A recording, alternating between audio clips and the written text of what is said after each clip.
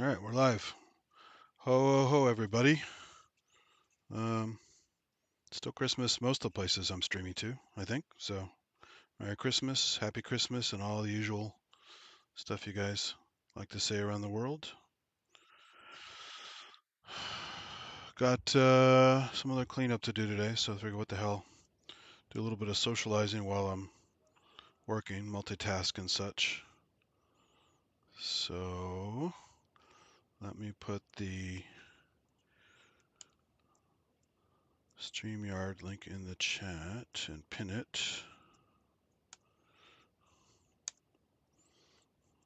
Before I forget, so you guys can join. What's up, Half God, Half Beast?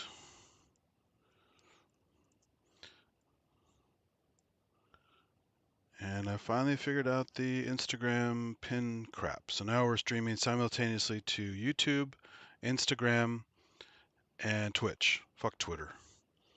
So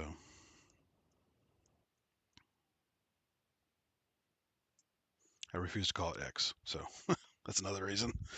um, Whoa, and there goes some stuff I was just stacking. I gotta fix that.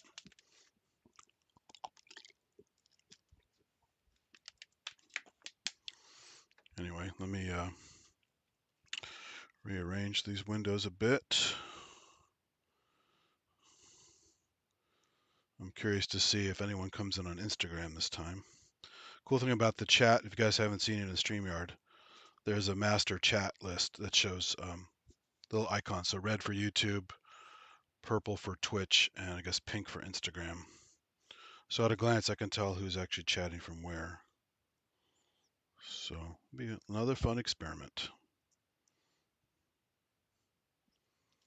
Let me fix this. This is too big. So yeah, I pinned the thing. So guys, jump in. Do audio only if you want. If you haven't jumped in before, just do it for once, man. It's Christmas. Come on. Nobody wants to see me yakking with this big giant talking head the whole time. Fix this arrangement a little bit here. Got my favorite Night of the Living Dead sweatshirt on. This thing's like $50, but it's a collector's item because it's the 50th anniversary. So, and it's very warm. It's a very nice, good quality sweatshirt. I was going to wear my Silent Night, Deadly Night sweater from Fright Rags, but I forgot to get it out. It's packed away somewhere. Has the Santa axe going down the chimney. You know, you have the arm and the axe and the classic 80s cheesy slasher movie stuff for Christmas.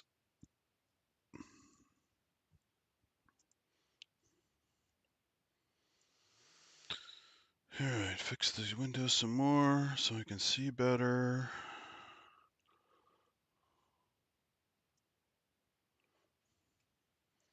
So far, it's only YouTube-y stuff on the chat. So we'll see if anyone pops in from Instagram. I'm going to quickly go verify it's streaming on Twitch, which it looks like it is. Let's see if it's on. I never saw what it looks like. When you do it on Twitter, it doesn't show the live feed on my main page for some reason. It's just kind of weird. But I don't see it on my Instagram either, even though it's enabled. It's just weird. It says it's here. It says I'm live on Instagram, but it's also grayed out for some reason. Why is it grayed out? You are live. You're on top of the feed on Instagram. It's not the top of my feed on Instagram. What the hell? I see all kinds of other videos coming through, but not mine. It's not there.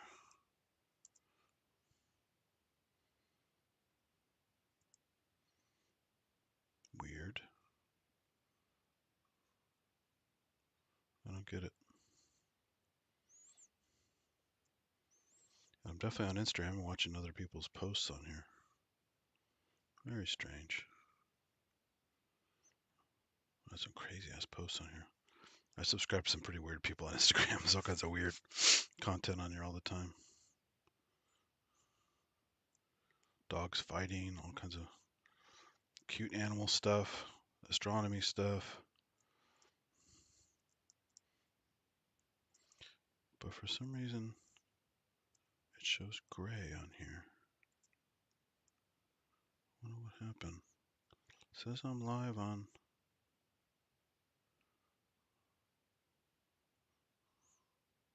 I guess the icon looks pale. Looks like it's grayed out, but it's really not grayed out. So hard to tell with some of this UI stuff. Okay. I'm just gonna assume it's working. I still only see red comments. So it is what it is. I'm going to hide those so I have a bigger screen.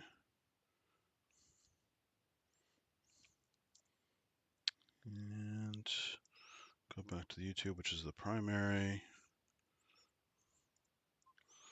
Thanks everyone else for just joining. I just saw a bunch of more people show up. Sorry, I didn't have a chance to read all the chat yet. Just monkeying around with these dumb settings. Let me quickly fix the mess I made by knocking a bunch of shit over here.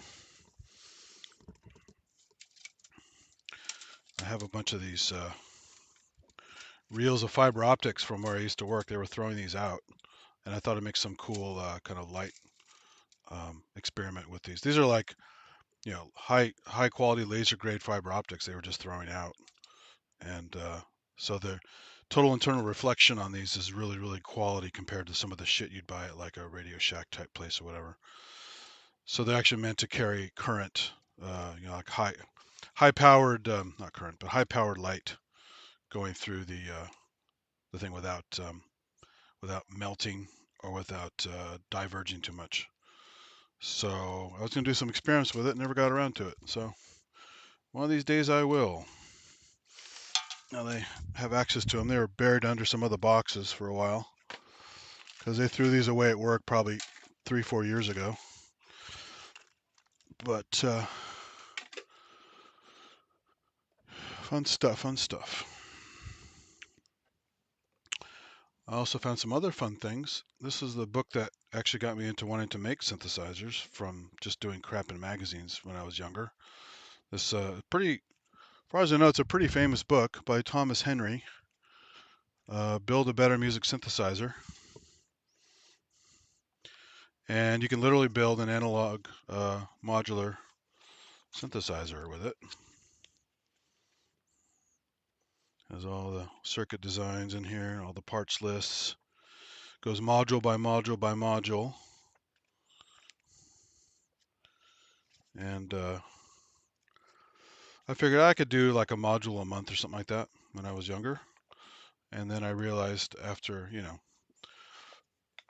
this is like late high school, early college, something like that, when I was getting more into this stuff. And I realized that,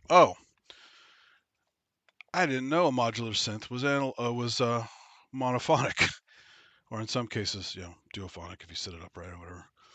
Because I was just beginner. I said, I'm going to put that much work into something that's monophonic, and I just didn't know back then. Of course, some of the coolest stuff I have right now is monophonic. But it's just kind of funny. I was like, I don't put all this work into this thing. It's going to be monophonic. Screw that shit. This goes to show. It takes, you got to get your mindset right so you know what the hell you're doing, what you're talking about. Also found my QY100 manual. Haven't seen that for a while. And I found a little Indian flute I bought at a shop in Big Sur many years ago. Little bamboo flute.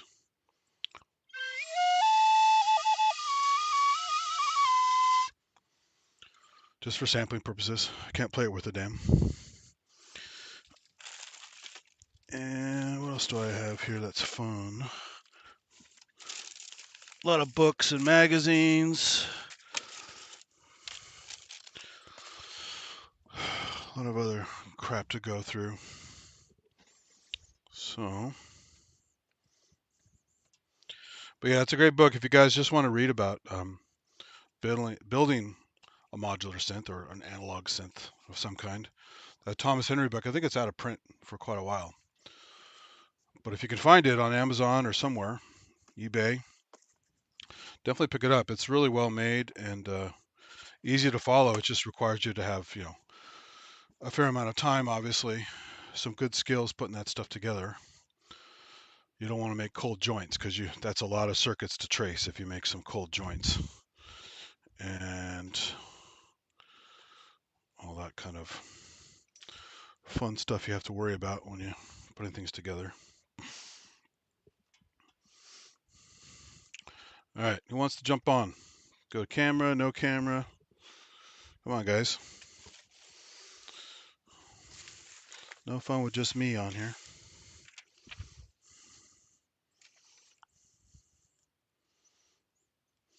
I saw Longhurst video on Facebook a while ago. That was a nice little video about the holidays and what it means and just the basics. Keep it to the basics. Don't overdo it in the holidays. Just be nice, be available, be useful, and don't be a dick. Essentially. And that was a great message. So hopefully he'll show up for a while if he's still awake later on. And what else do I have here? Here's a classic here. If I can tuck it, untuck it without all kinds of shit falling down. Things are stacked precariously in here because they were done in a hurry. You guys remember these old Apple monitors that were high end at the time? Apple flat panels. Not that flat, not that thin, with the funny plastic stand. So I was gonna hook that to one of my old G4 Macs. I'm gonna get those set up right.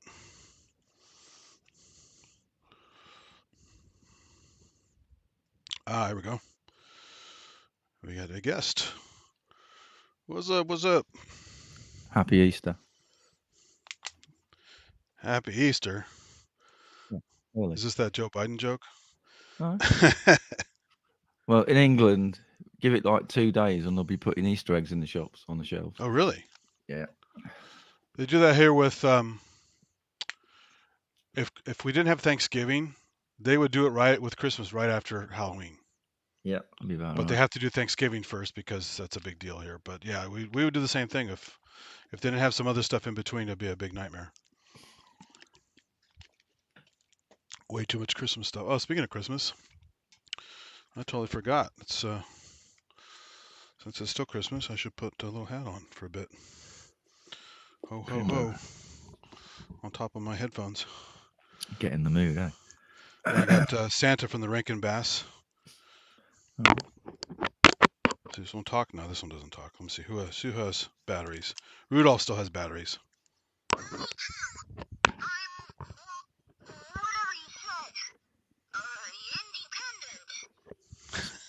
We probably get done for what do you call it? A copyright claim. Oh, not for a sample like that. Only the music part. There's one part where they do sing on here, like Hermie the dentist elf. Oh yeah. Let's see if he sings. Actually, I am a dentist. Yeah, that's Hermie. Crazy. Yeah, the Santa and Yukon Cornelius, the batteries need to be changed. There's also a phone battery in that or an AA. It's 2 little watch batteries, and they don't last very long. But when Radio Shack was starting to shut down a bunch of their shit, they have a whole box full of these, and they were really cheap. So I bought like duplicates of all these guys. But of course, all the batteries were dead, so I had to replace all the batteries in them. But I did one of my first hardware jams was a holiday one about 2 years ago, and I sampled a bunch of these guys on my OP1. I made a holiday jam with the Christmas characters. So I've just been watching like an end of year video on what this guy thought was the best bit of music hardware. He said it doesn't mean it came out in 23, but he's just like what he discovered in 2023 that he thought was like the best bit of kit. Yeah. And he went through all like the Polyend Tracker Mini, and there's another little tracker thing that's got like old mechanical QWERTY keys on it. I forgot the name of it. got that, and then something else. Oh, And the QWERTY keys. I'm trying to think what that is. Yeah, it only had like 7 of them. It's a little sort of like rectangular thing. I think that was a tracker as well. Oh, it's the Mate, Dirty Wave M8 Yeah, Mate. yeah. He says, no, it's not that, because all these things have been featured on his channel. And he says, the thing of 2023, I've not even featured on my channel. It's been in a drawer gathering dust, but I have plans. He says it's the SP404 Mark II. He's not even done a video on his channel about it, but he went to some show, some synth show in America. I thought which one it was he was talking about now, but he said he saw a guy running an SP404 in a certain way. He went, oh, okay, that's how I'm going to run my SP404 then, because he wants to do live stuff, and he's got lots of synthesizers, and he likes playing the drums on like a, what's it called, an SPDX drum pad. Oh, sure. So he worked out that the best way of doing it is sample all his music parts on to the into sequences on his SP404. So you got 1 to 16 different sequences on each pad, and then play the drums along to it. So the cool thing is, because the display displays the beat number so large on the SP404, it's perfect for casually glancing at something and knowing exactly where you are, and just quickly tap a pad to go into the next sequence. And it's like that he's found that to be like the perfect way of doing everything, because you can just sample all of his bits of kit, put them onto a sequence, and just trigger it off. So that's his grand plan for 2024. Well, I still love my my older SP404s. I mean, I was saying before, I originally bought them for portable Halloween sound effects stuff, because with a compact flash card you could store like an hour and a half of sounds. Yeah, on you there, can put loads of continuous. stuff on it.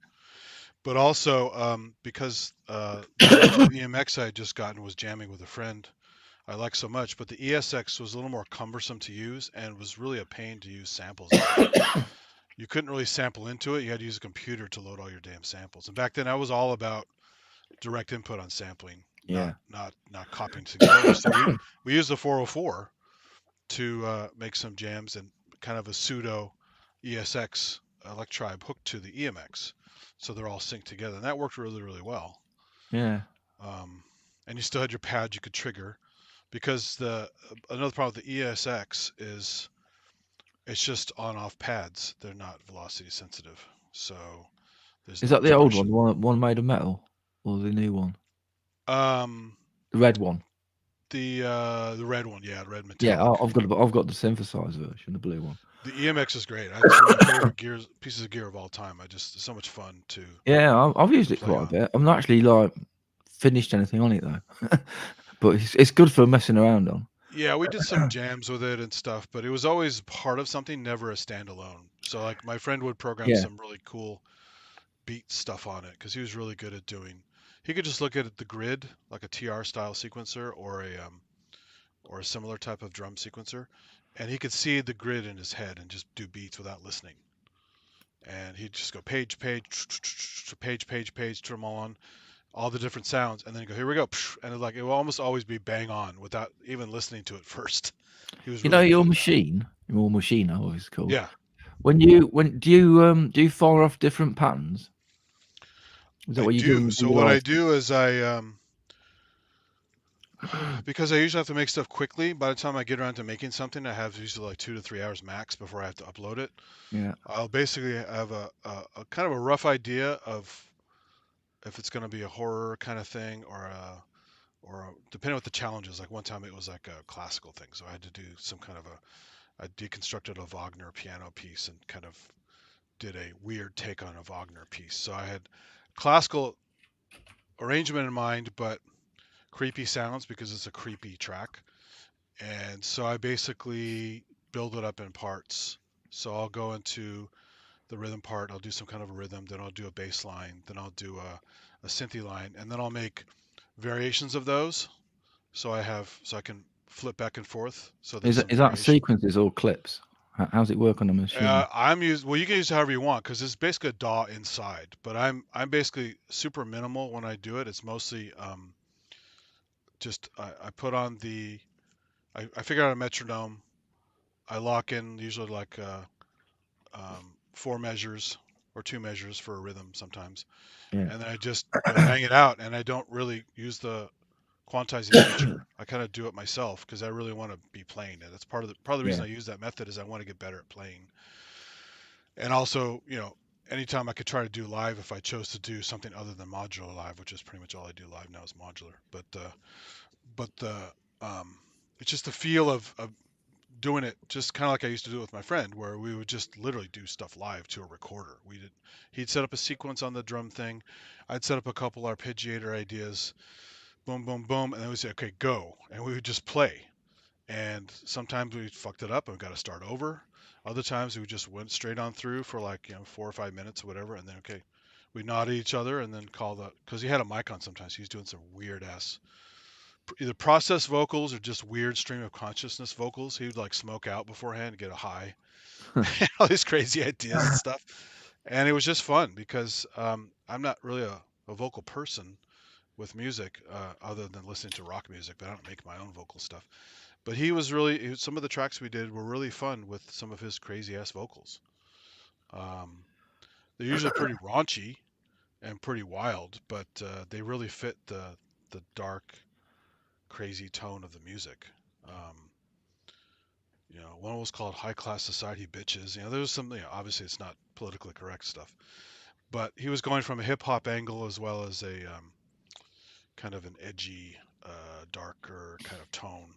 So it wasn't supposed to be pleasant or nice. It was supposed to be, Yeah. some angry guy singing or some other kind of stuff singing. One time he actually had a problem with his girlfriend and he went on a crazy Rant. tirade of just like stream of consciousness stuff. He's so mad at her. And he just funneled that all into his lyrics. I went, dude, that's really fucking dark. What are you doing there?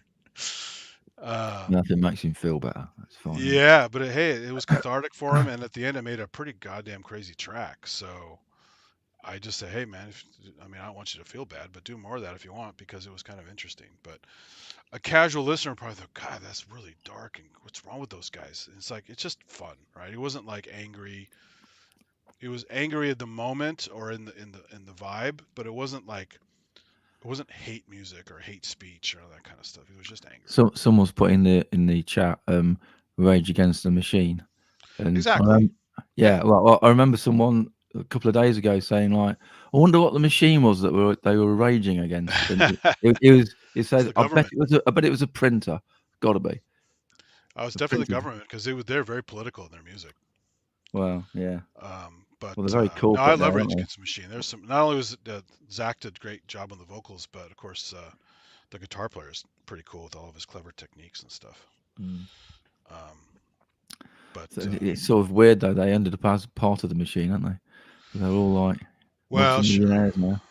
But a lot of their stuff, now when They're that probably stuff raging came out, against radio wasn't taxes. censoring so much. But now all that stuff gets censored to hell when they play it on the radio. It's all like blank spots, and they Yeah, don't bother bleeping anymore. They just leave blank spots. So the music is all ruined by blank spots great. because we cannot hear the F word How's or that work with all the asshole or whatever. rap stuff though?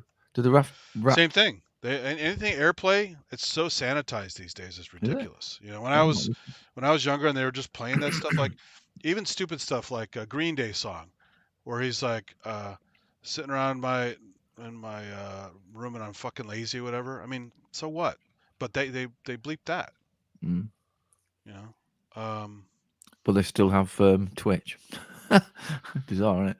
Yeah, exactly. So it's just like that's why a lot of people gravitated to satellite radio because satellite radio is literally uncensored. Now you have to pay for it, So but is you're that paying for satellite it to or taste. internet?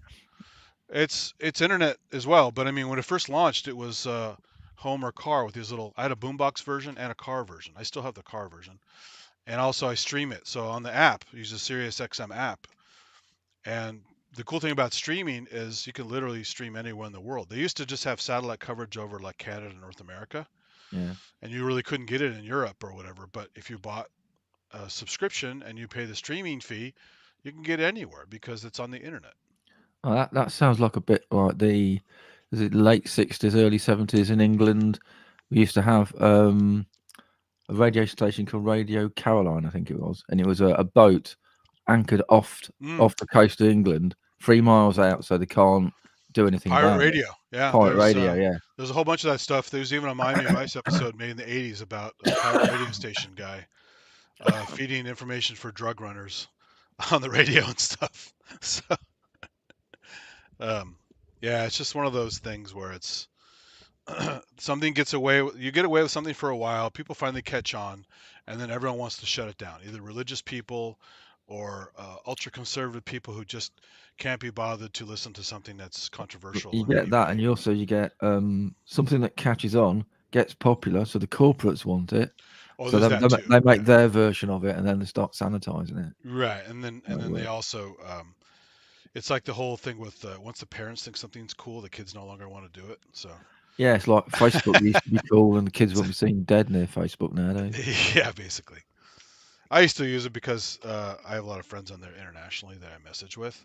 Yeah. Like I was even talking to Dom up to probably a month or so before he died. Yeah. And it was a great way to talk to people around the world, somewhat real time without emails and other kinds of stuff getting in the way. And I'm already on there looking at synth boards and sharing patches and other kinds of stuff. So it's still a very valid platform for certain things, like all the Yahoo group stuff that was about samplers and synthesizers and music tech and other weird stuff, all migrated to Facebook like, I don't know, 5 years ago, whatever. So that's still there. If you want to get weird, like service manuals, patches, samples, all kinds of weird stuff, you just find this specific group on Facebook for your gear. And it's shit's all there. Facebook's really good for that. It's great for that. That's my favorite thing about it. But notice I'm not streaming this to that. I don't really like Facebook in general. So right now I'm only streaming to YouTube, Instagram, and Twitch. I never use Instagram. I think I've got an account, but I don't. It's not a thing that I go to. I think there's like a limit to how many things you can hold in your head and use regularly, and Instagram's just one too many. So a lot of cool music people are using Instagram now, just for whatever reason. I have no idea why, because it's technically a horrible platform for sharing. Is it more than pictures now then? It's video as well, but they're very restricted on the picture size, the video size. It's like really poorly done. You think with Facebook buying them, they would incorporate better flexibility with formats? Facebook owns Instagram, do they? Didn't know that. Oh, they do, yeah. So you can tie your accounts together if you choose to. I haven't, but you can do that. So when you paste to one, it'll go to both. Because on YouTube, if you want one of them short things, it's got to be less than 60 seconds, aren't they? Otherwise, it just converts it into a normal video. So yeah, I imagine the Facebook Reels are like that then. Yeah, I know YouTube has Reels, Facebook had Reels, and now YouTube added that stupid thing. I think I forgot to turn this one off. But normally I go in for the stream on Facebook and turn off that stupid heart like thing. I hate that. Yeah. Yeah, you have to actually turn that off. It's something you physically have to do every time. If it's like slightly above the last comment, it'll be okay. But it's always on top of the last comment. You can't. It's always trying to guess what the person is saying. If you scale the screen, it's still in the way, right? Yeah. So and when I'm doing all those live streams, like in Disneyland, other shit last week, I have to manually, every time I start a stream, go in to turn that off, turn on present as landscape and not portrait, because now everyone wants to do stupid TikTok videos that are vertical. Yeah. You spend how many years teaching people to shoot video properly where it's landscape, and now TikTok comes along and ruins it by making everything vertical with portrait. It's dumb. And now YouTube's doing the same thing. That's their default is portrait mode. Portrait mode is I don't know. I don't get why people like it. If you're shooting like a rack of something, it makes sense because you can get right close to something and it's all perfectly fitting vertically. I can see it for something like that. A building, like a skyscraper or a rack of gear, something that's actually vertical, and then you get as close as you can. That's okay. But to shoot every single video that way, even something with a nice panorama, is stupid. It's not like you can't turn the phone around, is it? Yeah, I mean, it's fine. It's just they think most people want to hold their phone this way because that's how they message.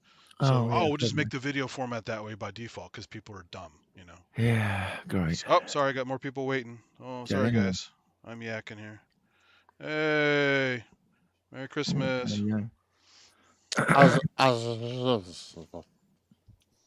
Exactly. I've got an echo. Hi, Is Keith. it me? Hi. How are you, Keith? Probably. Yeah, I'm good. Yeah. I've got an echo. Is that me or is it? It's you. I don't hear it here. I'm not hearing it. Hearing it. It's fine here. Hearing it. Hearing it. Oh, you guys. Now you would hear an echo if you do have. I have other streams at once on here. I'm doing Instagram and Twitch at the same time. So. I've got a Twitch. Yeah, Twitch of the Death Nerve. It's a famous movie. You're looking very Christmassy, Keith. Very red and Christmassy. Oh, red, but certainly not Christmas on there. Does that look red? Were you about? Oh, listen. Cheers. Yeah, it's too dark. Merry Christmas. Cheers, old pal. Yeah, and Steve, how are you? I'm fine, mate. How are you? What's it got to do with you? Don't get personal, Chris. Honestly, mate, you're always asking personal questions, Steve. That's right. Honestly. Yeah. What's your shoe size? Have you had a good day, Steve? No, a rubbish day. I had a headache all day. Well, hey, I hope you get over it, mate. Go to sleep and wake up without it. It's easy. That'll work. Yeah, that'll work for me. That'll work. Yeah. Hey, check this out. I bought this in Solvang, the little Danish town that's south of here. It's a panpipe for kids. What's cool about it is they put these little cross blowing pits on the top, so you get a perfect pitch every time. You don't have to find the mode. You go. It's like an auto-tune version. Oh. It's kind of clever. Yeah. I saw one like that before. Looks like a coin counter thing, doesn't it? Yeah. It's a little Danish instrument. You remember those, weren't you, Andrew? On the bus when you used to like get the guy get your little bus ticket. Ching, 1, ching. 2, 3, 4. Yeah, There you go. yeah, There's your change. Yeah. The good old days.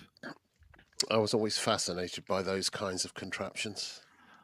Yeah, I bet they're like really complicated actually. Someone spent some time thinking them up. Someone did. By the way, I love your dog, Keith. Thank you. Which one? Yeah, which one? Radio. All of them. There you go. Cover it. No. Most of them I hate, but there's okay. just that one that I really love. The rest of them, no. Okay. Keith knows. That's why I only showed the one. Stereo. Eric the dog. I think he's still trying to figure out his delay. Eric, Have you got the video on YouTube and this playing at the same time?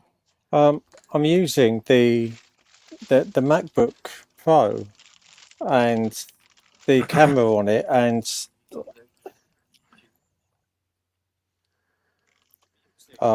yeah, stupid boy. Right. I bet he's got 2 tabs open. Here we go. Is that better, isn't it? Yeah. Is that the dog, Andrew? That's another one. That's the one, and I love that one as well. So I don't know who was who was slandering me, saying I didn't like dogs. Who was that? I thought some old guy. Some old fucker. I don't know. Oh yeah, that looks good. Another visitor. Andrew. Hello. Hey, Dave. How you doing, Hi, Dave? Yeah, nice. It's good Dave's to looking see very you. old. It's good to see you, Dave. But where's your donkey? Donkey Dave. You can't claim to be Donkey Dave and not have a donkey. Or a microphone that works. Yeah.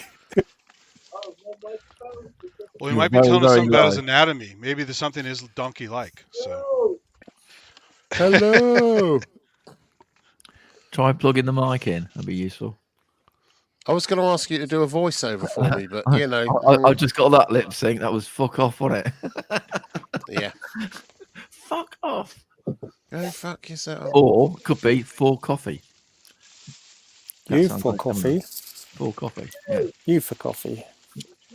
We can very, very, very, very slightly hear you when you're shouting, Dave. Yeah. That's very good. Yeah. Is it a microphone next door that's plugged in? Yeah. The neighbor's microphone.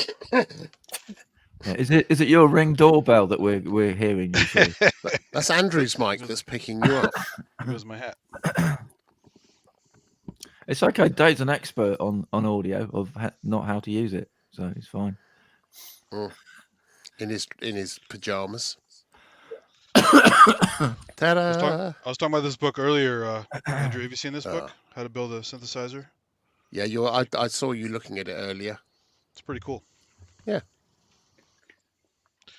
There were a lot of articles in lots of magazines around about sort of the mid to late 70s that were starting to get into that. There was a whole series came out from Electronic Musician and various others. Yeah. They were all good. This one's cool though because it's very small and it's literally an entire book on how to do it from start to finish. Are you talking about the book now? Okay. Yeah. Well, Dave's I mean, yeah. You fill in the blanks. Righty ho. Just plug in your U87, mate. $3.5 for a YouTube video. Perfect. A U87 isn't $3.5 now, is it? Yeah, I think it is. Dollars it is, yeah. Oh, well, dollars possibly, but that's just stupid.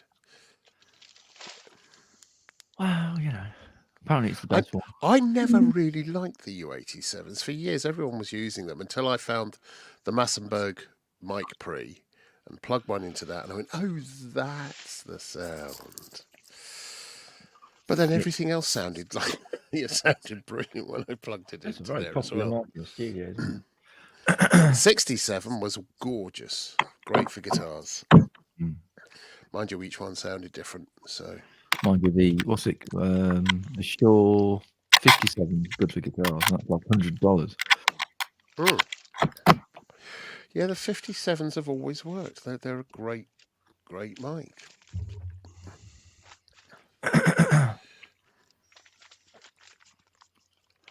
We're just waiting on Dave. No rush, Dave. Oh, yeah. No rush. You're looking for your brain, Dave. Are you looking for your brain? I don't know. We'll give you 60 seconds, then we'll kick you out. 59, 58, 57. Yeah. No pressure. 56. Are you looking for the frankincense or the myrrh? I think he's looking for the XLR. Should we do some incidental music for him? It's a tuba. Oh, got Darren T. House in there. Hello, Darren. I ain't seen him for ages. Yeah, I found my field guides. These are my Costa Rica mammal guides when I went there. Yeah, very nice. Hi, Darren. Hello, Wagyu. Hello, who else is he? Inky. Asio Head. Asio Head's everywhere. He's like the coronavirus. He's always turning up. Nice. Popular, you know. Paul. Yeah. Paul's there. Tracker Jack. Half God, half beast. Half God. Half well, I call him half biscuit, but yeah, half beast. Half yogurt, half something. Yeah. Go on, Dave. Where are you, mate? What's going on? Oh, Keith's dropped out. Probably going to have to feed the dog. Yeah. He went to go grab the donkey. Dave's nearly there. He's nearly there. I can see a hair patch. No, that's you need to comb it, mate. Be fine. There you go. There you go. Shall I leave? Shall I go now? Shall I? Well, I see your montage has got all stuff all over it. It's all very Christmassy. We still can't hear you, mate. No, nothing.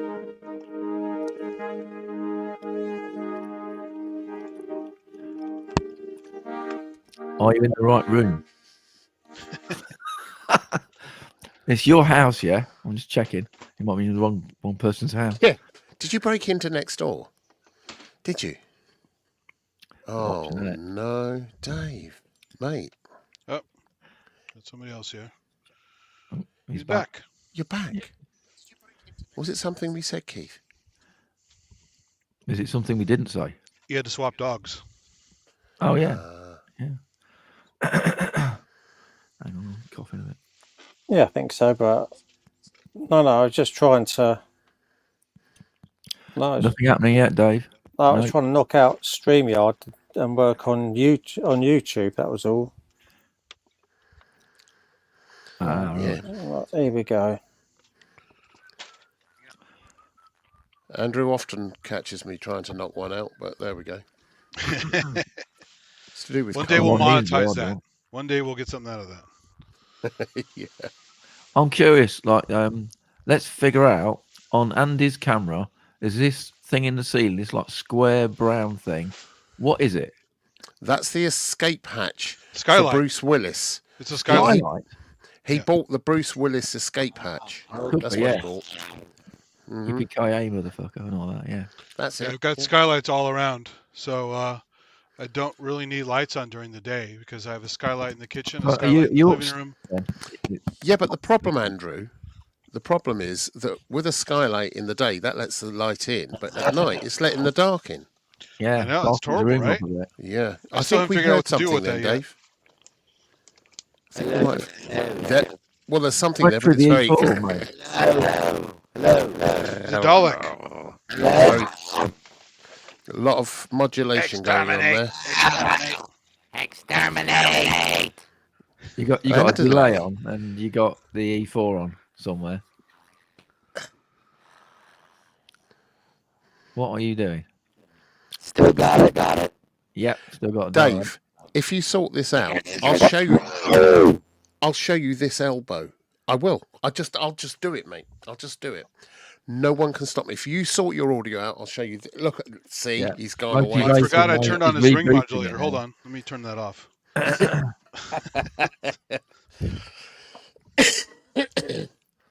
Did that help, Keith? Keep Well, turning, I sort of go onto YouTube, click on the StreamYard link, so that connects the camera and the microphone. But then I can read the comments, but it says to connect to comments, you've got to go back to your YouTube account. But when I do that, that's when I get all the echo and things. Yeah, well, just don't connect to the YouTube account. Right, no. Just read the chat. Yeah. Yeah, if you need to type in the chat, just pop the YouTube chat out, so you can put it somewhere else. Sounds confusing. Like somewhere in Hertfordshire. Yeah. That would work. Yeah. Or Shropshire. Put the YouTube chat in Shropshire. That would work, Keith. I like Shropshire blue cheese. Well, Yeah.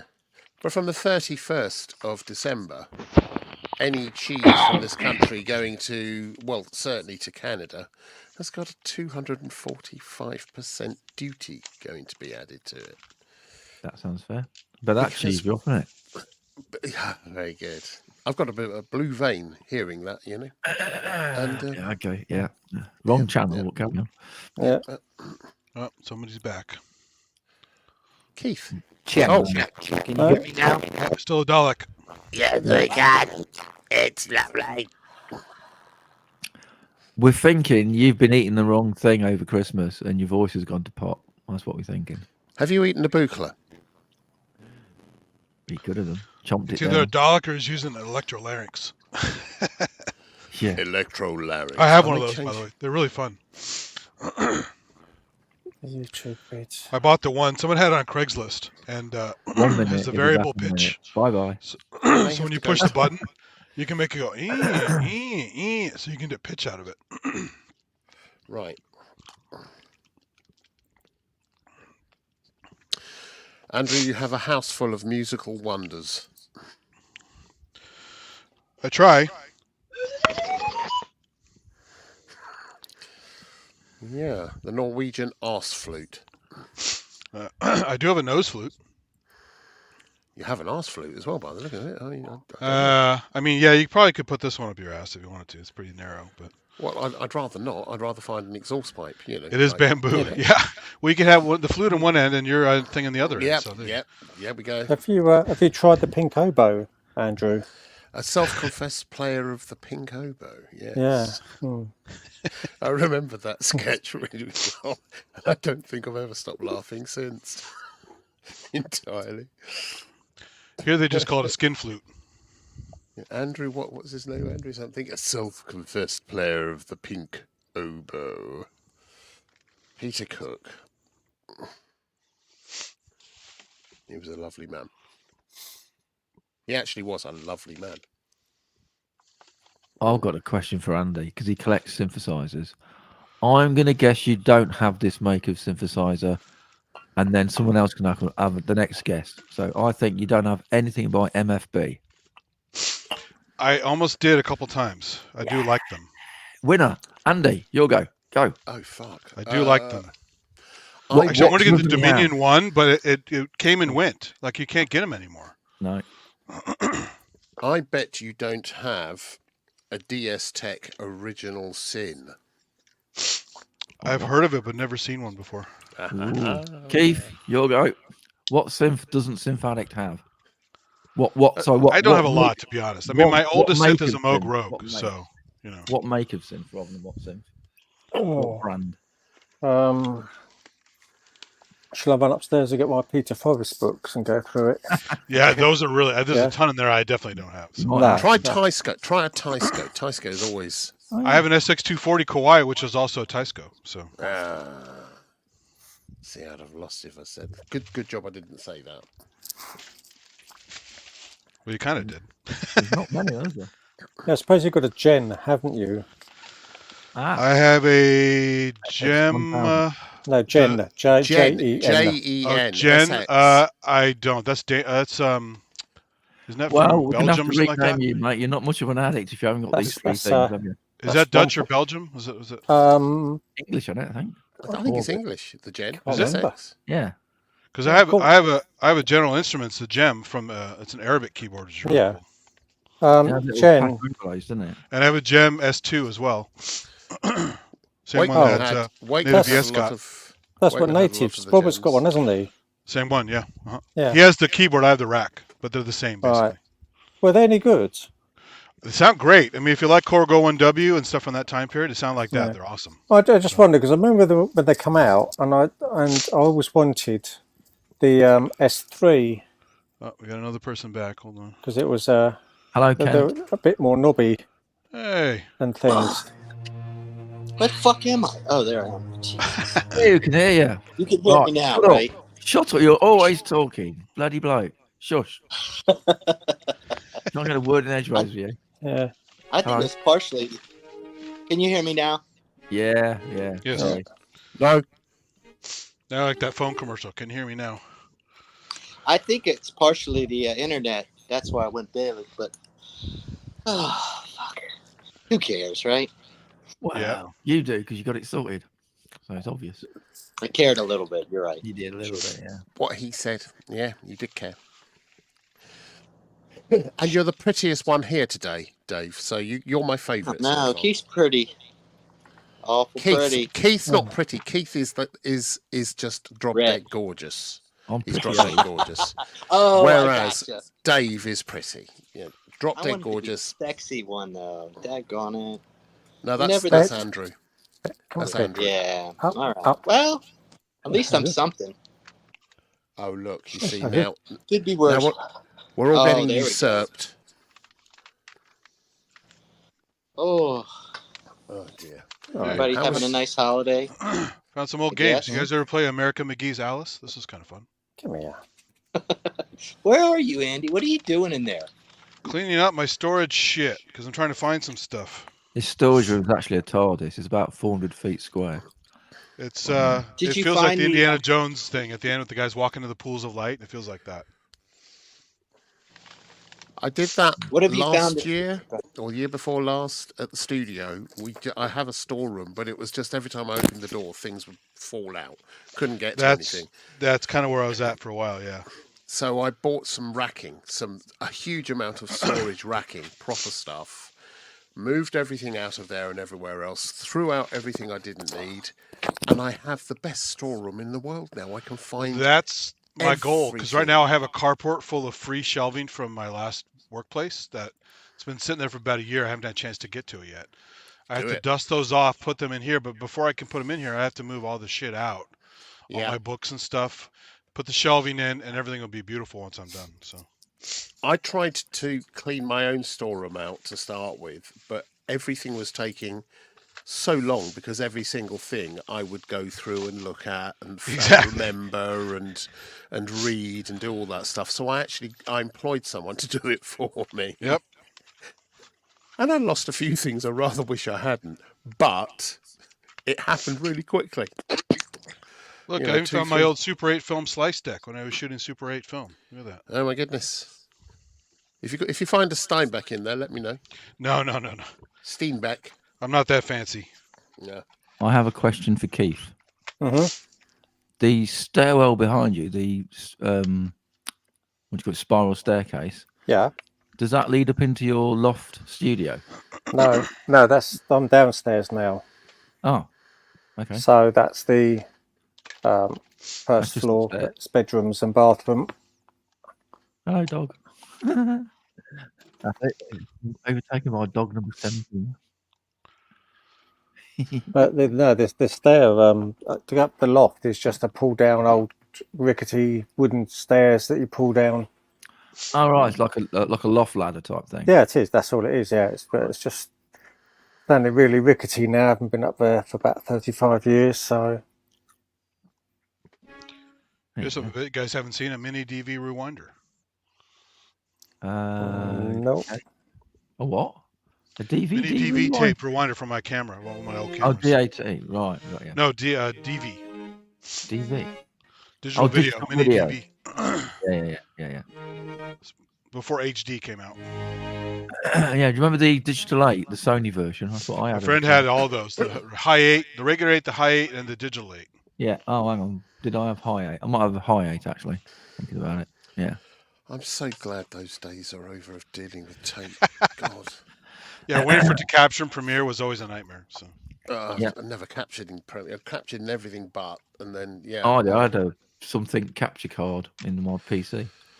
I can't remember now. Well, yeah, long time. A Canopus. I had a Canopus and I had the Deck Link, the Black Magic. I had a whole bunch of things. Canopus box are great.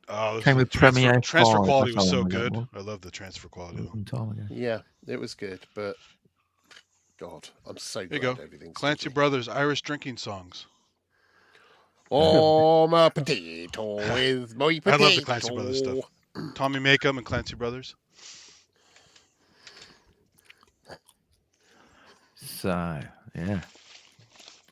Oh, that's how you have to start drinking. Oh, that's how you have to start drinking songs. So you can remember the words, give you a moment to remember the words. Yeah. Mostly I think it's because you've just stuck your finger in your ear and burst your eardrum. Oh, my eardrums burst and my leprechaun's dead. Yeah, that's kind of how it works. That's what happens. Sounds good. No stereotypes there then.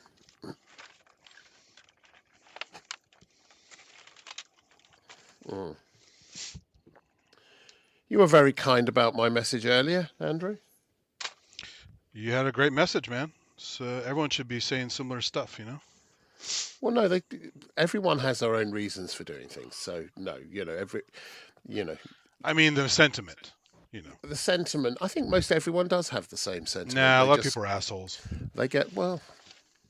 I believe the best in people wherever I can. I do until I go out in the real world and realize it's really not that way. Out in the real world, they're complete bastards. But I have an unshakable belief that there is room for change and people are actually really quite brilliant. There are enough good people to make things work, but there are plenty of shitheads. So even the shitheads can turn around. I know because I used to be a complete and utter twat. Actually, I still am thinking about it. Yeah. That didn't work, did it? That didn't really work that well. Yeah. Fuck. You're on a path of redemption, but it's a circular one. But, Yeah. Yeah. You're on a loop. I'm coming back as a clod. Here's the Panda Pandemonium. Very good.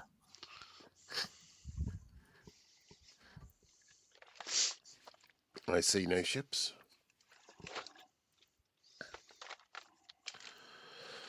So, how's your day been, Keith?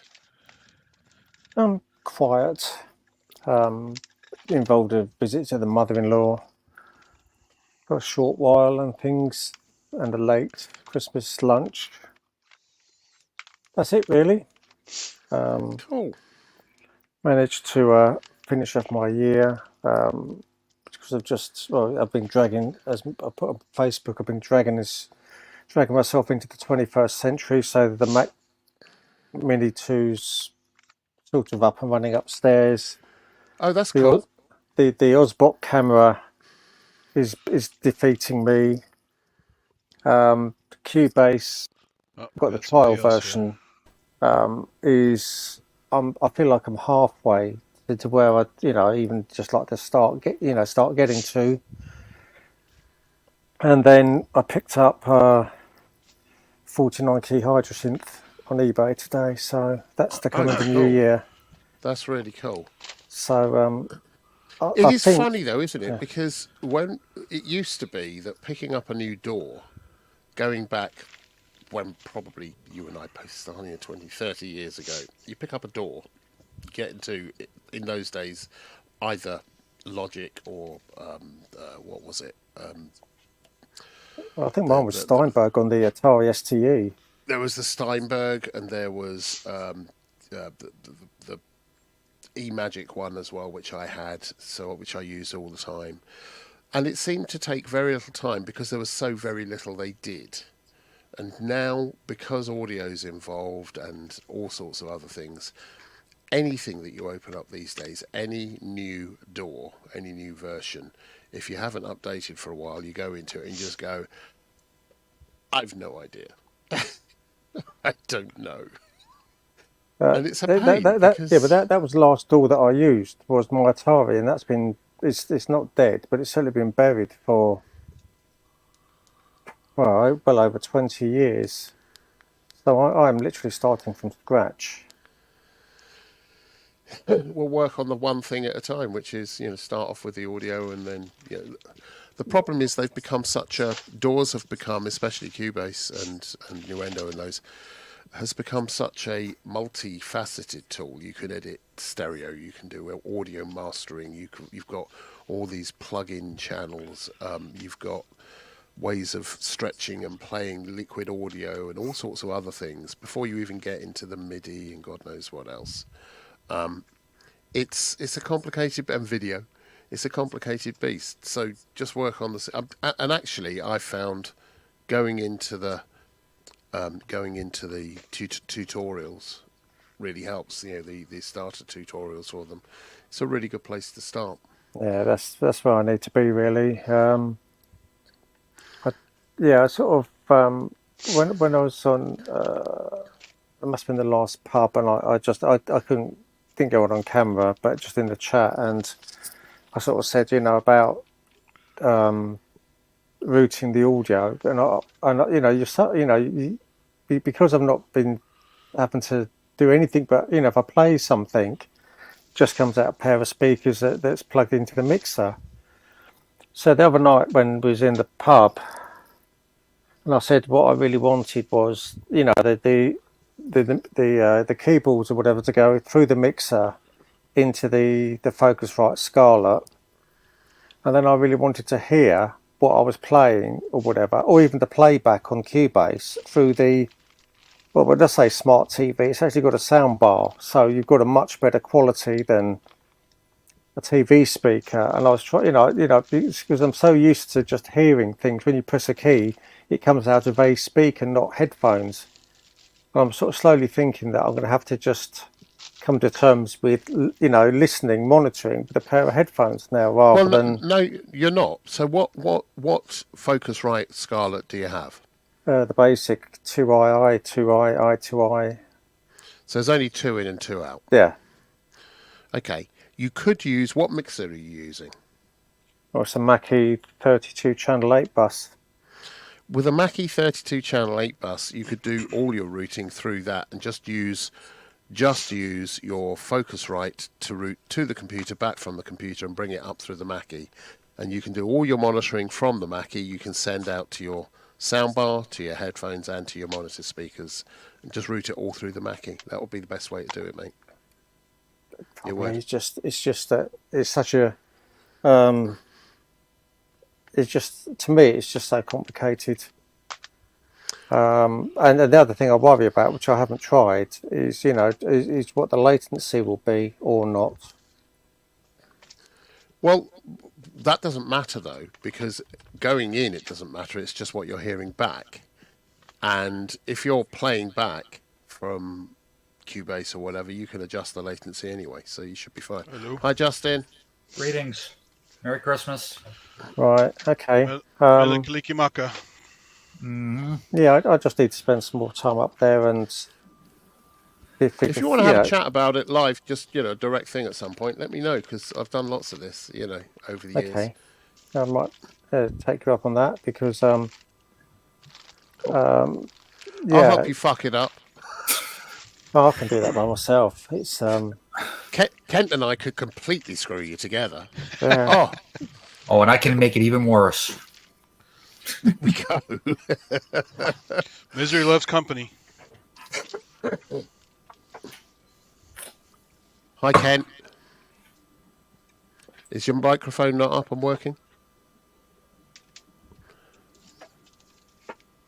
That's a no then. Silence is gold. Obviously not from that distance.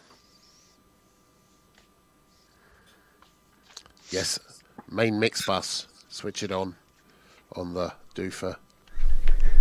Oh. There we go. No, the mixer automatically turns the mic off. So I had to reach over and everything. It's like, oh God. Hello, gorgeous poppet. I tell you what, if I have to ever watch another episode of that fucking Masked Singer, I'm going to kill myself. The what? Masked Singer. What the Haven't seen it, but heard about it. Oh, Yeah, she's a nutter for it, and it's like, oh God. So there's some I've unknown seen celebrity dressed up as a Brussels sprout singing, and it's like, feck off. it. You got a panel of judges trying to guess who it is, and Yeah. Shit, I can't know. It's like, But we do, us chaps, we do tend to let our significant others be the arbiter of what's being watched on Christmas Day, because we're lovely. We just go, you choose, and then they do. Yeah. And you never just get go in the other remote room. back. Oh, guess why I'm here? Yeah, and I've got the loft, so I mean, Yeah. it's just a bit further, but it works. Yeah, I got an awful lot more of the studio sorted out today because I couldn't bear to be down there watching these ITV codswallop, and I was like, I said, I'm going upstairs, I've got to get this done, darling. Oh, God. So she's there with a massive keg of wine, so she's all right. Great motivation, then. Yeah. I did get a lot done. Yeah, I'm just looking at some of the comments here. Here's a fun one. You guys ever play Hellcab before? That was a fun little game. Nope. No. No. Yeah. Vague memories of that, yeah. Back in the days of Director, like Spaceship Warlock, Hellcab, Jump Raven. It's a long time ago, that is. Hey, Oh, Andy, Matt Evans is backstage. Oh, sorry. Don't let him in. Don't let Matt in. He's a complete fucker. Honestly. He's my favourite. I'll tell you a great game. I've been playing it for 2 weeks. Hunt the Mustang ignition keys. Hey. That's for Hi, you, Matt. mate. We were just saying how lovely you are. I was Wait, listening. wanker. Matt, you forgot your wig, mate. I know. How you doing? I've been asleep and I can't find my fucking knees are like. Oh, mate. Oh. Do you know what? Happy Christmas. Fuck that. Happy Christmas. I think I might be suffering from concussion. I was doing some wiring back here, and I cracked the temple on the glass monitor stand. God dear. My head has been spinning for like 4 hours now. Is that the Temple of Doom? No, that's the other side. Very good. All right. Yeah. Right, Justin was telling me that he'd been doing a special magic spell to get you to bang your head earlier today, so it worked. Well done, Justin. yeah, for some. Thank you. Yeah, mate. I'm no David Copperfield, but I do what I can. Yeah, I know. I wish you didn't do the one woman. I wish, because it's, Justin. Oh, I wish. Let me see. There you go. Yes, I wonder if you can play that. I'll tell you what I was messing with today, Andrew. What? Well, tonight. The scenes. Mm. Holy They're really cobblers. good. Yeah. In live mode, you can save a live thing so that each of the scenes that you set up change. So you've got those immediately to call upon. So different reverb, different balances, different Well, even instruments. AN1X has scenes. That's a great old feature. Yeah. No, I'm not familiar with it. I mean, the last one I had was the Motif ES. That's crisis of the 90s, isn't it? Yeah. I'm still trying to wrap my head around the whole modulation matrix thing because it's using default modulation patches. So you have to remember what they are. And I don't get that you can't name them something. So I'm gonna jump into those and see what I can do. Yeah. I've got one patch on my Modi X that basic piano patch, but each scene is a different layer option. So like scene 1 is piano with just a pad on one of the faders. Scene 2 is just Rhodes with a pad, and then scene 3 DX7 acoustic piano, Rhodes, whatever. But that's how I use them and just stay on the same preset. I've just been playing around with adding different articulations. So just hit a different scene and it gives you different either poly aftertouch or ribbon or whatever, different articulation for the same thing. So yeah. I wonder if there's a way you can do that with the assignable switches too. I think there's a lot you can. Here's the thing: I'm still trying to find all. I mean, I'm sure the answer is yes. Yes. But I don't know. I mean, at the moment, I've looked at it and gone, no, I just don't want to get into that rat's nest of. But I will because I've been doing that with these things forever. So it's the same thing. It's just named differently, and I just don't quite understand how they connect. So. Yeah, I've had my Modi X for 4 years, and I barely even touched the mod matrix at all. Yeah, but that's because that's the law, and you've got a court order out against you, Justin. So to be fair, there's no law against doing it on the DeepMind. That's true. Yeah, I like the DeepMind. I do too. It's it's just a basic brass patch and with a little bit of blip at the beginning, but because you've only got one sawtooth oscillator, I took the mod envelope and ran it into the unison detune. So that's what you're hearing, is you're hearing the unison mode detune a little bit to get that kind of almost Steve Porcaro, brass sound.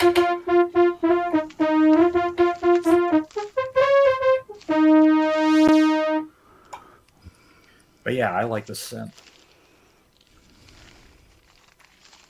Yeah. Photobombing dog.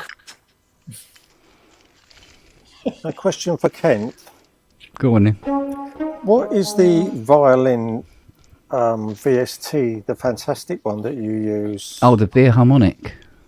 Yeah, how's that spelt? Do you know? VIR harmonic. VIR. So VIR. VIR. Harmonic. Yeah.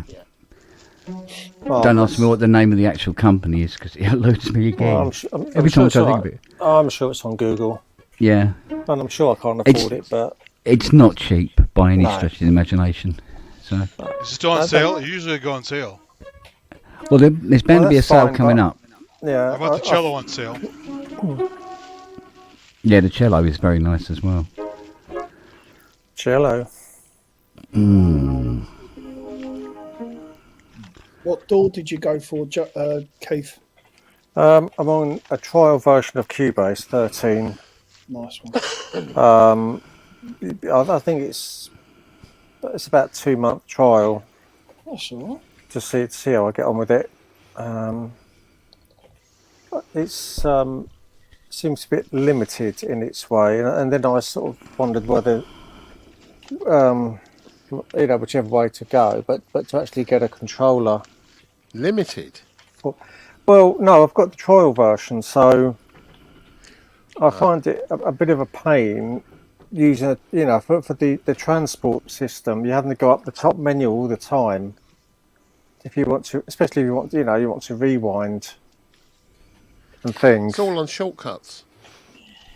I don't So think. you can use if you use comma, that takes you back return to 0, and you Does it? use star on your Well, alphanumeric. That's record. The God's sake, make words. The menu at the top. Yeah, I know. The menu at the top where it says transportation. So you click down and then you open it and it says, you know, stop, start, rewind, fast forward, whatever. It gives some of the shortcuts, but it doesn't give all of them. So if there is more, you know, especially on the trial version, then they're not. I found mentioned. Some of it was a bit impenetrable to start with. So things like That's not my wife. Things like when you set up a few tracks, audio tracks, and you just another feeling. You just want to set That was funny. which record path it is. You know, which folder is it going to? And I'm looking for drop-down menus and all sorts. And eventually, I worked out you have to select all the tracks, right-click, and then set record folder on a right-click from the mouse. But it doesn't tell you that anywhere, and it would be really nice to know that. You know, so that there's a lot of stuff which is kind of, they assume you've had it forever, so you know all of this stuff. But yeah, and it's a pain. But it is all there. It's just early. It's just very early days in. I can now record onto tracks and things like that. I'm learning a lot about levels. You know, between the volume on the instruments, the level on the mixer, you know, the level on the Focusrite. Yeah. What I was listening to levels, it seems to be a lot higher than what the Focusrite wants. Are you recording 24-bit, 32-bit float, or are you recording 16-bit? I honestly don't know, because I've literally gone in, you know, and I've got, you know, pressed the record button. You know, I've got the Focusrite, and you know, you know, I've got signal going into the Focusrite, and then it's going into the Mini or the M2, and then, you know, it's being recorded, sort of thing. You have to set up the Mini so that its audio interface, its audio settings, default use the Focusrite, and you have to set up Cubase so it's using the Focusrite ins and outs as well, because otherwise it will try to use system ones. No, Cubase will auto detect the Focusrite. Yeah, it seems to do that. Okay. Yeah. No, if you're wanting to monitor it, if you're doing it up a soundbar. Well, that's what I was trying to do, because I'm so used to listening to speakers. Well, it's just the TRS outputs on the back of the Focusrite. Yeah. To soundbar, however you want to do it, unless you're doing it like a Bluetooth thing from the Mac. Well, I was under the impression, because this is how much I know about things, that the HDMI would. No. Right, thank you. I really appreciate this, because I found that out the hard way as well. Don't worry about it. I mean, I thought it's enough things. I thought that might take the sound as well. No, it doesn't. No, because obviously I can watch YouTube on the smart TV from the M2. Yeah. So it makes sense to me that the DAW audio would be able to route to the soundbar via the smart TV, but it can. But you probably could, but it won't be nice. Yeah, and YouTube is using either Chrome or something else also. It's using it's already got, the app already addresses the system audio directly, whereas Cubase doesn't. Because it's a professional piece of audio kit, it's trying to audio app. It's looking for professional audio ins and outs, which isn't the same. So it won't be looking out that. You could probably set up 2 and 3 or 4. You know, I don't know. There's gonna be ways of doing it. But I just route it straight back through to Mackie. Just do you because you've only got a two in, two out. Just use the Mackie for everything. Yeah. Seriously. I mean, at the moment, I'm happy to, use the headphones, but I'm just so not used to monitoring anything on headphones. And there's a really strange thing. But whereas I use the KX88, and I've got and at the time I didn't really have much of a piano sound in some of the stuff I had, so I just got a basic Roland Sound Canvas P55, and it just sounds like a sort of piano, of no great quality or anything, but it's just a piano sound. And then when I put it through the as it per usual through the mixer into the Focusrite, I mean, without doing anything on the Cubase, it just sounded like it was in a room. And it's never had a room sound with the speaker, the monitors I've got, it's never had a room sound. It just sounded like a basic piano sound. So I just, very strange. But you can also put it through Cubase, and then you have access to any effects that you want to put onto that. Yeah. But I think if memory serves, you do have to click on the little speaker in the track. Yeah, you have to turn input monitoring on. Turn that monitoring on, otherwise you don't hear anything. Yeah, I can't remember if I've done that or not, to be honest, because I'm not up there, so... and the other question I've got, and then, no, I'm just saying... No, go on. Yeah, okay. No, it is. It's, how do you route the stereo sound stage? Because you're basically putting your sound onto a track, but ultimately you want to put that centre, left, right. Where does that? This is how it sounds. I'm not into mixing. Say again, Keith. Well, okay. So if you record, say, even 3 tracks onto the Cubase, and you put a drum sound in the centre, you want to put the drum sound in the centre and a keyboard on the left and a guitar on the right. Where does that come in when you record it, or doesn't it? You can pan it after the fact, can't you? You can pan it after, so you can record as mono tracks, stereo tracks, MS tracks, whatever you want. And then each track will come up on the mixer, the live mixer, inside of Cubase, and you can pan them to wherever you wish. You can then either send them straight out of the master, or you can send them to subgroups, and those subgroups you can do panning with and do all sorts of other stuff as well. So it's beyond the initial recording. Yeah, the initial recording is coming in. You have to define what it is. If it's literally once your audio is been recorded in Cubase and everything, you can do anything you want and put it anywhere you want. You can even take the mono and split it and make a stereo track if you want. Yeah, anything like that. Yeah, it's just a basic understanding. I'm not at the stage of being able to say get three tracks down and then wanting to do that, but it will come. It's getting used to the idea. It's getting used to the idea that all audio you're recording is non-linear. It's non-destructive.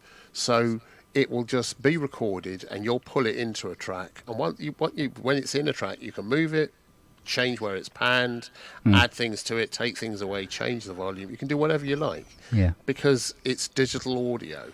So you just need to record it to get it into the system. It will associate it with a track. But after that, you can do what you like with it. Do whatever you want. And you can make different submixes. You can do different mixer versions of it. So you can copy the mix you've got in the mixer, create a new one, and start from there and route it differently, pan it differently. So you can have lots of different mixes all available to you. If you're not happy with one, you can do it another way. It's a really good way of working. Yeah, that's great to know, because I haven't got to that stage yet, and even just at the basic level, counting it with a metronome and then playing to the metronome is just like another world, isn't it? If you've not done it, it takes practice. So I'm saying I had not done it for a very, very, very long time. It just just let it run and then just mess around for a couple of hours. Not only that, but just do some innocuous stuff. Throw some innocuous shit in there and play about with it. Yeah. Just see what happens. And eventually it all becomes... Yeah, the muscle memory will return, as it were. The other thing about playing to a metronome is try and find a good metronome sound. And if you can't, if your DAW doesn't have a good metronome sound, just record some percussion sound that you like the sound of and play against that. Because some metronomes sound so horrible, they actually put you off. Yeah. Well, you can pick any sound you want in Cubase. Okay, Yeah. cool. For your Yeah, most DAWs will let you do that. Yeah. I hate the ping sound when it like a computer ping sound or a cowbell sound. It's too much. It just puts you off. I just use a basic metronome sound. Well, when you're trying to do adagio for strings, it's the last bloody sound you want to hear. Right. I find it a little off-putting when I use the club seal puppy as the metronome. That's always difficult. Andy, I think Robbie's backstage. Oh, no, 4 at a time. even the RC505 has a decent choice of metronome sounds too. So. Yeah. Even a closed hi-hat would work too. Hello, Bonjour. Robbie. You're my favouriteest of all. Did you manage to get that gear stick removed? Hello. Had it pushed further up by the sounds of it. I beg your pardon. Yeah, that's it. DX5. I want that T-shirt. DX5. I want that. Why? You're getting rid of yours. Yeah, I know, but no one's bought it yet. Well, they're queuing up for the 8 voice. If I Big tell time. everyone my DX5 is 2 8 voices, there we go. That's where I'm going wrong. That's what you're doing wrong. Yeah, I was really surprised. It's 145 grand. There's people queuing. You're joking. No. Can't. It's like, what? I wonder what. Robbie, have you been bidding? Have you? He looks like leathered. Look at him. I'm just tired. I'm just really tired. It's been a long old day. We were at mother-in-law's. Were you? It's been all right. Yeah, we were at mother-in-law's last night because her stair lift broke, and she was stuck upstairs. Are you buying a stair lift to heaven now? Or? Gee, well, if I buy one, it's not going to be one that's made by that bloody company. Jesus. What make is it? Not Stano, is Stammer. It's not a Stano. No. It's an American make, I believe. I would have said Behringer. it? Is it Interflora? It is Handicare. I know that because I still have their manual on my phone because I was trying to get it because they're supposed to be contactable 365 days a year, 24 hours a day. Yeah. What this year Were or just they some? fuck? Yeah. Yeah. The first They say year. which 365 days out of which? Yeah. Yeah. So Whichever ones they choose. I had to get the manual. I was looking at the manual and I fixed it. Well done. And we got it downstairs, and then eventually we actually phoned up the sales department, and somebody answered. It's funny, you call up the support department, nobody was answering. Sales, oh yes, straight away on fucking Christmas Eve, at like 8 o'clock at night. It's an American company. Oh yeah. So midday. yeah, no, it was an American company, but they've got offices here, and I don't know. Anyway, If you work for an American company, mate, Christmas Eve don't mean nothing. No, Christmas Eve is a holiday. But it doesn't matter. It's an American company. It is, but you my work girlfriend's when working you lose today, your so job. The board has to work no matter what. Yeah. My company is an American company and shuts down. Depends. I mean, if you have mission critical stuff like routers and servers, you can't fucking shut down. You got to have it up. Yeah. Tell that to freaking Vimeo when we needed them. We paid 40 grand for an enterprise license, and could we get hold of the fuckers over Christmas? For a week? No. I hope that's the last time you used them then. We haven't renewed. There you go. Yeah, I don't know how many times we fixed the stair lift here, especially if she was using it while I turned the studio on. Incoming. Very nice. Very nice. My daughter knows me.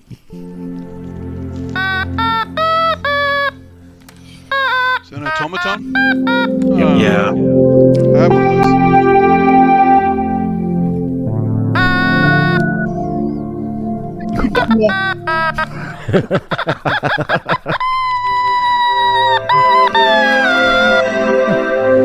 Strangely enough, it's exactly the same sound he makes as well. Oh dear. It just looks like stylophone for wankers. Shit himself now. Oh, mother. Kent. Yes, dear. How many of the buyers for the 8 voice were actually known musicians or in All the of music them. business? Oh, fair All enough. of them.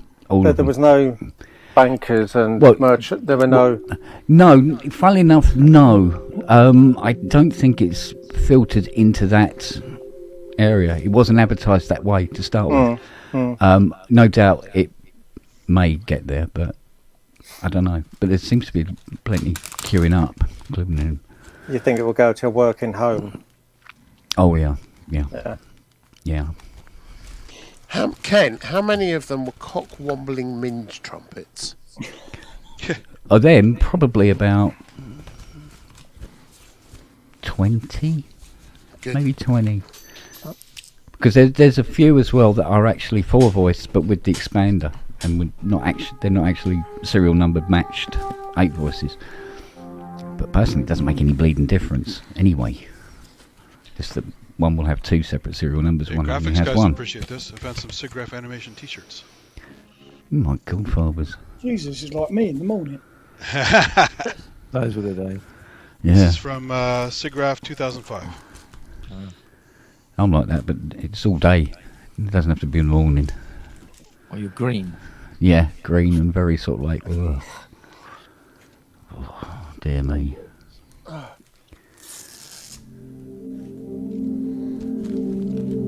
Isn't that cool? Found this too. You guys ever heard of a Kangaroo external drive for Mac? It's a PC card tethered to a drive. There's the logo, Kangaroo. God. Old school shit. Or a shorter sentence. Shit. Well, not at the time. This was cutting edge at the time. I've been stuck in that cupboard for 2 days now. It's the TARDIS. Simply TARDIS. I could be in here for weeks. So. I tell you what, now I've cleaned up in here, you should see Fiona's office. Not good. Wall-to-wall keyboards. It is wall-to-wall shite. Yeah, absolutely packed. I tell you what, Andrew, play some weird sounds you found on there. I'm curious about some of the more weird sounds on the new Yamaha there. When Andrew plays, it's always weird. Well, I mean, really weird. Thank you. Proper hear stuff. over every other fucking thing that's going on in the background. I tell you what, I saw an unboxing of the Genos 2 and couldn't help noticing how simple and light and easy it was for the guy to just pick it up with one hand and put it on the keyboard stand. I went, oh, it's light. Well, they have to make it light because you pick up with one hand, you wank with the other. So It's not that. It's It's not that. It's because when you put it on the ocean liners, you put it on one side and it tilts over. They're in trouble. Or they put it in the middle of the ship. Yeah. So yeah. Boat starts listing. Yeah. It's to make it easy to throw underneath a train as you're standing on the platform. That's why. It's much more difficult to do that with one of Yeah, you do that with a montage, mate. It tripped the train up. Bend the fricking track. Oh, mate. Hey, Kent, did you ever use Form Z? No, I don't think I did. No. Physical modeler? Forms D, E, and F used to fill in on a weekly basis. This is a very clever Boolean modeler. You can do some really cool solid modeling with it. Yeah? Yeah. No, I'm like with my Cubase. It was I was a Lightwave user. Period. Oh no, tell a lie. What was that one I used to mess with for a while? It was Terragon, and what was the other one? Yeah, I played with Terry. Bryce? Arnie? Yes, Bryce. Thank you. Bryce, Yes. KPT Bryce, yeah. Yeah, but I'd always end up going back to Lightwave anyway. Sure. I started with Brian, with my first 3D app. Yeah. Of course, now I suppose it's if you're not doing Unreal 5, you're nobody. It's like Maya. Who are you? What? You talking to this apparition of a person? How about this one? You ever use Houdini? This one is crazy. What's that? No. Houdini is one of the highest end programs ever made. It's really crazy. Yeah, Houdini. I've got Houdini. It works. It's good. It's complicated. I might have Very a copy of it. But not enough people own a copy outside. I always tried to really use Houdini, high-end. but he always kept escaping. Put it this way: you could do a particle system with complex models, where you have thousands of a complex model doing particles. It's some of the craziest shit ever made. Just I use Boris for that now. yeah, Boris is good. Boris resents it. Boris effects. Boris. Yeah. Boris. This is not fair. I always wonder where Mr. Johnson went.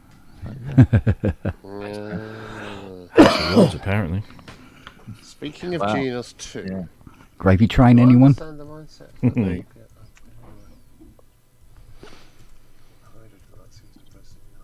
Drum. Kosh. Absolutely. Absolutely on it. What's that?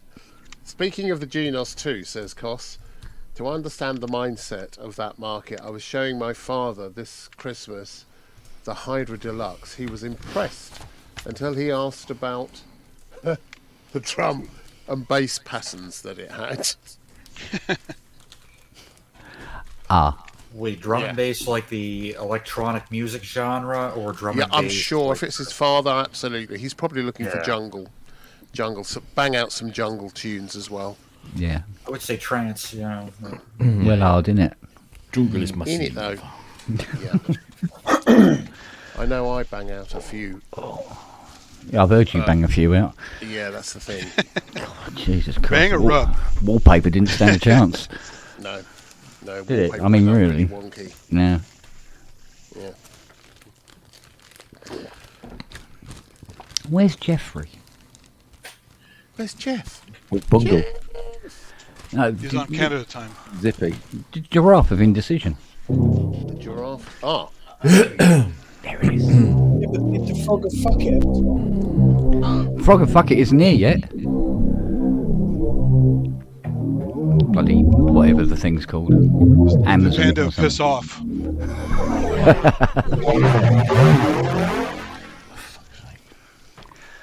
Oh.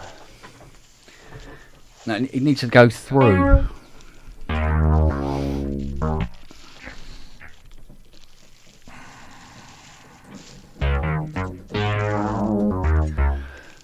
Right, I've got 14 expression pedals in there now. I got one today. Yes! You're on the road. That and the sustain pedal. Mm. Yes, I've got many pedals. How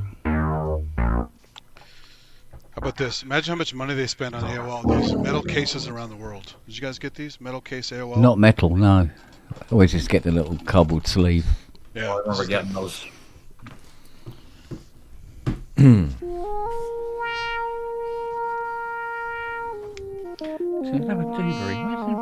servers better?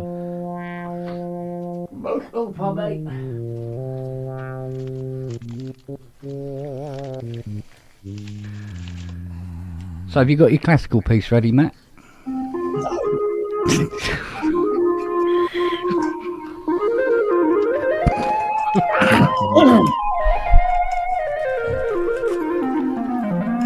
I did a Wagner-related thing for Hardware Jams, but it was far from classical. It was more interpretive. Very nice, Justin. Thank you. God, you want to see how fat how fat Noah is? Fiona accidentally left a Terry's chocolate orange open on the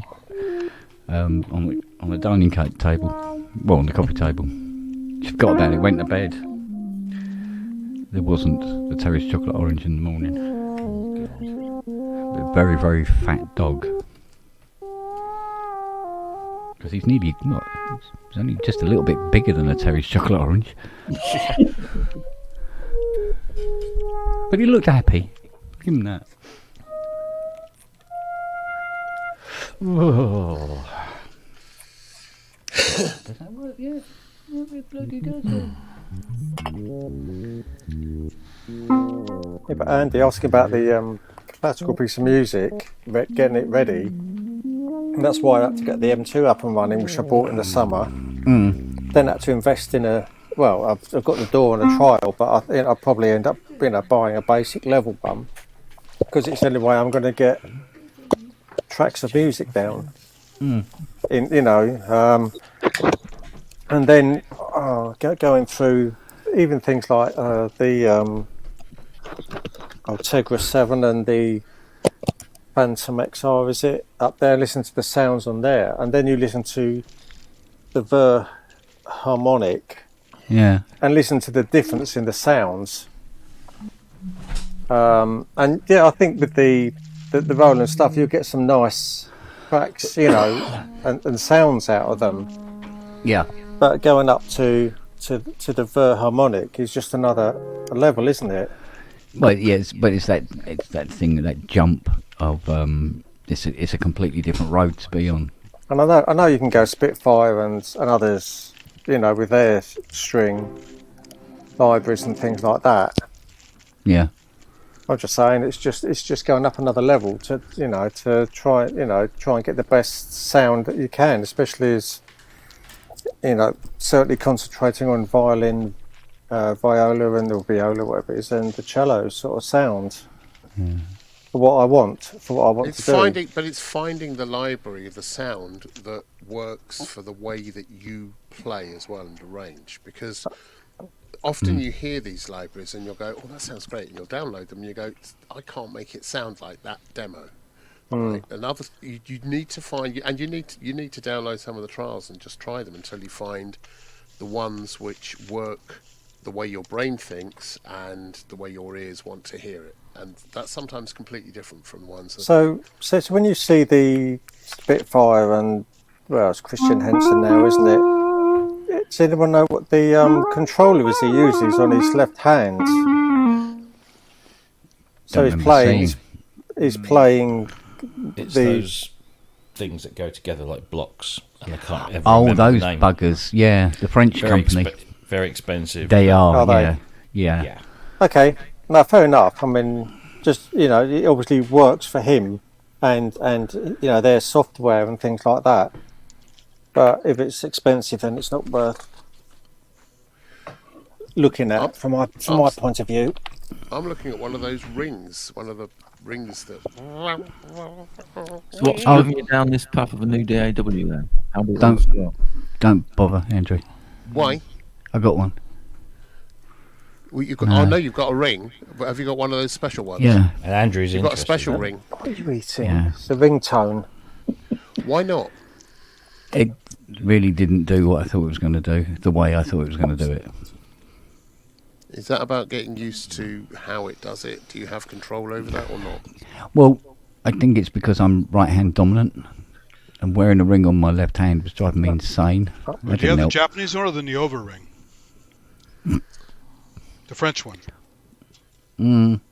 I have the Niova ring. It's pretty cool because you have 4 axes to control. Or 4 different effects you control with it. It's hardly taken off though, is it? It's dead. I don't think the company exists anymore. Well, some moustache Keith's got. It would. What you probably do? It's bigger than Ted's, isn't it? Which probably give me an idea here. See, I've got things like the touche. I got the ring, whatever the thing was called. I got those magnetic block things like Christian Henson uses, and I got a stack of other different types of expression controllers, and a lot of them didn't work for me. And we should do something about it. Demonstrate these puppies, and people can work out whether they do want to go for them or not. Yeah. The cool thing about the ring, though, is you can add pitch bend and mod and other things to things that don't have it, or aftertouch or whatever. So. Yeah, but you have to pull your hand away. Practice with it, but yeah, but you have to pull your hand away from the keyboard, which is, just as bad. It just has to be near the it's Bluetooth, so near the transmitter, basically. Yeah, but it picks if you have, because you have to be more dramatic with your movement to get the effect you want. If you turn up the sensitivity of it, so that you don't have to move your hand so much. When you're just simply playing, it thinks you're moving your hand and want the control when you don't. Yeah, you have to dial it in. It's like Rolly when you learn how to do It's an with absolute a hand. it's a fucking nightmare, basically. I know. I tried it, and I got a lot of vibrato every time Andrew showed me his carpet. Well, that's true enough. Yeah. That's expected. Yeah.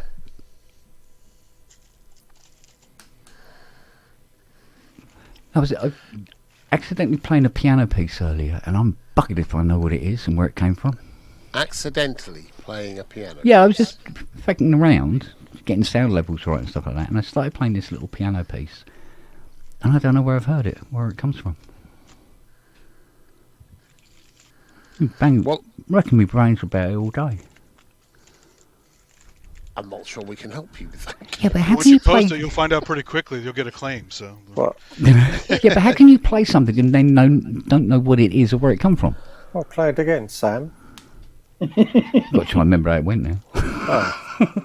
Hang on. Must be a... By the way, that's some fun trivia. He never says "play it again, Sam" in the movie. Play it, Sam. Does he not? Says, Okay. He says "play it." He's talking to Sam and he goes, "Play it." Let's see if I can get this to work. Hang on. Oh, it worked. Oh.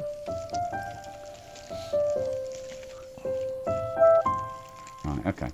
Now, see if I can remember it. No.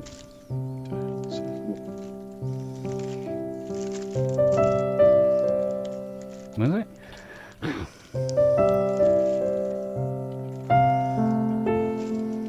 Forrest Gump. Oh, thank you. Thank you. Yeah. I remember seeing it a few years ago. Why that? It's on telly right now. It's not. It is. Do you think I might have subliminally picked it up? Who knows? Went for a shite and heard it. Life is a box of shitlets. Like Talent dying. That just triggered a flashback back to '95 when I was in elementary school band and we played the theme to that movie. And it sounded horrible. Well, that's a lemon entry, my dear chap. I'll tell you what film was on today. Was You're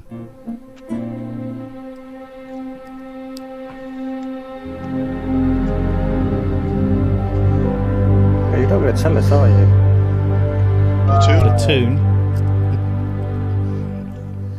yeah, that one I did know.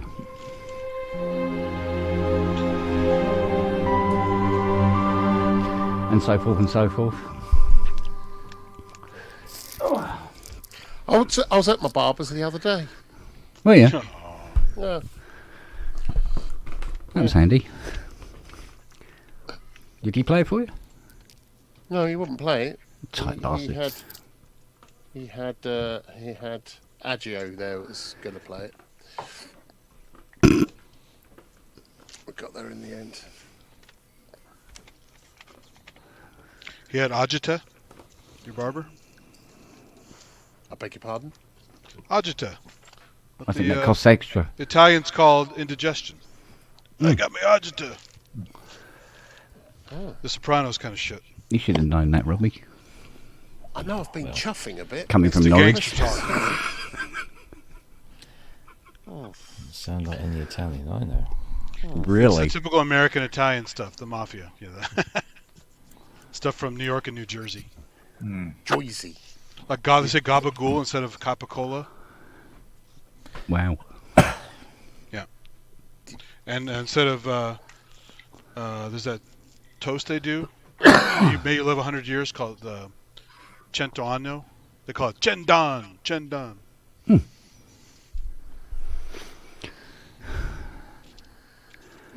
Where's the keys to my Mustang? It's two Probably in fucking the weeks. garden. 2 fucking weeks. Oh, I'll tell you what, Fiona really loves my mixer. That's some weird name for it. Is that The Cambridge? Euphemism? The Behringer? Yeah. She goes, isn't it great? I can just lay my phone on it and it charges. Get that fucking thing out of here. Fucking woman. Oh. Like my mouse mat. That's the same thing. Does it? Well, apparently, yeah. That's why it killed the battery on a phone. Wireless charging. It's alright, it's not my phone. I didn't know that, Matt. Mind you, charging batteries kills them anyway, doesn't it? That's a pretty sound, Justin. Thank you.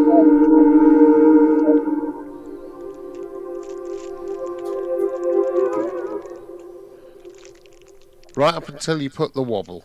Yeah, until I put the wheel on. Yeah. What a Well, I haven't really touched it in a year, so I forgot what the wheel did. Yeah, same here. You're talking about your Oh. deep mind there. Yeah. Oh, right. Oh. Gotcha. The deep mind, yes. Oh. Right. Matt's looking puzzled. He's Nice. sucking on a tube of refreshers, though, so it won't translate across the pond. Oh, it sounds pretty dirty, though.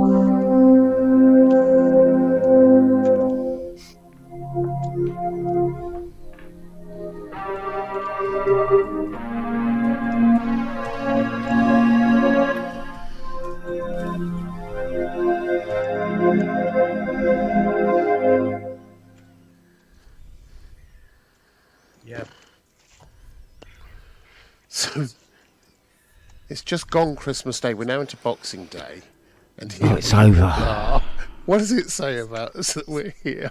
With our respective families. It says that ITV should be banned. It says you've seen enough of your fucking families, is what it says. I love them. I love them all. Fiona We've had actually a lovely- prefers it when I come up here into the studio anyway, because when I'm down there, she's looking over at me every now and again and kind of going, "When's this shit over? When is this shit over? What shit is on next?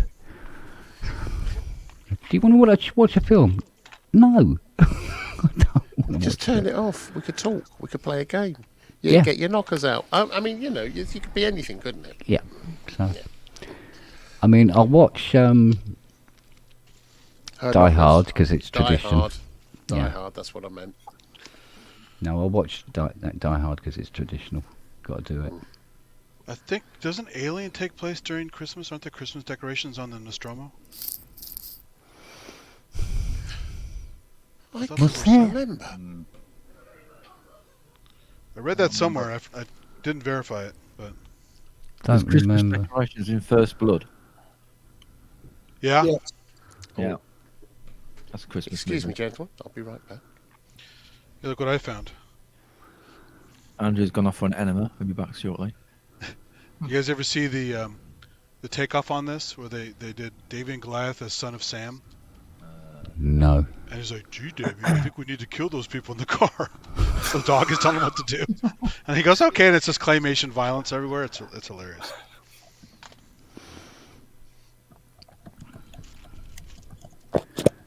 Gremlins, that's got Christmas decorations in it. Yeah, Gremlin's definitely Christmas. Yeah. Die There Hard are a 2 is bunch. definitely at Christmas. 'Cause it's all snowing, isn't it? Damn, it's been so long since I've seen it. Is Terminator during Christmas? No.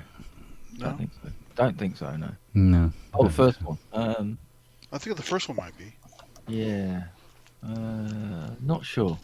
It's always subtle. You have like decorations. They don't really reference it, but you see decorations and stuff. So Yeah. The Italian Job. Which version, Keith? Oh, the 1969 version. I've Proper never version, watched. Not the pile of shit one. Absolutely, I've never watched yeah, the remake is shit. Yeah. the remake. Yeah. Abomination. Is that the blow the doors off movie? Yep. Isn't it? Yeah. Yeah. Epic. Epic film. Really cool. It was filmed just up the road from where my family comes from in Italy. Was it? Yeah, Yeah. most of it was done in Turin, and when they did the coach scene, Yeah. that's about Oh, yeah, half you got- hour's drive up from the Up the car. pass. Nice. Nice. and every fucker stops there to take their pictures. Yep. Yeah, popular. It's a pain in the ass. Especially coach parties. Yeah. Hanging off the end. Come on, let's take the bend really fast. Great idea. Right at the end of it, or whatever it was. It's like, yeah, whatever. Don't think It's so. a good coach trip up there. You can imagine it, can't you? Yeah. Imagine you've got to find one of those 6-wheelers. They do run buses up there, just like a regular, public transport bus. Go up the mountain passes at stupid speeds, but they know what they're doing. There's still a couple of those coaches about. People have managed to save. Right, let's use Robbie's enormous brain, because you've got an enormous brain. We're talking about Christmas movies. Name a New Year's movie. That's tougher, isn't it? It's way tougher. I can't think of one, isn't it? There must be a film that has New Year's in it. Oh yeah. Once Upon a Time in America has New Year's in it, but it's a long movie, so. Yeah, that's true enough. It's a year long. And Christmas and other stuff. Weird, isn't it? I mean, what's the definition of a New Year's movie? Does it just have to have? It must be. It had to take place. Taking over into the new year, I imagine. Like you said, there's so many films that happens in.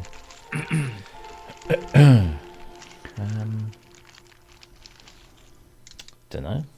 Yeah, weird, isn't it? Isn't there a Bridget Jones one? Unfortunately, that Bridget Jones movies do exist. Yeah. Yeah, I have heard this. Yeah. That'll be you sat next to your wife watching those, wouldn't it, Keith? Ken. Yeah. Yeah. Yeah, that's the sort of thing she'll be putting on. I'll be going, it's time for bed. And it's 4 o'clock in the afternoon. Yeah, but it's a pretty bad fake British accent, right? It's not bad. It's not bad. You guys think it was bad? The accent? No, not particularly. Really? Oh. Yeah, it wasn't too bad. It seemed pretty Well, funny her to me, accent- but I'm obviously no expert, so. Not as bad Her as accent Ben. was quite No, good it's one, fine. Yeah. Mind you, we got so many fucking accents going on here anyway. That's Dick Van Dyke was a bad fucking accent. Oh, Yeah. Oh, mate. it is just, yeah. I think it won an Academy Award for badness, didn't it? Yeah. He won a broomstick.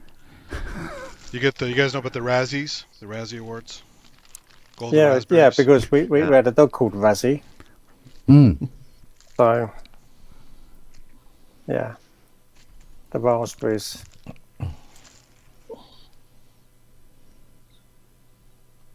Name one American actor who does a decent Brit. There's loads.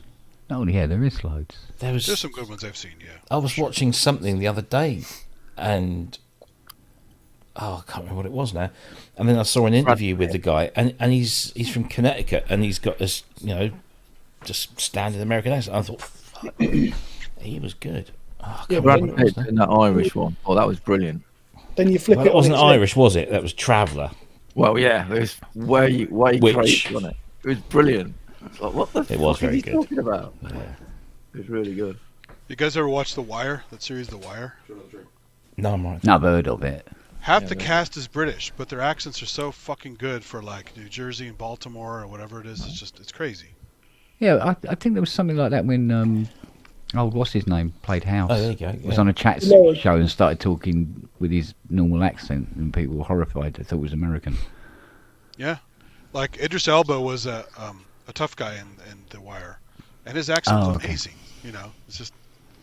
Then I saw Luther and I go, oh shit, this guy's a British guy. So. Mm. Oh, is he not Welsh or Steve. something? Steve just pointed out in the chat. Mike McKean, Christopher Guest, Harry Shearer. Oh yeah, 3 Americans that can do brilliant English accents. definitely. Mm. All right, Kent, play "Lick My Love Pump." The saddest of all keys. There's a request I've had before.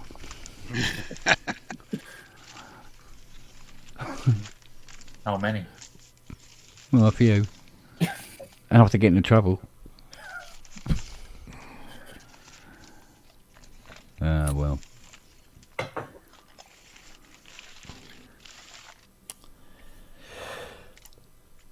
Oi, oi, oi.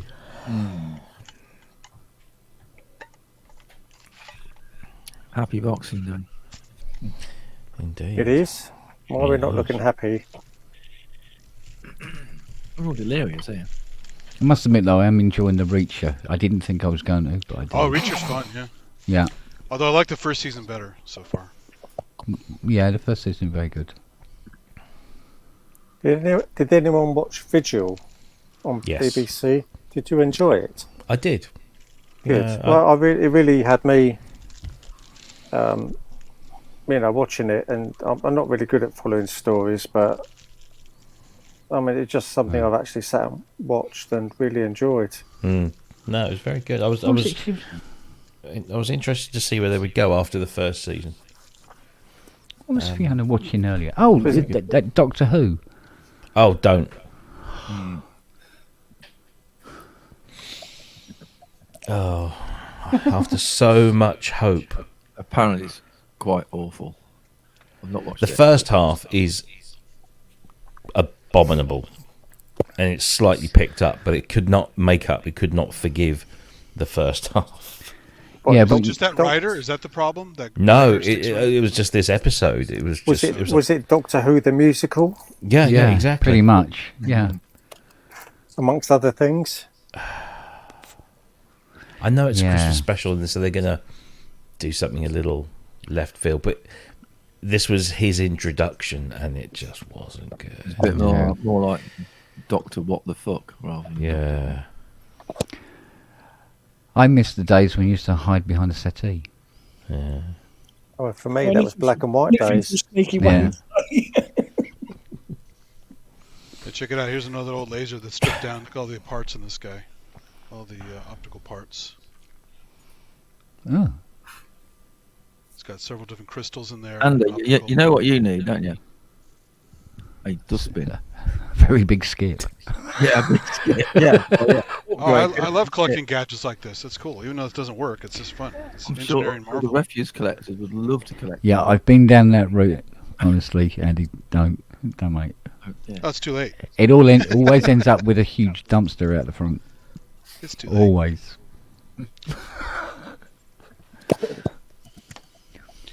Too late. I mean, I've got a crankshaft from a Triumph Herald in here somewhere. Straight up. You might need to use it one day, eh? No, not this one. It's been chromed Oh, okay. for posterity. Yeah, I don't see a lot of Triumphs here anymore. It used to be all over the place. Yeah. No, my dad bought it when he was 18 or 20. No, We had, 22 or something. We had TR6s here, the Triumph TR6. Those little guys. It's like a sedan, little tiny sedan. I can only apologise. Yeah, so that's where they found someone stupid enough to buy them. Yeah. I mean, I never had one, but I saw them. They're not a sedan, they were convertibles. Well, little sporty cars. Yeah. Yeah. Whatever you call it. Americans have different names for different types of cars, and they're Yeah. wrong. So you just have to. Well, I mean, He might be thinking of the don't V8 go by me. I'm not a car MG. guy anyway. I get a fucking car, I drive it, and I use it, and that's it. I don't really care about all the details. So Well, yeah, might be thinking of the V8 MG. That did very well in the States.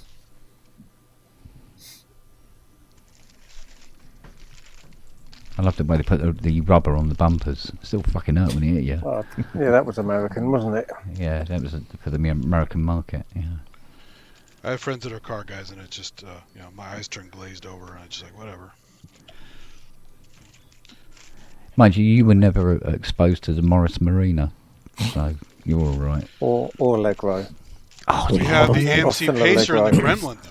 I've got a friend who restores Allegros, and he's got 2 or 3 of them now, and they're all done in racing colours. So you know the Ford GT40 Racing brown.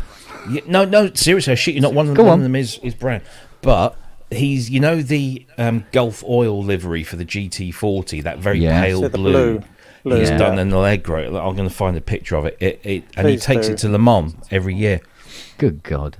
I know it's Yeah, but then Austin or Leyland, they made the Allegro Equip with the square steering wheel. Who the hell thought that was a good idea? Oh, like kit? It had like a aircraft yoke In kind of thing? Minecraft still. No, it was literally just a square. Oh, square. It was squared off, yeah. You couldn't let it run through your hands. But you wouldn't be rallying in this, much unless you wanted to put it into a tree. Because kit Put was it out kind of its of misery. awkward as well. That was a bad design. Here we go. Yeah, because they put, I think they put a scissor door on it as well. Oh, okay. They've done some, no, and they make them really, really good. I mean, they are clearly trading off the naffness of them. But, yeah, Matt, the Metro. Jesus Christ. I had 2 Metros. I had one. It was fucking horrendous. And it had an auto box. Oh, no. Well, it was the Austin A series engine in it. I mean, you know what I mean? It's like, Jesus Christ, really? I had, what did I have? I had the 1 litre City X. That was my very first. Yeah. That was in pale, silvery blue. And then I got a 1.3 L, I think it was. And the person who had it before had the word Metro done in like graffiti style down the doors at the bottom. And I'm not ashamed to say that at the time that was kind of cool. Yeah. And then I went down at to the the time. local. Oh yeah, at the time I went down to the local scrapyard and found an MG Metro, which was way out of my league. But this one was beaten up, and I stripped. Do you remember it used to have the horseshoe spoiler on the back? Yeah. And I stripped that and mounted that onto mine. And, yeah, oh, mate, I loved that thing. My brother-in-law had Gas suspension. 7 ticket Metros. Oh, what, the 6R4? No, it wasn't the 6R4. No, the 6R4. These were standard Metros taken by Tickford's, the Aston Martin coach. Yeah. And fucking worked over. Oh, yeah, I think I remember them. I've driven a 6R4. They did a Capri, didn't they? Yes. Yeah, I drove a 6R4. That is a stupid car. It really is. It's well, a they car need that should that, never have they had to enter the RAC rally. You had to build 200 production models of what you were entering. Homologation, yeah. So it was, I think they were 38 grand, right? And we stocked them in the Leyland garage in Epsom here, because we were part of University Motors, was part of the Leyland group. And I got to drive one. Holy shit on a stick. What a mental car. The one I always wanted to drive was the RS200. Yes, I was going to say the RS200 was another homologation, wasn't it? Yeah, RS200s, they'd be pretty sweet. I mean, it was great. I mean, when it was panel beating, I got to drive all these bleeding motors like a mental person, especially at the car park out the back, which was like gravel. Great fun. There's that classic pic, isn't there, of what was it? An RS200 police car pulling over a Sierra or something on the A12 outside Billericay. Yeah. It's great. They actually did. The police force had the Essex police force had an RS200. An interesting motor to drive is the that original Lotus Esprit. It's like, where's the road? I can see dashboard and trees in the distance. That's about it. You can't see any road in it. You sort of like guess where the lampposts are, where you are. I'm going to leave you, gents, I'm afraid. Yeah. You can do an Ian. We've got 2 family members, one on Liz's side and one on mine, in hospital. Neither of whom are going to have a great outcome. Oh Christ! And we're just trying to, as well as everything else, we're trying to, navigate that. So I'm going to love you and leave you. I give you all my love. Don't want it. I don't. Come by. Go out there. Go and have a wonderful time. Have a wonderful Christmas. I will see you certainly on Friday, if not before. But I'm going to go and do things with family. So big love to you all. All right, mate. Take care. See you, everyone. See you. Bye. Love, Andrew. Bye. Bye. Thank you. Bye.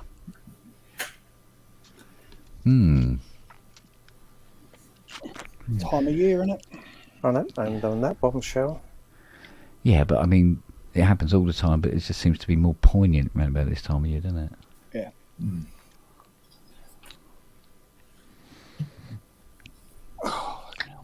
guys are talking about crazy cars. Do you still have? We have it over here. The aftermarket spoilers people are adding to stuff and airfoils and stuff, and that makes it look like a shopping cart where you can push the back of the car. I call them shopping carts. I don't think that happens so much now, but there used to be in the UK, and I don't know if it's still existent, a website called Barry Boys. Oh, Barry Boys, yeah, I remember. Yeah. And it was a website of people, retards, who stuck the worst. Well, sure. if it's still existent, go and search it out, because it was the people who stuck the most ridiculous spoilers, wings, mirrors, exhausts. Oh yeah, lights under the car and all that stuff. On their cars, and it was just remedial modifying of cars. Yeah. Whereas now you can just buy off the shelf tuned cars with body kits on. And or they make the cars now that it's almost impossible to put a body kit on it. You can change the exhaust and things like that, but it was all a lead on, wasn't it, from custom cars back in late 70s, early 80s and stuff like that. There was that car website. Wasn't cool unless it had flames down the side of it. Well, they make the cheap ones too. They weren't even like the body material. It was just like these metal pieces put together, like screwed together, with the thing hanging off of it. It just looked all like homemade shit, you know. Oh, the Meccano-looking spoilers. Yeah, but the funniest ones. The funniest ones were the French, who made their cars 2 feet wider either side with expanding foam. Seriously, they'd put piles of expanding foam down the rear quarters or the front wings, and then go and shave them into the shape of a wide arched car, wheel arched car and things like that. And you just do it with Bondo. Yeah, because it was part of that optical illusion that if you make your car wider, it makes it look lower. Wow. And faster. It looks sleeker and faster because it's wider. Yeah. Barry Boys still exists. I mean, it exists as an archive. I don't think you can add to it anymore. But Andy, go and search it out when you've got half an hour. I know it's mostly barryboys.co.uk. It's mostly UK cars. There's a few Europeans. I don't think his tagline was Barry Boys. If you can't take a joke, don't drive one. Yeah, it's absolutely brilliant. Absolutely brilliant. And say the guy gave it up because there just weren't people modifying cars to the same stupidity anymore. Well, it is the best way to put it, isn't it? There was only so much nitrous oxide an engine could take before you needed another engine. Shed of the week. Oh, they were great. Yeah. It was this website, and you part like a cunt.com. Yes. Didn't know about that, but yeah. I don't know if the I've got some of website. your stickers somewhere. Yeah, they did this whole range of merch. You get enough of them down here that it warrants fucking buying stuff from. Yeah. It's funny. I noticed it up in Scotland. Going up to the supermarkets and things. The stupid things people would do parking in supermarket car parks was. I hadn't seen it before, but then again, I don't really go shopping in supermarkets, so. Yeah, it's now yplac.co.uk. Yeah. Well, there's a guy down here. He's famous. He invented, the captive coat hangers they have in hotels. Yes. The ones where the rings are on the bar, but you can take the hanger off. He invented that, and he drives some fucking insane Ferrari. And just you go into supermarket car parks and council car parks, and he's just parked across 3 or 4 bays sideways. Don't give a fuck. The amount of times he's been hit with those stickers and shit like that. Brilliant. Does not give a fuck. Well, you can afford not to, can't you? Well, that happened. Yeah, if you got a lot of money, it does happen like that. Because I told you about Hans, didn't it? With his, he bought an R8. Drove it back from the dealership. Hated it. Left it in the car park out the back of the studio. Never got in it again. And then his daughter accidentally ran into it with her MG midget. And they never let her forget that. Because by the time she'd done that, they couldn't take it back then, really. It's got a sports car buried in the back of it. Yeah, he didn't like it. He never got in it again. He was driving some 30-year-old roller. Big old Silver Shadow, I think it was. You know, the big square 80s one? Yeah. Oh no, Yeah. Spirits. Spirit, thank you. Awful Yeah. cars, rusted like nobody's business. Absolutely, terrible. Mind you, he took it to LA, so he didn't have to worry about rusting. No, that's fair enough. Yeah. Fair enough, but Yeah, in London, not so good. Not so good. No. Yeah.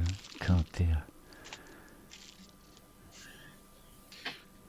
You know, people always complain about expanding batteries. Look at this Samsung Galaxy S6 I had with a gap. You see that big gap there? Yeah. Little back cover broke away from it. Stupid shit. I was using it for some VR apps a while back and put it away. And now it doesn't do shit. Yeah, there's something about BMWs that seems to attract people who aren't very good at driving. I don't know why that is. Tell me about it. Tesla drivers are the worst now. They passed probably moved on from BMWs. Yeah. Because even when you watch Audi, wasn't it?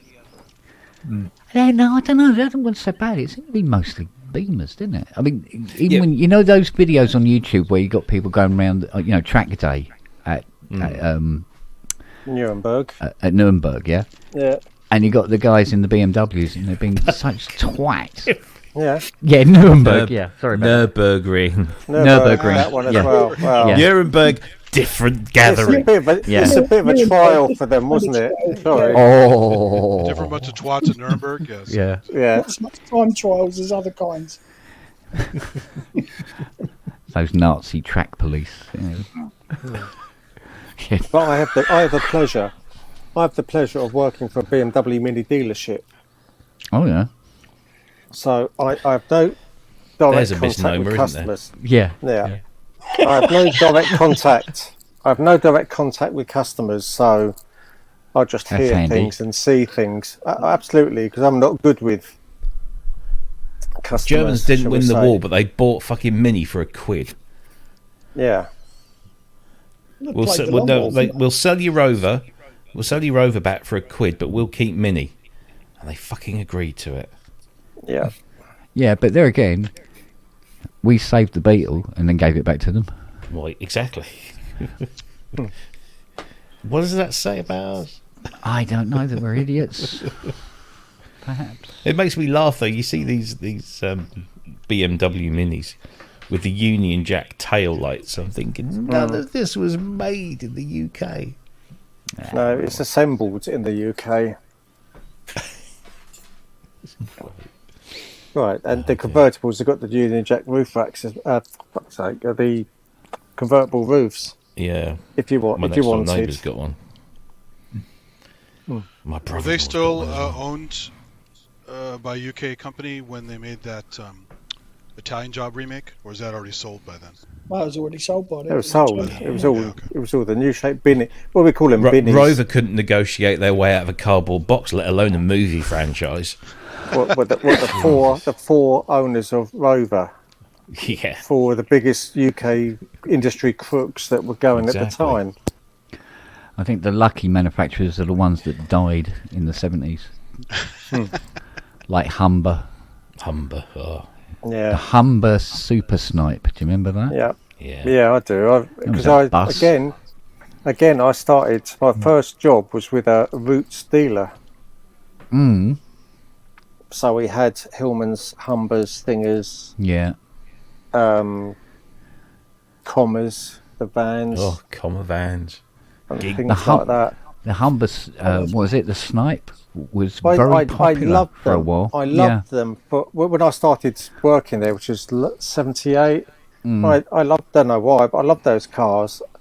And now I look at them and I think, oh, they're so. I've gone off them. They're so American. Whereas at the time, I probably hadn't seen enough American cars to realise what they were. Basically, a direct copy of American cars of the time. Yeah. Yeah, they had that look, didn't they? Yeah. Well, the Mark III Cortina was very American in its design. In fact, was it designed by... European, because of the tallness, was it? Yeah. Tallness side, the German side of Fords. Yeah. But when I was at what was junior school, which some of us remember, I had a schoolmate whose dad worked for the government. I don't know what he'd done, but he had a Super Snipe and he had the partition in it, so the driver couldn't hear, the chauffeur couldn't hear what was going on in the back. And at the time, so this would have been early 70s, it was the quietest car. Sexual abuse of minors then. Yeah. It was the quietest car I'd ever been in. It was, you could not hear the engine, the transmission, nothing. It was unbelievable. God, you've just reminded me of a set of anal beads on wheels. The Montego. Yeah. Oh God, the Montego. Oh God, what a fucking polish. Metro Maestro Montego. Oh mate, I used to have to repair those things. Honest to God, I mean, they were repairable. Yeah. Well, you could either repair them or just wrap a chicken in them and bake it for 20 minutes because the metal was so fucking thin. It was stupid. Awful cars. Yeah. They were awful and were really light because there was nothing of them. About as repairable as the Prophet 5 Rev 1. They were never repairable. Disposable? They weren't designed to be repaired at all. Yeah, it's a classic There's example. There's a great YouTube channel by this guy in the UK. Does a lot of car history stuff, and he does like 20, 30-minute videos on a particular model. Oh God! Or a maker, and they're really, really good. And some of the stories are just unbelievable, or maybe in the case of British manufacturers, completely believable. Like the story of the Rover SD1. Or the Austin stuff, it's incredible. that whole British. It's a great lump story. though. A great lump. Not the 20. No, not the 2.6. That fucking with the bloody shims. Bloody thing. It's an awful car. But the Buick lump, the 3.5. Yeah. Lovely lump that was. There was something I was reading something the other day about the it never came to fruition, but they were looking at doing an estate version of the SD1, and there's 2 or 3 of the prototypes knocking around some car museums in the UK, but there is an estate SD1. A company called Avon made them, as they did XJS's. They made estates, Avon. Yeah. Well, anybody will make anything built to order, won't they? Yeah, absolutely. There was an E-Type estate as well. I've seen Ferrari estates. Yeah. Built by Ferrari as one-offs for the man who can afford it. Because I think it was the Sultan of Brunei or something asked for a Ferrari estate and got one. Yeah. And the Rover P6 was made by Avon. The estate was made by Avon as well. But weren't Avon a brand in their own right at one point? No, I think they were coach builders. Just coach builders. Yeah, I believe so. Yeah. They were just coach builders at the time. Yeah, I fully restored a P6. Only took 3 years. Mind you, it was absolutely beautiful, immaculate when it was done. I had the P5B, which was the Yeah. saloon version of the coupe, and I much prefer the coupe shape and everything like that. Yeah. I see Ford are bringing back the Capri name in a vehicle that doesn't look anything like a fucking, you know. Well, that's a waste of time, then. Is it an SUV or? It's kind of a hybrid SUV type piece of crap. That's what I Capri? mean. Nobody's. Yeah, I know. that's what I mean. The Capri coupe, whereas now everything's SUV or virtually everything's SUV, isn't it? Every car you see nowadays is a bloody SUV of some description. It's just All shared That's what I mean. pathway. That's what I mean. The choice of saloon and hatchback is almost gone, hasn't it? And Yeah. there's still coupes, there's still convertibles out there. So Oh dear. Mind you, thinking about, when I used to work on Austin Maxis. Oh, God. God, I hated those cars. There's something about them. I don't know what it was. It was just something about them. It was just... Ugh.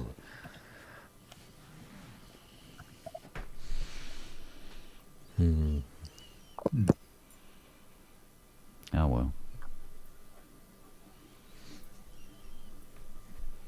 Probably something to do with, like, you're working on Oxen, you're 17, you're learning your trade. And you're working on things like, little minis, not Coopers, little minis, 850s, Maxis, the odd Allegro Mark 1. Ugh, God. Right?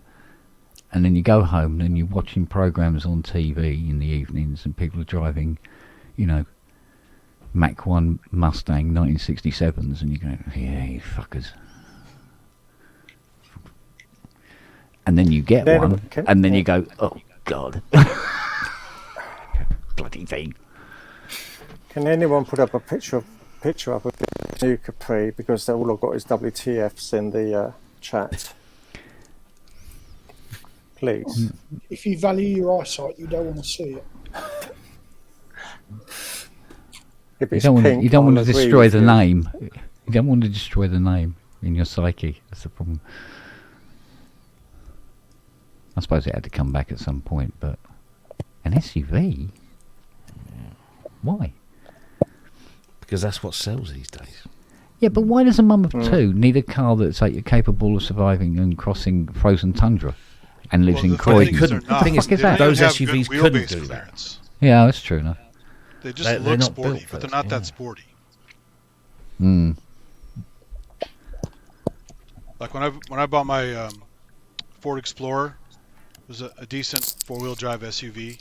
Yeah. I looked at the bottom. I go, I can't clear shit in this thing. You got to put like giant tires on it to clear anything, because the transmission comes down so low.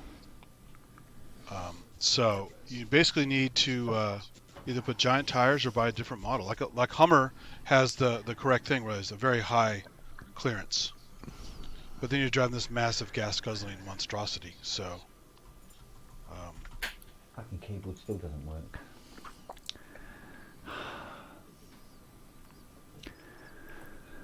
No, my keyboard's not working again.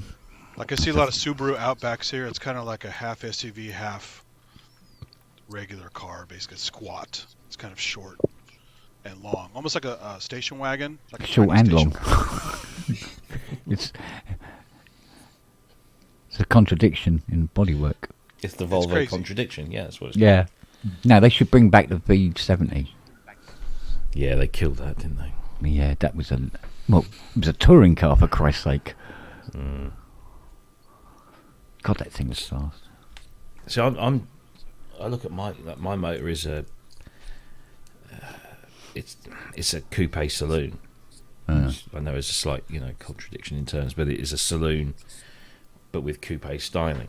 And the one that they're replacing, because I think it's scheduled to go end of life in about 18 months, and what they're replacing it with, the ID7, it just looks like somebody's taken one and just gone and then made it look a little bit more SUV like, but no, it's still a saloon for those that want a saloon, and it's not, and of course it's all electric as well, so I don't know what I'm going to do for the next one. It's like Inky was saying, she wanted a Capri but couldn't afford the car. The thing was, you couldn't afford the insurance either. Because you said you wanted a 2-litre Capri. And I go, and how old are you? You go, 20. You go, yeah, you're going to put that into a fucking tree in a week, aren't you? Fuck off. And then you need to buy fully comp $2,000. A big enough toolkit to put in the boot to weigh that bottom end down so it doesn't out of the corners. Yeah. But there was the story, wasn't there, that people at one point, Escort Cosworths, the insurance per year was worth more than the car. More than the car, yeah. Sierra Cosworth as well, yeah. Yeah, because they were very, very nippy. And well, people drove them like that. Yeah. The Sierra Cosworth was the most stolen car in the UK in some part of the 90s. Yeah. And were always found wrapped around lampposts. Yeah. Or used in bank robberies. Yeah. Came the Transit of the 90s, didn't they? I saw an advert for the new Transit today, and it's got a foldable steering wheel that you can fold flat so that you can put your laptop or eat your lunch on it. Seriously, I shit you not. They've made it with a foldable steering wheel. Well, that's fine until there's a bend in the road, obviously. Exactly. That's going to end up with one of Jasper Carrot's insurance claim forms, isn't it? Oh, yeah, ran into a tree I didn't own. Yeah.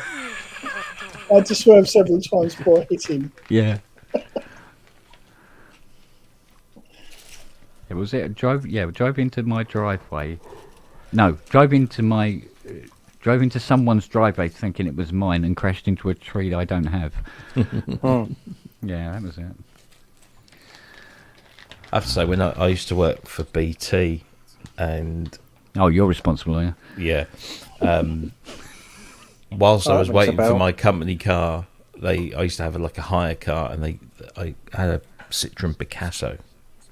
Yeah. For a period of time. Yeah, horrible. It's like a bloody boat. But the good thing about it was that in the Have you seen a Picasso? Yeah. Oh, no. I think Xantia was the one I drove. It's got a door on the roof, yeah. In the back, you had tray tables like you'd get on an aircraft, and it was great for doing your paperwork on. So from a business perspective, it was quite a useful vehicle. But I was quite glad when I got my Mondeos. Wow. I love that. I had a Mondeo saloon. You don't see many of those around. No. Most people had the Hatch estate. Yeah. And I went for a Saloon Gear X TDCI, which actually was the same engine as the ST220 TDCI. But instead of having carbon fiber inserts, you had walnut inserts. It was just it was the posh version. But that was a fucking car and a half. That was. Jensen Interceptor. Oh yes, please. Right, yes. back 7.2 litres. Back in 1980, a Jensen Interceptor rear screen cost more than the car. Not surprised. So if you wanted to write your Jensen off, just put a brick through the back through the rear screen, and that was it. It was gone. Forget it. Just stick it out the back. Asio has just mentioned the Citroen SM with the Maserati engine. Oh yes, please. Number one car. I valeted. Ever wanted. I valeted Mandy Smith's VW Beetle next to Bill Wyman's Citroen SM with the Maserati engine in it, and all I could do was she'd got a Carmen Gear Beetle in brown, I think it was. Yeah.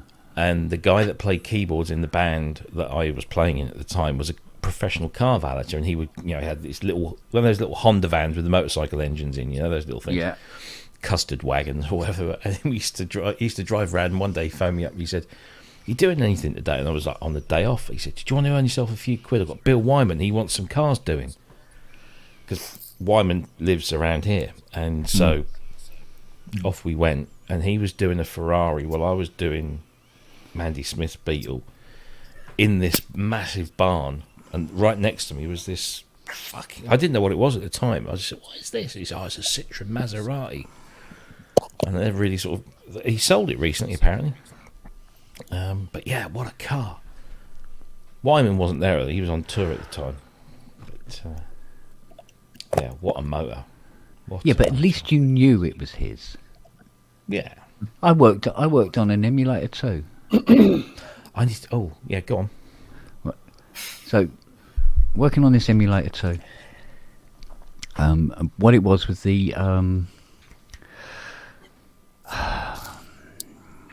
caps. The whatnot caps are gone on it. Hubcaps. Yeah, no. Sorry. Yeah. Anyway, there's these capacitors on it that when they blow, they short instead of going separate, sort of thing. And a couple of them had gone on the main board, so it looked like it was booting up, but nothing happening. The guy brought it to the door. I thought, yeah.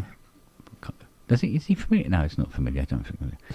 So I took this E2 in, and he was down as Doug. So I get this thing working, and he comes and collects it, and we're chatting away and everything like that. And we were talking about what was it? It was something weird. We ended up talking about. Oh yeah, it was. We were talking about Chessington Zoo. As you do. As you do. And it was something to do, like, he says, because he says, yeah, he says, I often have to drive past Chessington Zoo. He says, God, it's not the same as it used to be, is it? It used to be a zoo. Do you remember when it was a zoo? And I go, yeah, I remember when it was a zoo. And we were just chatting away and everything like that. And I go, and he gave me a copy of his book, his new book. It's fucking Douglas Adams. I know. As soon as you said the book, yeah. And I went, and I've gone, mate, we need to talk. we need to have a very, very long talk. Yeah, he lived in. He was big into his. Yeah. He had an E2. He had what else? What was the other thing he had? He had a load of it, but he loved the digital gear. Yeah. There's a picture of him sat next to his E2 with the Mac, with the editor and everything on there. Yeah. And which book? I'm trying to remember which. It was not tertiary. What the fucking hell was it? Oh, it was one of the. It was the new at the time. The new Dirk Gently stories, and the E2 is in the story. Oh right. I'll be. Yeah, and something to do with a settee stuck in the stairs on the stairs somewhere. You said you took in an E2 recently. Yeah. Or given one or something. Is that? Yeah. What's the? I can't say what the state of play is with it, but it is here. Yeah. Okay. We need to talk. Okay. In what capacity?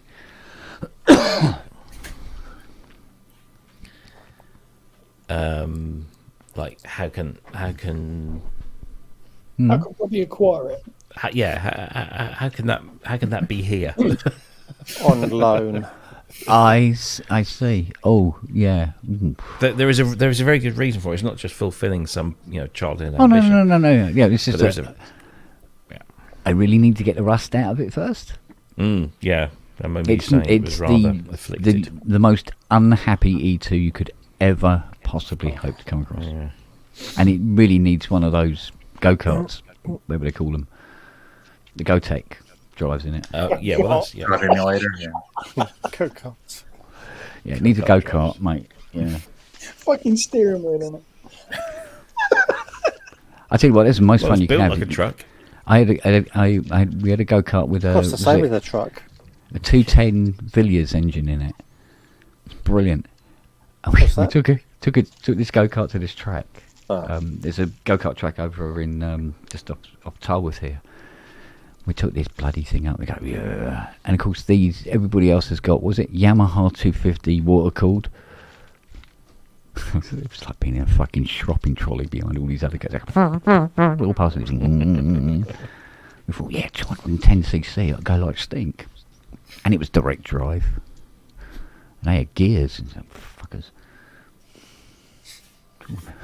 But it's still fun. We took it up and down the road until we got chased by the police.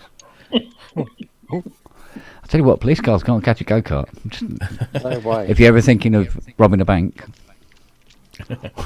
get a go-kart. Unless they've got an RS200, yeah. Well, Tiny was here until about 4 o'clock last night.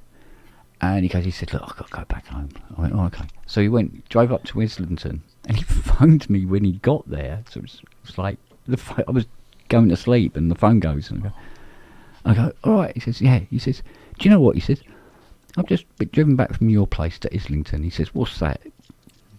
25 miles? Something like that. I said, yeah. He said, right across London. He goes, Yeah. I saw 4 cars the whole trip.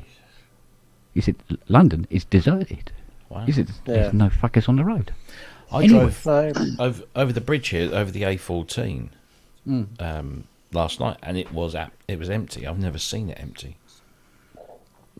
You know, because it's a main route into Felix, though. So yeah, I mean, you'd think, Christmas Eve, Christmas Day sort of thing. Yeah, it's going to be a bit low. He says, but it's never been this low ever. I said, mate, it's the Ulis. Yeah, but four People are cars, getting out, 900 They cameras, did it for Christmas Day, didn't they? sorry. Yeah, 9,000 cameras. 9,000 cameras. Sorry. Yeah. I Yeah, thought 4 this- cars. There's for Christmas Day. Hmm? I thought they suspended the ULEZ for Christmas Day. Yeah, but everybody got out of town anyway. Oh, right. You just for sure, I don't just know, get the no. fuck out. Yeah, they're all fucking down here. Or pretend you're a Muslim, because apparently, if you're a Muslim and you're going to prayer, you're exempt. Ah, that's fair, isn't it? Finally, religion has a purpose. Yeah, just stick your head No, out no, of the but you say sunroof that- going you say- Allah Akbar, and you're laughing. Yeah, mate. but you say that, Robbie. We had a apprentice and then a technician for a little while at work who was a Seventh-day Adventist. They don't work on Saturdays. Yeah. And So 6-day he was Adventist. He was the only person in the company who didn't work. Well, we only done mornings. We will still do mornings, but I mean, he was the only person who was exempt from working Saturdays. Well, it's like Jews; they don't work on Saturday. It's a Sabbath. They're not allowed to. No. But In we fact, don't Elvis have had any. neighbors. Elvis lived in a neighborhood with a bunch of Jewish people, and he was the what they call the mensch who would go over there and turn their stuff on and off for them. They weren't even allowed to activate light switches and all kinds of shit. So.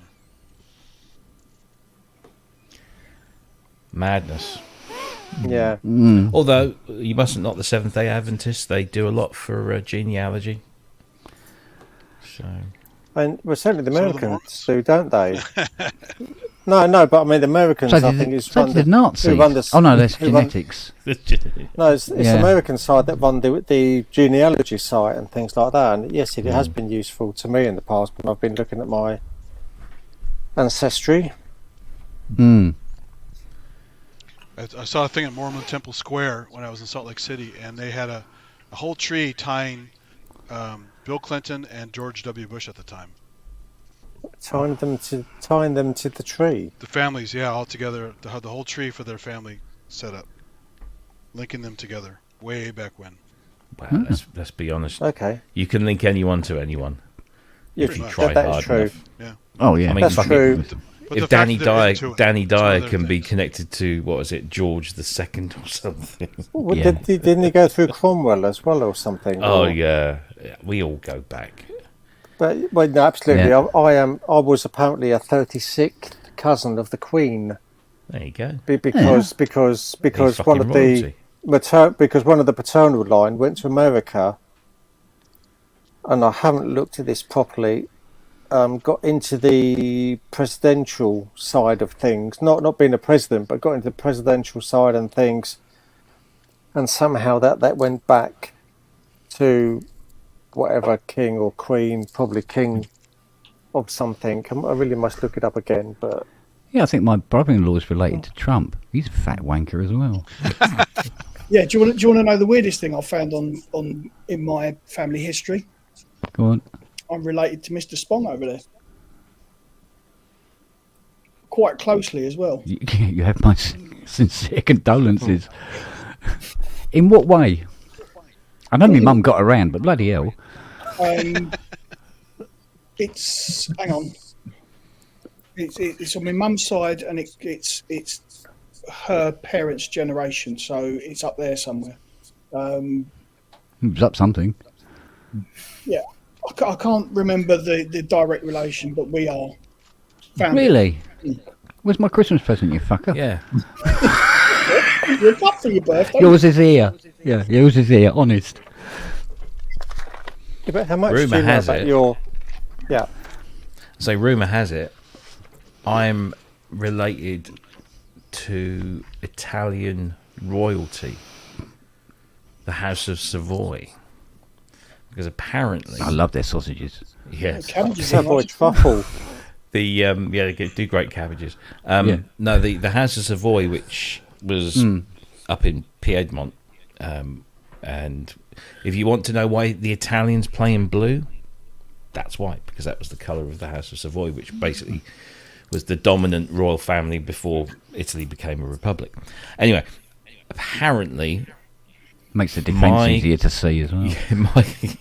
My great grandmother was the output of an affair that the King of Savoy at the time had with one of his servants, which would have been my great grandmother, but because she always used to be known as La Princesa, and that was because apparently she was the bastard offspring of the King of Savoy.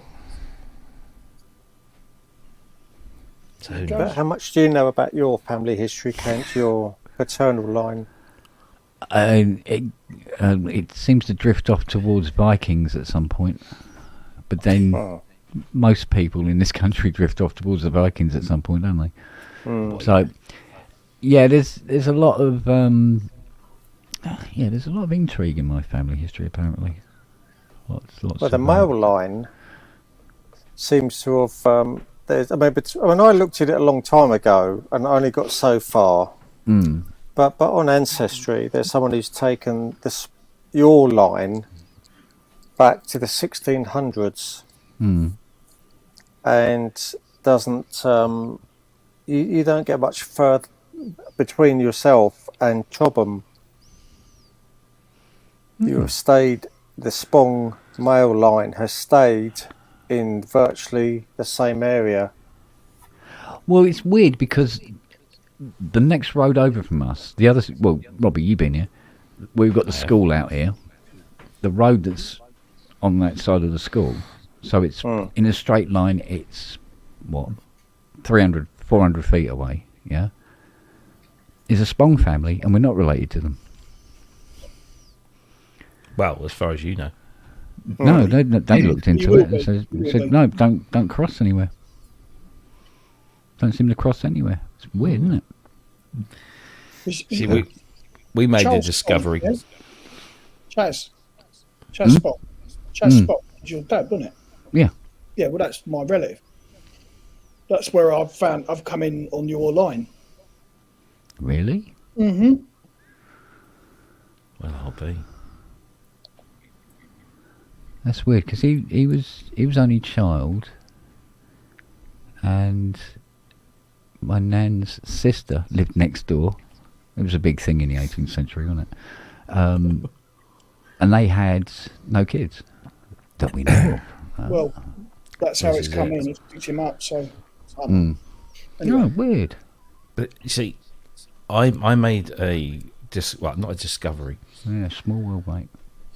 When I was a young boy at primary school in the 70s, my mum would come and pick me up from school, and one day the local district nurse or whatever came up to my mum and said, "I'm so terribly sorry to hear the news." And my mum's like, "What news?" "Oh," said the district nurse, apparently, and this was the story that I'd heard from my mum.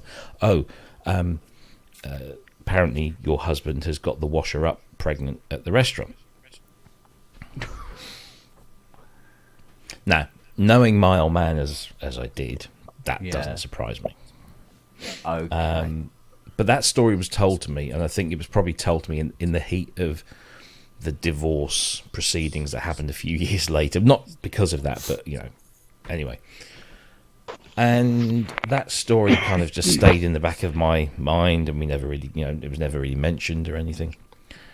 And so I was at my sister's wedding, and my cousins, so this is my dad's brother's girl, who I'm quite close with, she pulls me to one side and she says, "Look, I've got to tell you something. I'm not entirely sure how I'm going to tell you this, but there's there's a man that lived in the village that we all sort of lived in at the time, and I think he might be your brother. And I'm like, oh really? And so she told me the story, and the story was that this bloke's mother was a washer-upper at my dad's restaurant. And so things started to fall into place. And so we had this big long conversation, sort of like all very secretive, because we didn't want anybody else to know that, you know, we were sort of talking about this stuff, especially because my stepmom was there. And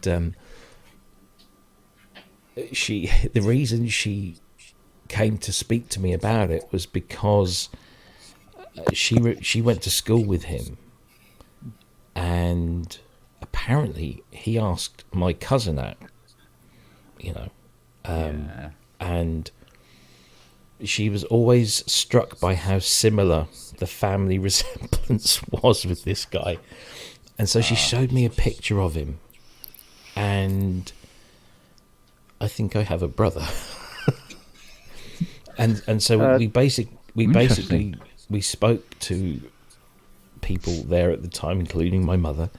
My father had passed away by this time anyway, so couldn't ask him. And we spoke to other family members, and they all kind of corroborated this story. And so basically there's this guy that lives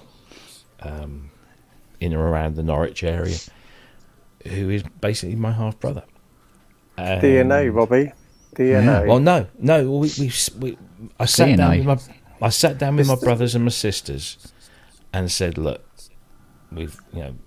this is what's happened. We explained everything, and they all kind of sat there, and they all had this kind of knowing but resigned look on their face, like, yeah, that sounds a bit, that sounds like Dad. And it's the ultimate answer, Robbie. DNA. It's the ultimate answer was we just let it go. Yeah. Because he's got a life, we've got lives. Nobody has to know anything else. It's not like, Dad, when he passed away, he didn't leave a fortune behind that he might stake a claim to. It was nothing like it was just like, let sleeping dogs lie. Yeah. So. Yeah, because I know my dad was married before. Briefly. Don't know. Is that where it branches off, Matt? It's been such a long time since I've actually looked at it. I can't remember. Yeah. And I didn't pick that up either. I just done a basic who married who to track back down the tree. I didn't spot a second marriage. Yeah. Or first marriage even. I know in the UK it's slightly different, but in Italy you can get married in two different ways. You can get married in the eyes of... Oh, sorry, I didn't mean to do that. You can get married... I think it's because I did this. So you can get married in the eyes of God, or you can get married in the eyes of the law. And you don't have to get married in both. You can choose. So this is how my nonna... So my nonno passed away in 1960 as a result of a motorbike accident. And so my nonna... she would get his state pension and hers. Yeah. In 78, 79, she met this other guy, after many years of, just being, a widow. She met this other guy, and they decided to get married.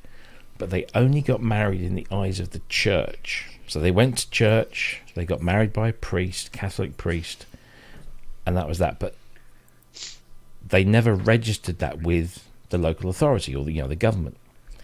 So she could still claim her pension and her late husband's pension, and Armando could claim his pensions, and none of them would be affected. Now, had they got married in law, then my granddad's pension would have stopped. So this is how you get around, getting numbers of different pensions, because in certain countries that are, quite religious, you can get married in the eyes of God, but not necessarily in the eyes of the state, and therefore still claim all the benefits. which I thought was rather clever, actually. Yeah, You know? yeah, absolutely. And Like, I mean, with families, I mean, I don't know. This year was quite prominent as well, but because it was like in the space of 18 months, I lost every member, bar my sister, lost every member of my family, and Fiona lost every member of hers in this 18-month period. To the point that during this 18 months, every time the phone went, we go, oh, fuck, who's died now?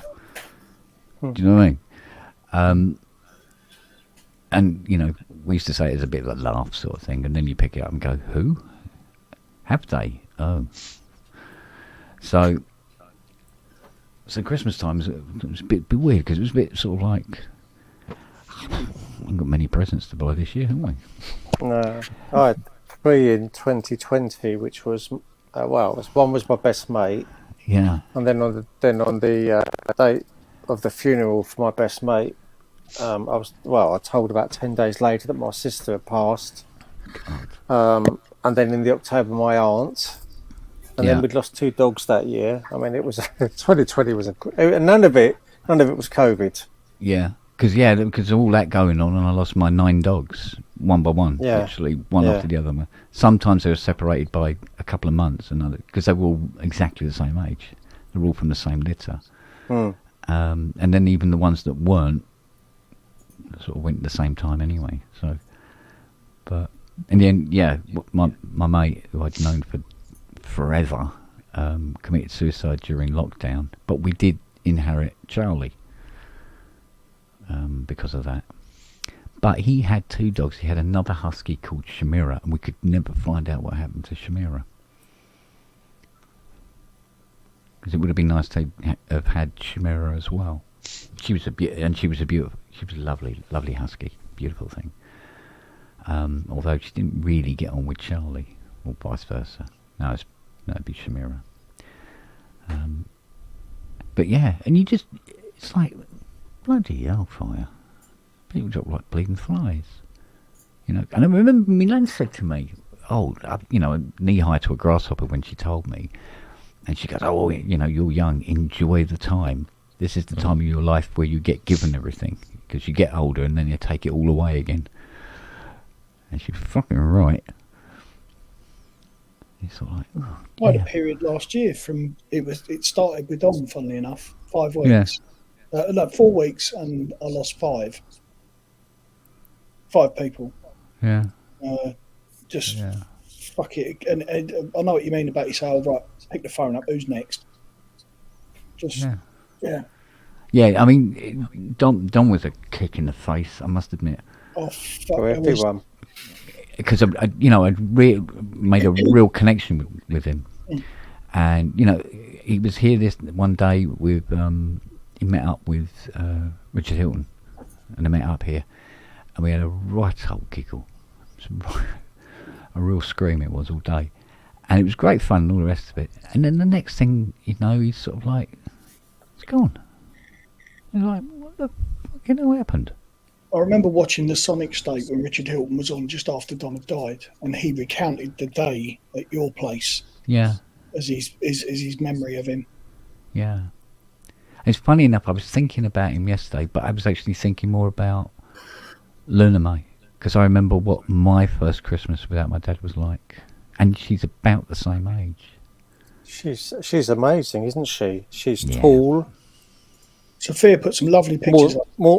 Yes, I'm saying she's just so tall, isn't she? Yeah, they do shit. And I mean, I know Dom was tall. Dom was like a fucking house, wasn't he? Yeah, but it was funny. Dom always looked really short on the show. Yeah. The first time I met him, I went, "Are you wearing platforms?" He went, "No." I go, "You're not that fucking tall, are you?" He went, "Yeah." I went, "Really?" Well, I remember the Synth Fest show that Rob did. Rob was up in Sheffield, and Dom was there. That was when you had COVID, Ken. Dom appeared in the background, and he had to bend down to get in shot. Yeah. Here you go, Kent. Mm. Charles W.L. Spong. Yeah. In 1957, married Hillary M. Allway. Yeah, that's it. Yeah. Yeah. Now, my mum was not my mum. My nan was always trying to keep the whole marriage thing a complete secret. I think she probably hated the idea that the internet started to exist. Well, I discovered on Ancestry that after I moved here, that in 1633, my 14 times great grandmother or something was buried in Brixham. Turns out my family come from about 5 miles away across the River Dart. Oh. We never knew. No, but there's all sorts of things, Matt. I mean, when we moved to Watford, we used to drive up through Bushy, down to where it was Stanmore, and then down to my in-laws in Kingsbury, and the Worcester side of my family. So that's the maternal side. I didn't know they moved to my great grandfather was I think born in Watford in 1867, and then the family moved up through Bushy, Stanmore into Harrow, Wealdstone and things. And every time we drove up through Bushy, we passed the place isn't existing anymore, but where he used to live. One of them used to have he was a hay and straw dealer and a beer cellar. And again, that place is long, long gone. Never knew I had family history just driving up and down that road at all, ever. It's baffling to think, you know. And like I say, it's only going to be, well, what is it?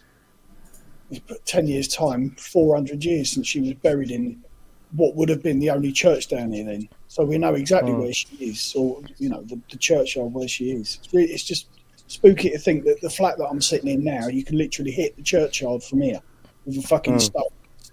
Yeah. Yeah.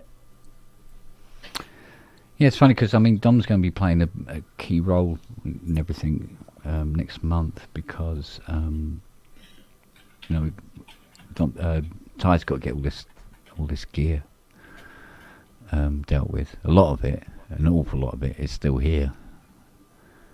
Every time I go out into the workshop and it's Dom stuff there. There's some Dom stuff down here as well. And, you know, you've got to get the stuff moved. And it can't... I think there was some issue with... it couldn't be sold straight away because something to do with paperwork. You know, it's like with solicitors. Yeah. Because it was like, for instance, I mean, nobody in the house even knew what Dom's password was for the computer. Couldn't get into any files, records, or anything like that.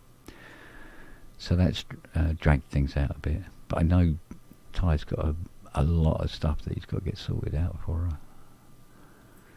her. So that's got to all be sorted out in the new year.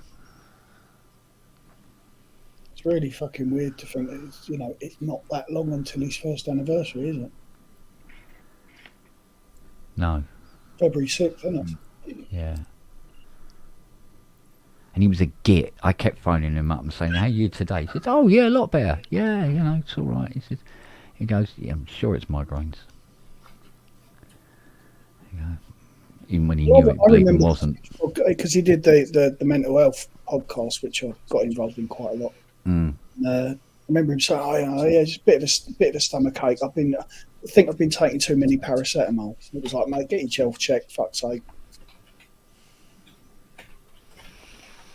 Oh no. Yeah.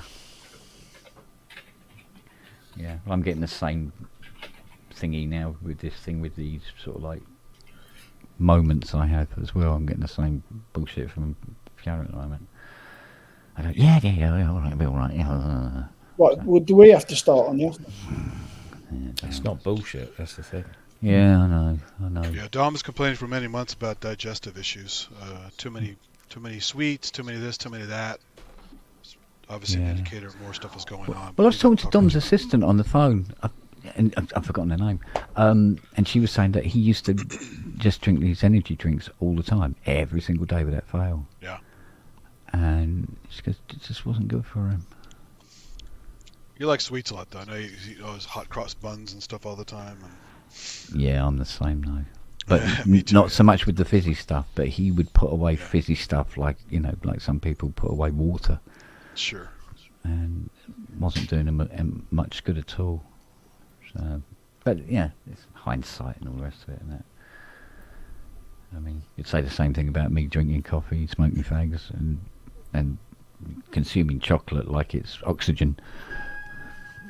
Oh, giraffe can play. Good girl. Yeah, chocolate's good stuff. Oh yes. Right, I'll see you guys later. See you Right, later. darling. Take it easy. Good night, Robbie. Easy. Bye. Do it, mate. So, by the way, since Cresshead's still on, maybe I'm not sure if he's still tuned in. These little, it's like dried branches of something. It might be dried rushes or some kind of. All right. And these make the best fucking cat toys. I found this bundle I had for years, and they start out pretty thin, but they taper off to like a little whip tip, right? Yeah. And if you can hear this barely on the mic, you can hear this. Yeah. You hear that? Yeah. So a cat hears that, wonders what that is, then sees it, plays with it, and forever is hooked on it. It's the best cat toy ever, and it's made by nature.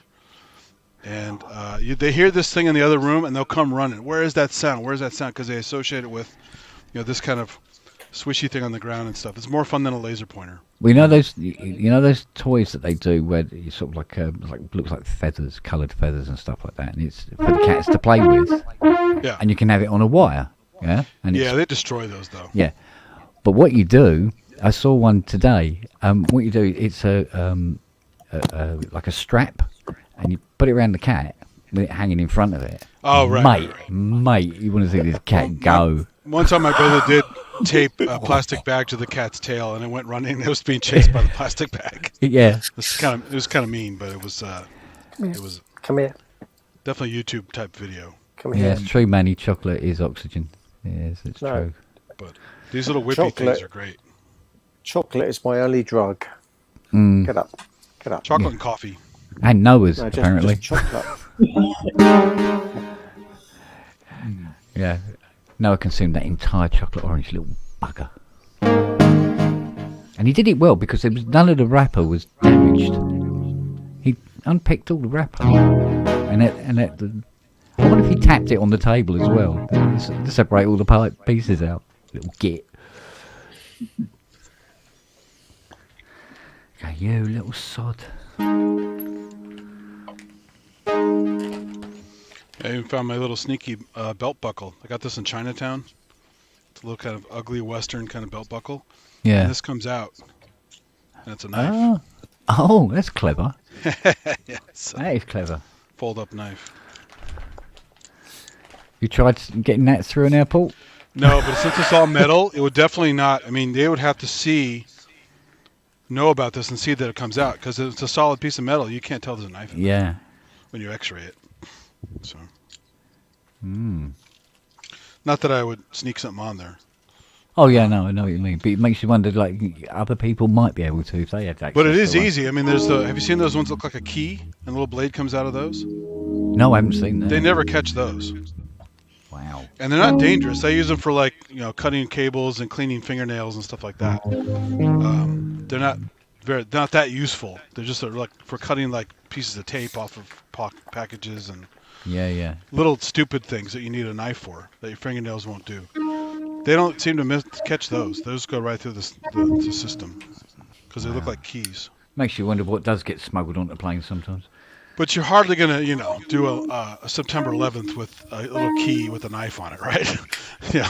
Well, the thing is, technically they used box the cutters and ceramic knives and, Yeah, well, technically they used the bleeding plane, didn't they? So. No, but I mean to subdue everybody. They needed some kind of blades. Yeah, So we're all they had locked out of box the cutters. cabin now, aren't they? Yeah. All that's all sealed off now. But to get there and to scare people, because a lot of people aren't ready for that carnage on the plane. Because when they said, that event was going to change everything, they weren't kidding. Yeah. And then like a year later, had a guy trying to light his shoe on fire. Oh yeah. All kinds of stuff. Because you looking back from now, and you go, there was a time I remember flying to Ireland, and what separated us from the pilot was a curtain. Yeah. Literally. Or just the flimsiest door ever, right? You can just kick it right in. Yeah. One of those ones made out of cardboard. Now those guys are armed. They have a heavy-duty door, and Yeah, marshals on board and all that. Sure. All that kind of stuff now. Yeah. It's bad news. Our religion. Thanks. Of course. But I have to say though, as horrible as that was, and it's just an awful thing to happen anywhere, this country, anywhere else. Unfortunately, we did instigate some of that behavior. Our foreign policy and some of our actions abroad, forever, just like all this stuff in Israel and everywhere else, has been pretty terrible. So, mate, most Western powers are responsible for most of the things that does happen to them. Exactly. Yeah. Hello, baby. Hello, dear. All right. You never told me you fed the chocolate orange to Noah. Oh yeah, you found it. It's on the table. Yeah. Didn't you notice how podgy he was? Thought that was the sausages. No, that's the deep mind 12. I've got words for you, Go young on. man. What? I have not touched alcohol for 3 days. Have you not? You on there. So you're saying, just acting oh, pissed. She's downstairs with a keg of wine. Come on, You come here. lying toe rag. Come here. No. Oh, all right. Fuck you. Because she already drank 3 days of alcohol a day ago. So Keith, you still pissed from last Why week? did you end up going down the DAW route to go and get? What set you on that? Well, because months ago, Matt and I think Andrew Brooks said we'd write a classical piece of music or a style based on the motive that Dom done on his last jam at Bristol. Right. So I took those 5 notes and I've been working on a tune. And the only way to record what I need to do is on a DAW. Because I mean, Matt, I think I could get away with. don't listen Hi, to him. I'm Fiona. not that much of an alcoholic. Apparently, me and Matt are related. Really? Yeah. But I think that Never. there's other ways to record. I could have done a stereo recording if it was live, I always knew your dad got around. but I want to do 3 or 4 Write him a Christmas card. tracks of music for it, so We it don't do means a Christmas DAW. To Uncle Matt. Right. Yeah. So you've never had a DAW until just recently, then? We don't. Well, my Atari STE was the last one. That's been buried in the loft Well, what for else would the trees go over to? 25 years. They just stand there. Oh, that's nice. So you can't do you couldn't No, do that's my other end. Euro rap. You wouldn't have done. No, because we really wanted the classical sound of, whatever. Sorry. I mean, whatever classical is, I chose string section rather than brass or woodwind. So that's what I've gone for. But I tell you what, when you get into the world of the orchestral instruments, it's an absolute rat's nest minefield. yeah, I know, because the articulation is what's hard to try and recreate or to create, because I tend to write the music out.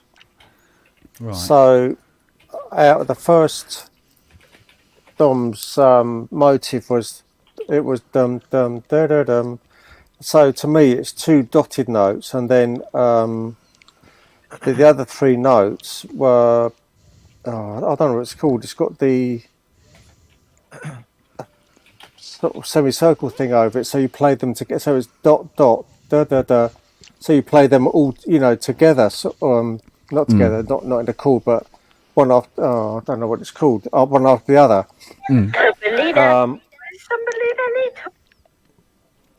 So I sort of try and write it out, but also know in my head how I want to play it. So sometimes the only way I can remember what I've written is to look at what I've written. it's a very slow process. It really is.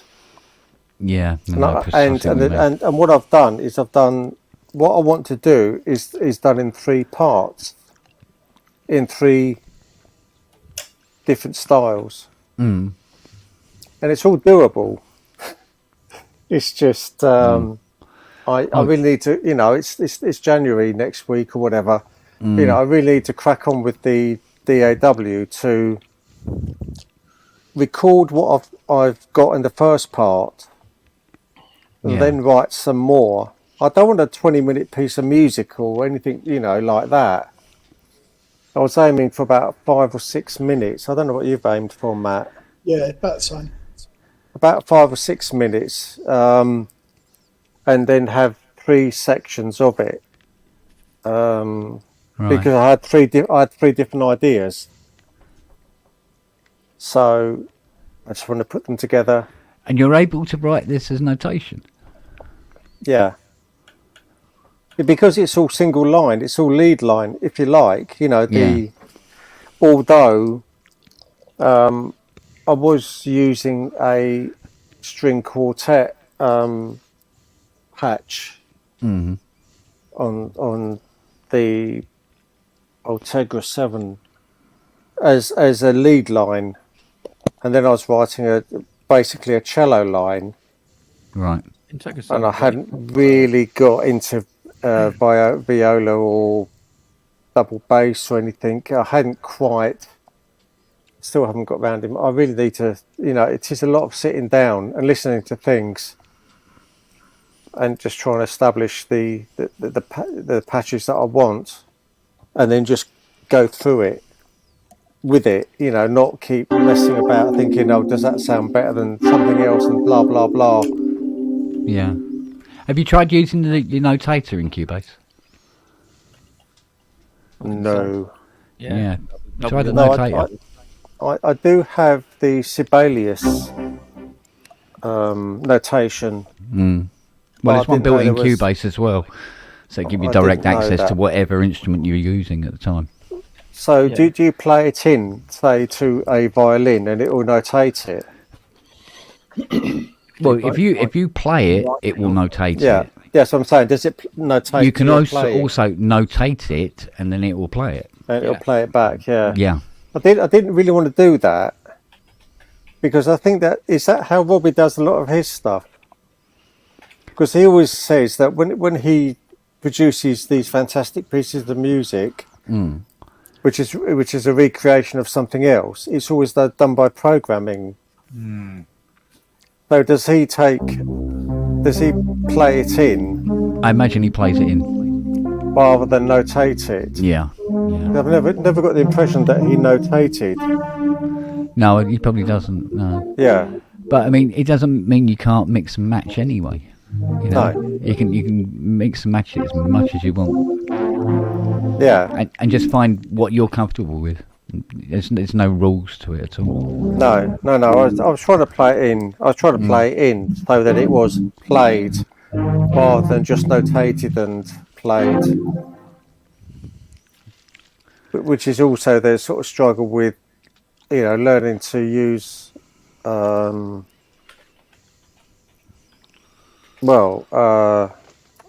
metronome.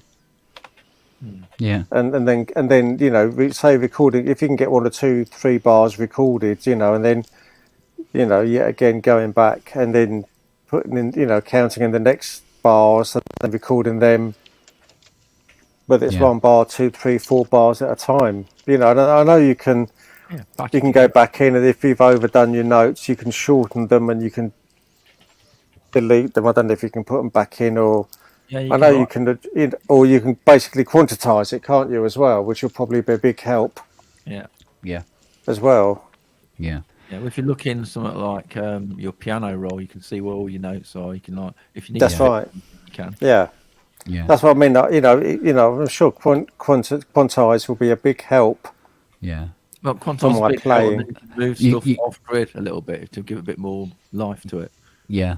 Well, there's that as well, but I mean, you can quantize sections, or you can actually highlight the notes you want to quantize and not the others. Yeah. So it doesn't get too robot.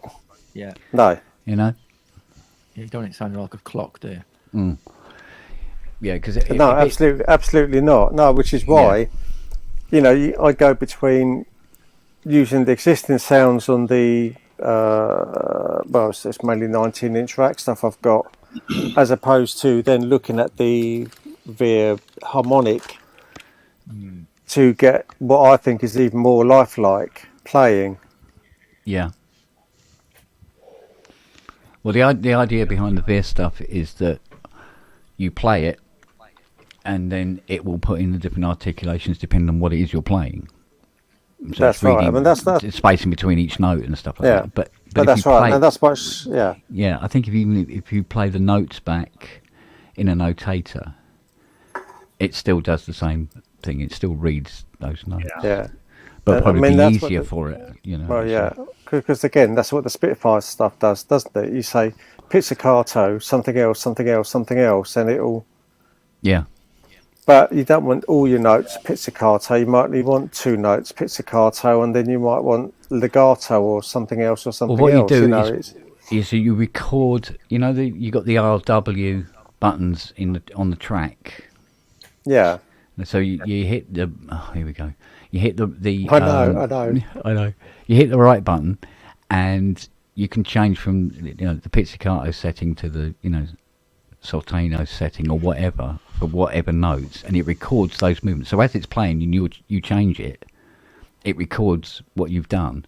So when you hit turn the R on for reading it, those go from pizzicato to whatever where you want it to. So you don't have to have several different instruments with each one with different settings, and you're going from one track to another track to another track. You can actually do it on the one if you want. Right, yeah, because that to me would be a nightmare. Just imagine a track for pizzicato, legato, sostinato, and something else, or whatever. You'd be like, it's doable, but I think, like you said, it would just be absolutely painful. Yeah. Well, I mean, You've also got, I mean, like if you look at the Spitfire Audio's articulate strings, for instance, you got the dynamics slider, the vibrato, how much vibrato, how much release, how much expression, and how much reverb. But you don't have to worry about that so much. And then they can move around, so assign them to pedals and move different ones at different times. But after you've already played it in, and now you're putting all the expression in afterwards. It doesn't all have to be done at once, and that's where DAWs really come into their own.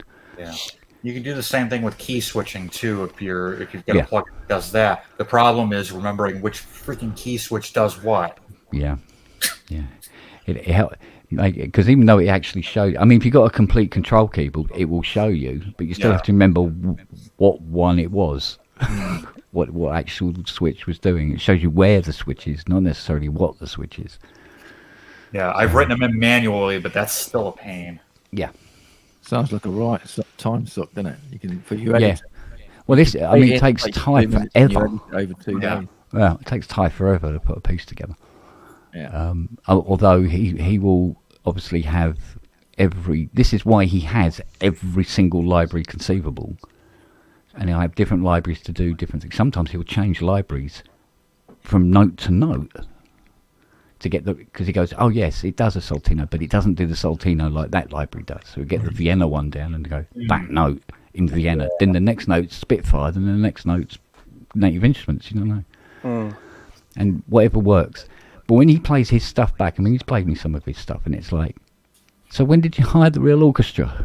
Because you can't tell a fucking difference. And it's all about, also, a very important part, you don't rely on the libraries to do all the work. His mixing is second to none. And he'll mix things to make it real. Be, hasn't it? Yeah. Yeah. Yeah. But the bastard knows what to do and when to do it. Years and years and years of learning and practice. Yeah, I hate people like that. So, right, gentlemen, I'm going to bugger off. Right, Don. Cheers, Thank you for a lovely evening. Yep. You're most welcome. Take care, and I'll Might do it again tomorrow. Actually. Yeah, good man. Excellent. Right. Yeah, good night, Matt. Night. Cheers. See you later, bud. Oh man. So what's your time frame on this thing then? God knows. Well, I think we missed Christmas because we was hoping to put 3 or 4 tracks together for Christmas to release on an EP, and Ian J. Cole was going to do that. Yeah. So that's well and truly gone. I mean, Dom's,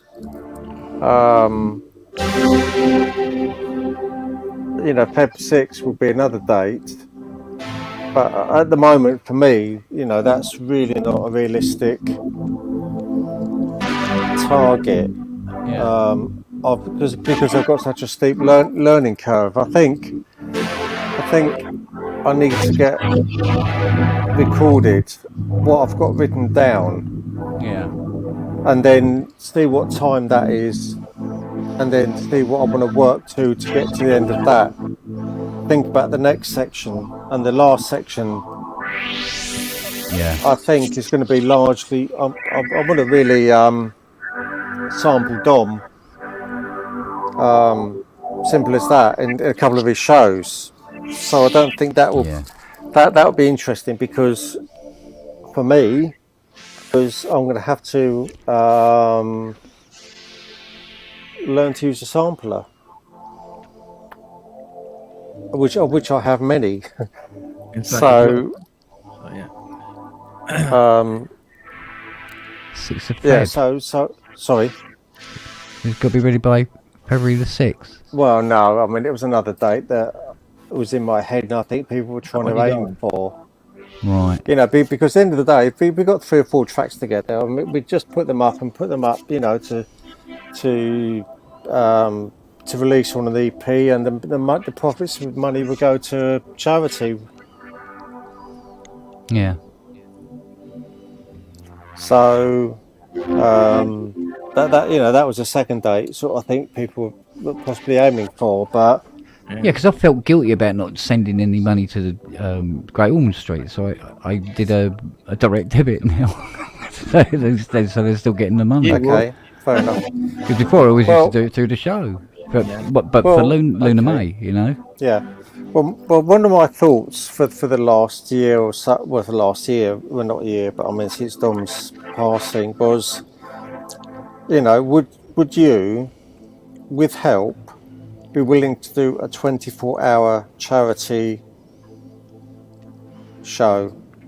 Yeah. And people could pay either directly to the, Great Ormond Street, that they could be given the option to pay by the hour. If people can afford £24 for 24 hours of the show. £24 by, for a few people, you're going to raise a few £100 or whatever. Yeah. Yeah, we can run up one of these, no problems.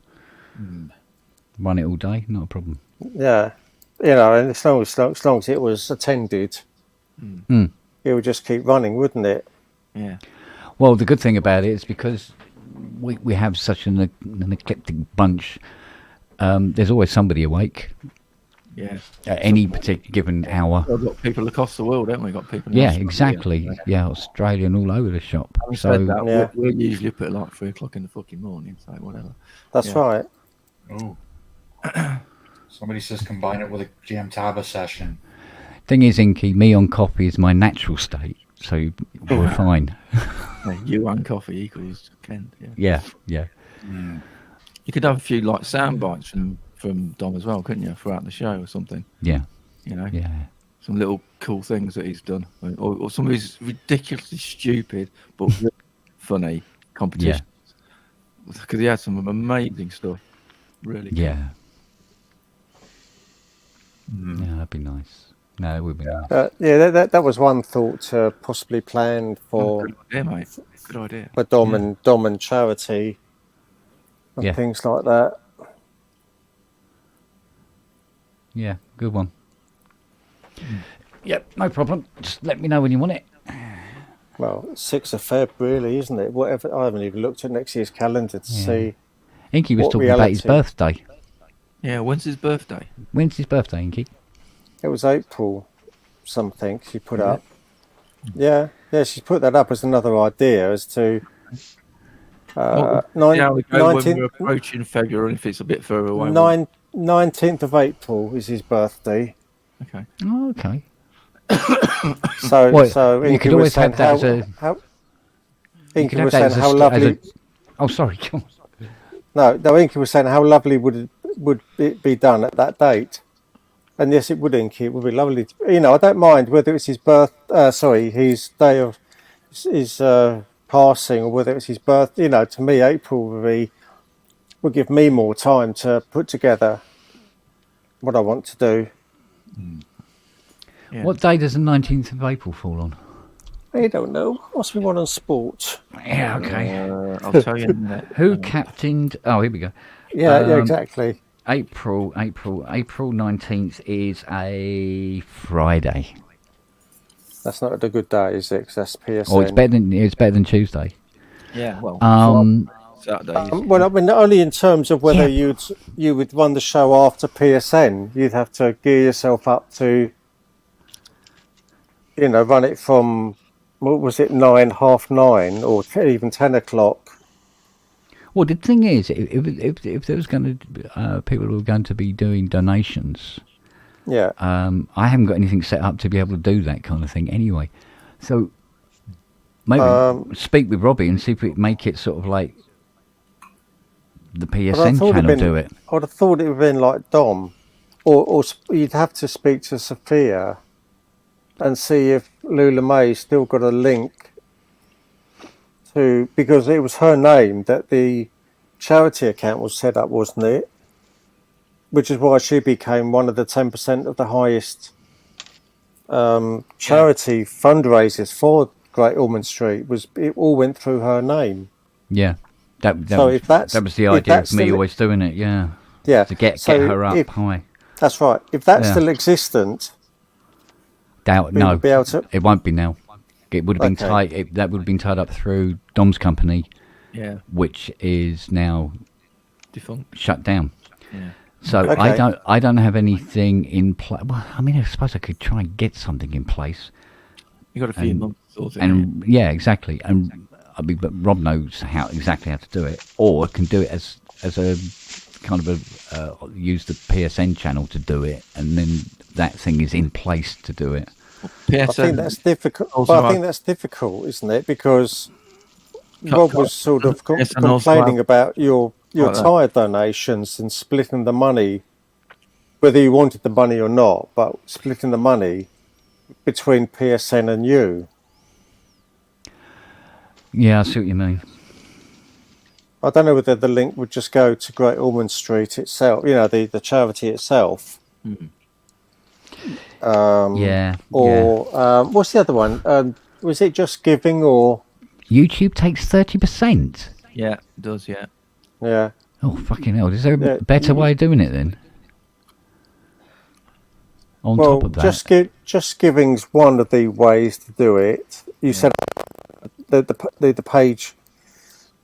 Well, you can certainly set it up in your name, and then people obviously have to trust that you pass the money on. Mm. Or I don't know whether you'll get a link to Great Ormond Street via your name as a donator. Like you said, Just Giving page is still up. It is. Oh, we can probably just do the link directly to the page then. Yeah. Well, Matt's just said do it direct to Great Ormond Street. Only way to be sure they get 100%. Mm-hmm. Yeah, true enough. Yeah. And then Asio said Dom always made up the YouTube charge. He did. Yeah. He didn't, did he? He did. Christ, he must have loved me. 250 quid every bloody week. He's going, oh God, he's done it again. Yeah. Bill again, yeah. I mean, either way, like you said, talk to Robbie and come up with something, and and again, a suitable date. Well, we've got time to do it in, so thank God for that part of it, anyway. Yeah. And it would be nice if Sophia and or Lula May, made an appearance at least, But Yeah.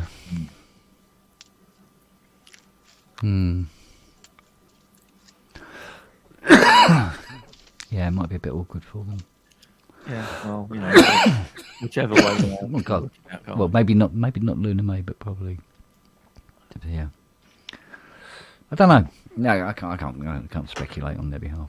But yeah, we'll get something together. One by hook or by crook, we'll get something together, and we'll fucking make it work. So these tracks are these? You play these on the during this show? I think so. Yeah. Yeah. That's a good idea. Well, I mean, ultimately they'll either get, depending on how they're done, whether Ian releases them under his Sinners Music. As a showcase bit. You don't have to play all of it. You can showcase bits of it and then say it's now available if you want to get the whole thing on Sinners Music. Ways round, Play I mean, it's not something I want to play live by any means. Well, that's another whole new dynamic. Yeah, maybe not that. I don't know. I fancy the idea of doing something live, but you can, yeah. You volunteered it. Yeah, I'm just thinking about how things normally go. Yeah. Be halfway through the track and the whole studio catches fire or something. No, it won't be that. It'll be all you'll have is left-hand channel. It'll be fine. Yeah. No, this time it'll be right hand. Just to when it starts all breaking up, it sounds like a Dalek. It'd be great. Yeah. That'll be cool. But there again, you see that there are people like like James and Andy and Grace and Inky who are very capable of doing live stuff. Oh, Andy was one of the ones who said about the doing the classical piece. So I mean, yeah, unless you're going to employ a load of people to play with you at the same time, we'll have trouble with that one. Because playing that live would be. Yeah. We can turn it into our version of Live Aid, can't we? Yeah. Well, that was a concert that shouldn't have worked, but did. Didn't it? Yeah, didn't it just? Mind you, there was a lot of talent turned up. There's a lot of people that wanted their careers to keep going, so that's what talent turned That's up. true enough, yeah. That's true enough. They were like 70s bands in the 80s going, are we still relevant? Well, we might be if we're on Live Aid. So, yeah, Christ, weren't they? Yeah. Jesus. Yeah, it was different. Yeah. Then you had Phil Collins flying over on Concorde to play in two places, didn't he? That's right, yeah. Took Concorde, so it was only going to take, what was it, 3 hours? 3.5 hours, isn't it? Heathrow to Philadelphia. Kennedy or whatever it was. No, that was just Philly. No, that was just Heathrow to Wembley. Yeah, that paper Concorde, yeah. But he had a police escort, didn't he? Yeah. Heathrow to Wembley, he had a police escort. Things be fucked now because we've got nothing like Concorde anymore. No. They never replaced it, did they? No. So 7 hours, mate. Tough shit. Yeah. And how long would get through security take now versus back then? Yeah. God, can you imagine getting East 17 to turn up? East 17 don't talk to each other, apparently. Yeah. They've just been in the paper saying, it could be another Christmas #1, but for a band we don't, or a group. The main guy who's sung it is a bit nutty as well at the moment. Yeah. They don't talk to each other anymore and things like that. So. Well, that's most bands, isn't it? Even the ones that are still together probably don't talk to each other. They just go on stage, play the gig, and go home. Yeah. Mind you, they probably wouldn't have been able to do anything. I mean, look what happened to Rans. Getting copyright strike on his video, playing his own fucking music. Yeah, I know. Right, isn't it? Yeah. But that's the trouble with going through Ian and Sinner's music and Orchard's music, is it? That he's Vance isn't the only one who's fallen foul of. But these tunes have been released. You're not going to get a copyright strike on your music because it's not out yet. You're going to get a preview of No. what you wrote. So Yeah. fine. Yeah, but it could get it later. Yeah, well, that's later. I suppose. Yeah, but that's later, isn't it? It's a one-off Yeah. event. It's a one-off Yeah. event, so it doesn't really matter. Well, I suppose if you play it before the release date, then Yeah. Well, you don't have to play all of it. You just play a bit of it, you know. Yeah, And yeah. then you can talk about it, and now you got, you know, the whole show could be quite interesting. You could have each artist come on, talk about how they made it, and then, you know, showcase it, and then say this is going to be track 5 on the thing and whatever. You know? Yeah, it would be better to play the whole piece, though, wouldn't it? It would, but well, you can. I'm just saying, like, if you want an option that probably helps sell the music later, then you play all of it. Mind you, I think a lot of it plays on the size of the audience as well, because I mean, there's been stuff played on, you know, these pubs before now. Yeah, never had any problems. If it's your pub, it never gets a copyright strike. Well, yeah, exactly. I mean, the only pubs that I've ever had to pull is because Ty's phoned me up and says, "Oh, you got to pull that. You got to pull that." Because you said can't have people hear me saying. Yeah. I mean, again, Ty, really? It's always you. So, yeah. So, yeah. Yeah, why not? Yeah, fuck it, go for it. Does StreamYard stay up for 24 hours? Do what, bud? Will StreamYard stay up for 24 hours? Will a stream stay up that long? Or you have to write it in sections?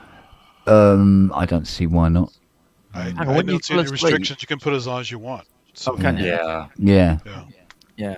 Because you forgot to switch it off one day, didn't you? So it was on for ages, wasn't it? Well, yeah, I left it on because Andy was still talking. There was a load of people still talking, and I was like, I was out of it. And I thought, all right, I'll just leave it on. And then I finally checked out, and then Robert jumped in later to play Red Light. Yeah, and it was still. I think it was still running as about. As long as you stay half connected, you can stay in. But once you drop, you can't get back in without you letting people in. Yeah, so. Yeah, exactly. Yeah, that was the thing. So, how do people get let in and let out if the main guy who runs it isn't there?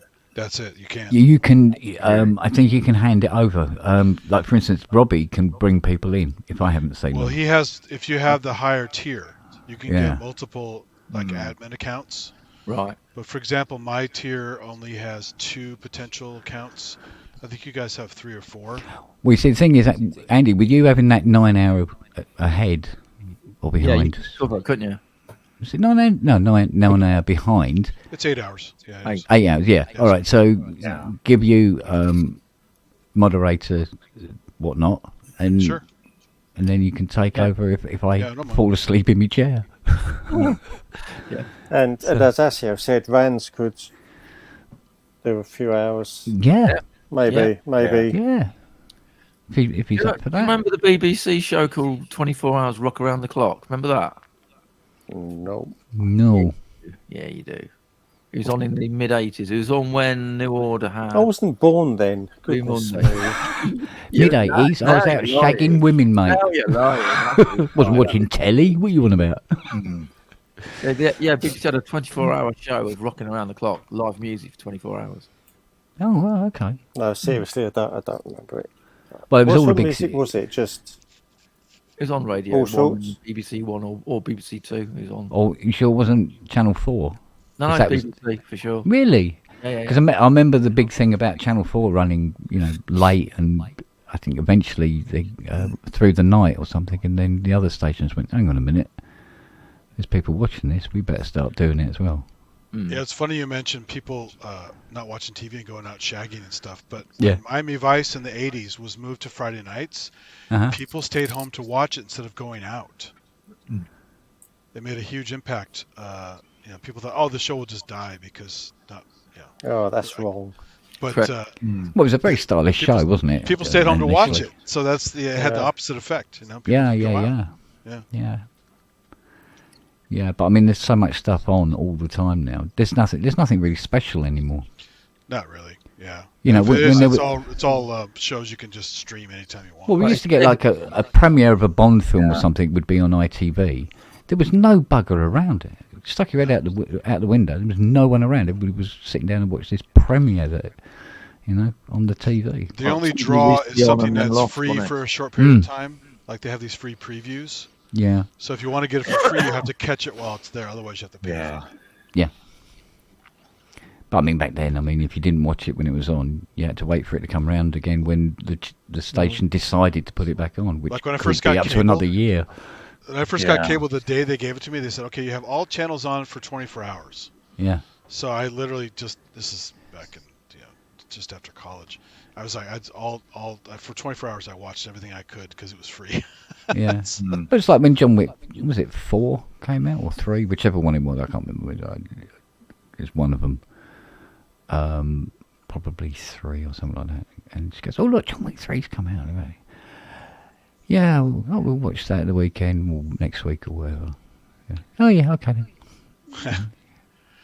Did you guys over there have the concept of the illegal cable box, where you could get unlocked content and stuff? Oh yeah, there was lots of the dodgy stuff going on. Stuff like at that. the time. Okay, yeah. I figured. But You we were always behind. We were always behind though, because we used to see films with people, watching stuff on cable, and we're going, "What the fuck is cable?"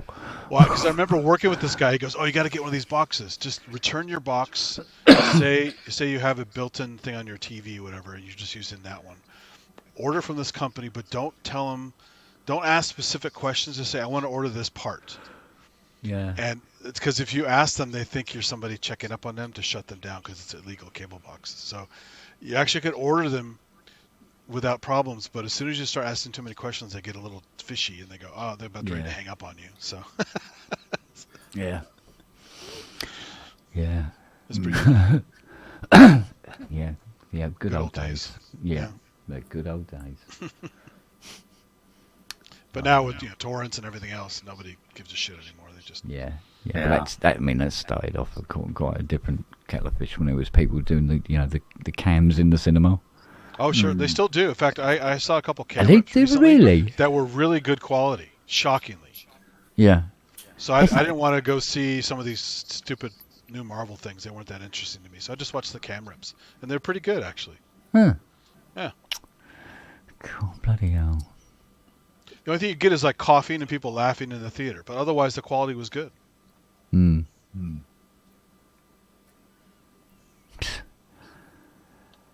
Well, God knows what the next big thing will be, but either way, it will make something less magical somewhere down the I line. remember the old days of VCDs. Did you guys ever have VCDs?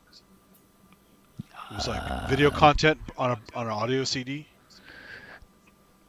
You could put them on your computer, and they would be from Asia mostly. They were just rips from Asia.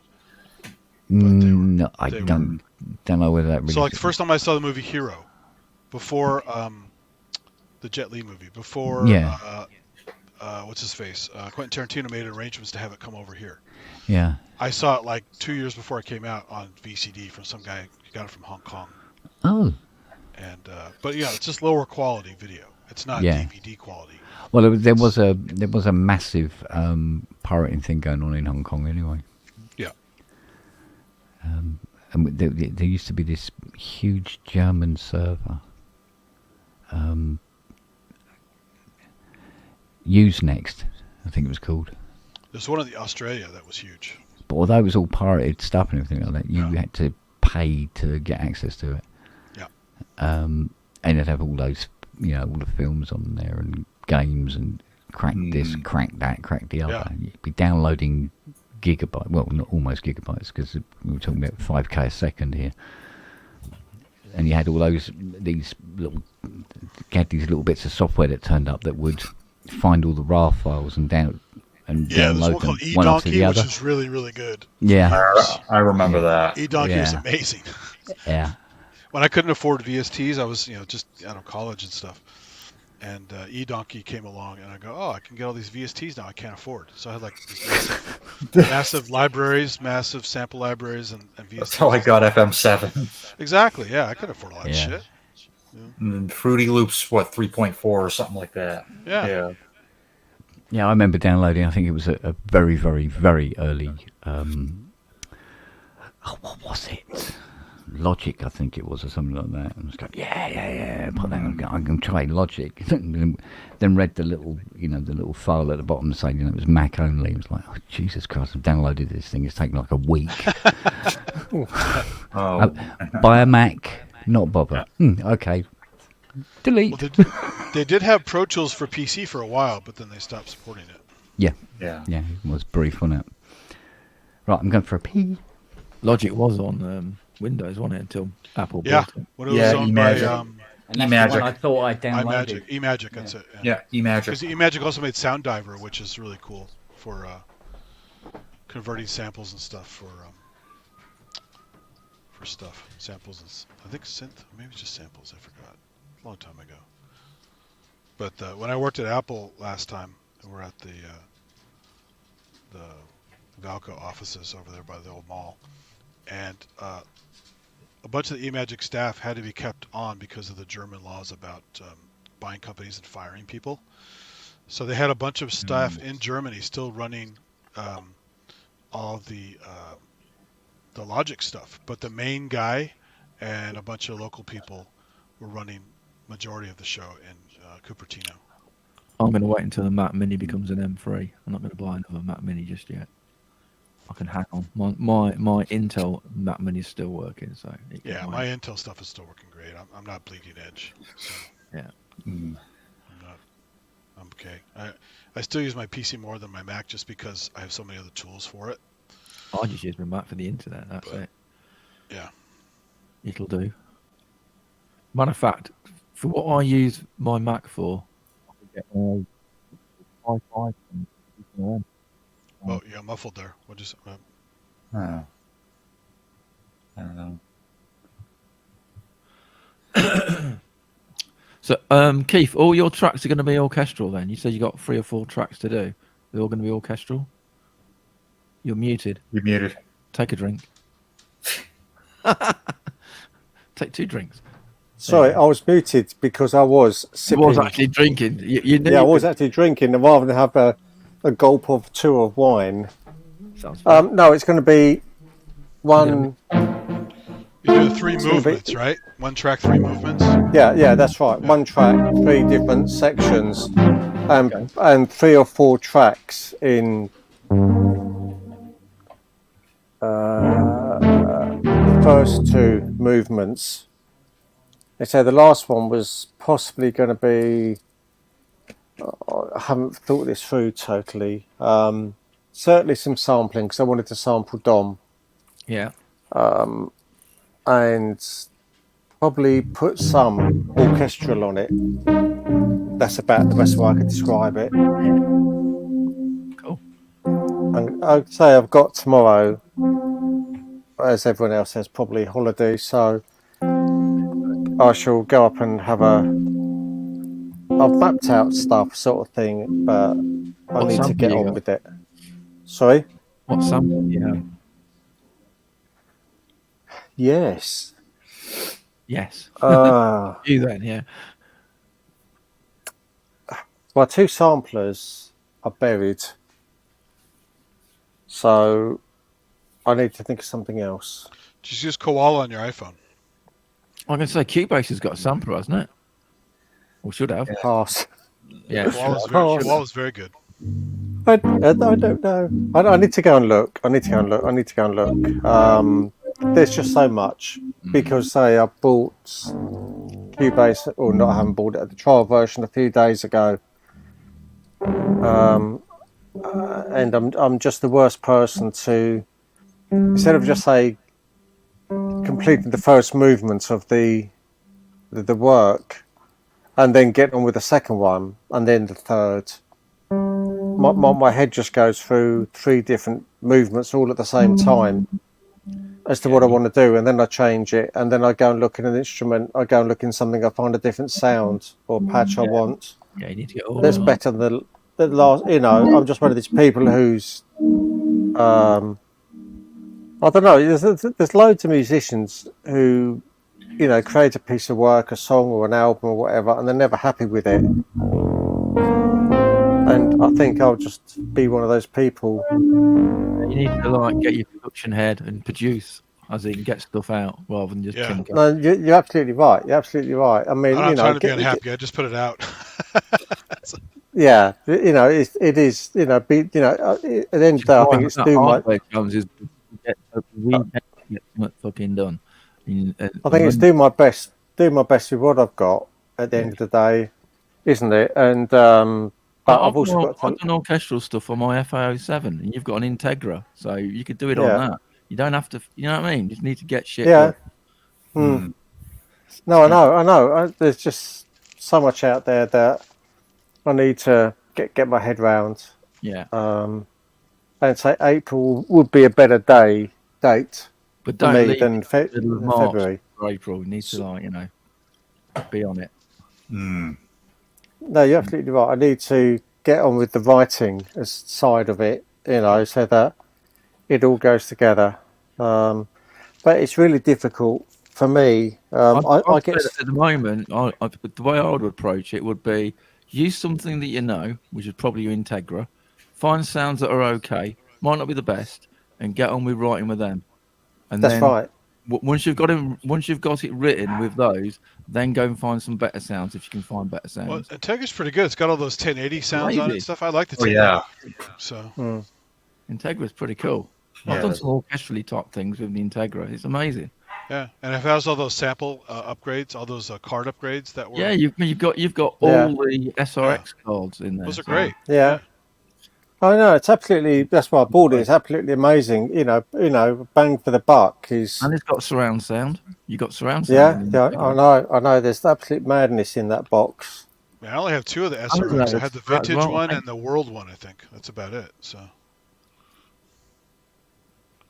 Yeah, I haven't got any cards in it, but I still think there's enough in it. There's more than enough in it.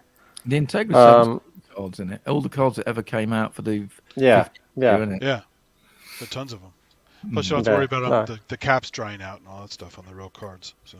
Yeah, and you can run 4 cards in the Integra. On my FA07, you can only run 2. So you'll. Yeah, I think only 2 on my 1080. I think. Yeah. So for getting stuff written out, I think that's a great option because you already know that bit of hardware. Just get on with that, and then tweak it later. You know what I mean? And you have some, and you can mess around tweaking until you run out of time, but you've already got all your stuff done. You know what I mean? So if you get your writing done in sort of January, then you can spend February and March fucking about with it. Yeah. I mean, the 1080 was good enough for Vangelis. I know he had it in his rack, and I've definitely heard some of those sounds in his work. So. And if you run out of time in February and March, you've still got a version of it done. So you're not going to miss the deadline. You know what I mean? Yeah. I just need to get my head round Cubase. A lot of it is get my head around Cubase to be able to record. I've got a certain amount. I can't remember. I timed it the other day. I've got something like 45 seconds written out. That I just need to. If I get that recorded, that will be a really big step forward for me. Because then it's the bit after that. I need to go back and see what I've written. I've written some stuff down, but I need to go and see what it is again. Refresh myself. Simple as that. I just haven't. But I do go. I do get writer's block. Yeah. Yeah. I mean, 2 years ago, I wrote a song, lyrics. And I've got the music for the verse, music for the chorus, the music for the middle 8, bridge, whatever it is. I've got about 50% of it, and I cannot crack it to get myself back into beginning of the next verse. In that case, I'll try something else, do something different. I'm just saying. It's been 2 years of trying to complete this one song. To get to a point where done that. Yeah. I can get it. Same here. I can get it recorded. The best thing to do at that point is to walk away from it and just forget it. Yeah, I do. And at some point, I could do that. Yeah, I do. But the sky from you. Just go, yeah, I know it's in there somewhere. Yeah. And there's only 12 notes to play with or whatever, but well, let's go microtonal. Yeah. Well, yeah. I mean, that's not really quite the answer. It's meant to be a very Scottish sounding song, which it is, but I just can't I just can't get it finished. It's 2 years of trying to finish this one piece, or this one particular piece of it. It's just haven't gone there. I need to sit down and just record 2 or 3 hours or whatever, and then start trying to piece together. I think there'll be enough in that to make something of it. So it's like a jig kind of thing? No, it's fine. No, it's it's a song. I've written the lyrics out and everything. And it's a sort of slow song, but it's got a definite Scottish sound to it. Because friends have moved out to the Outer Hebrides, and they've bought a croft and they've got it going. Except they haven't got a house to live in. So for those in the UK, they've now got Channel 4 Grand Designs to follow them this year, and they're going to start the build next year, hopefully finish it. So I wrote this song for them, and I really need to get it finished and someone to sing it when they finish the house. So yeah, just sort of in a way, sort of lots going on in my head. Yeah, put it away, start writing something else, and eventually that hamster wheel will come back around. And I can tell you this happened to me because I started an idea about 5 years ago, and it was this chord progression here.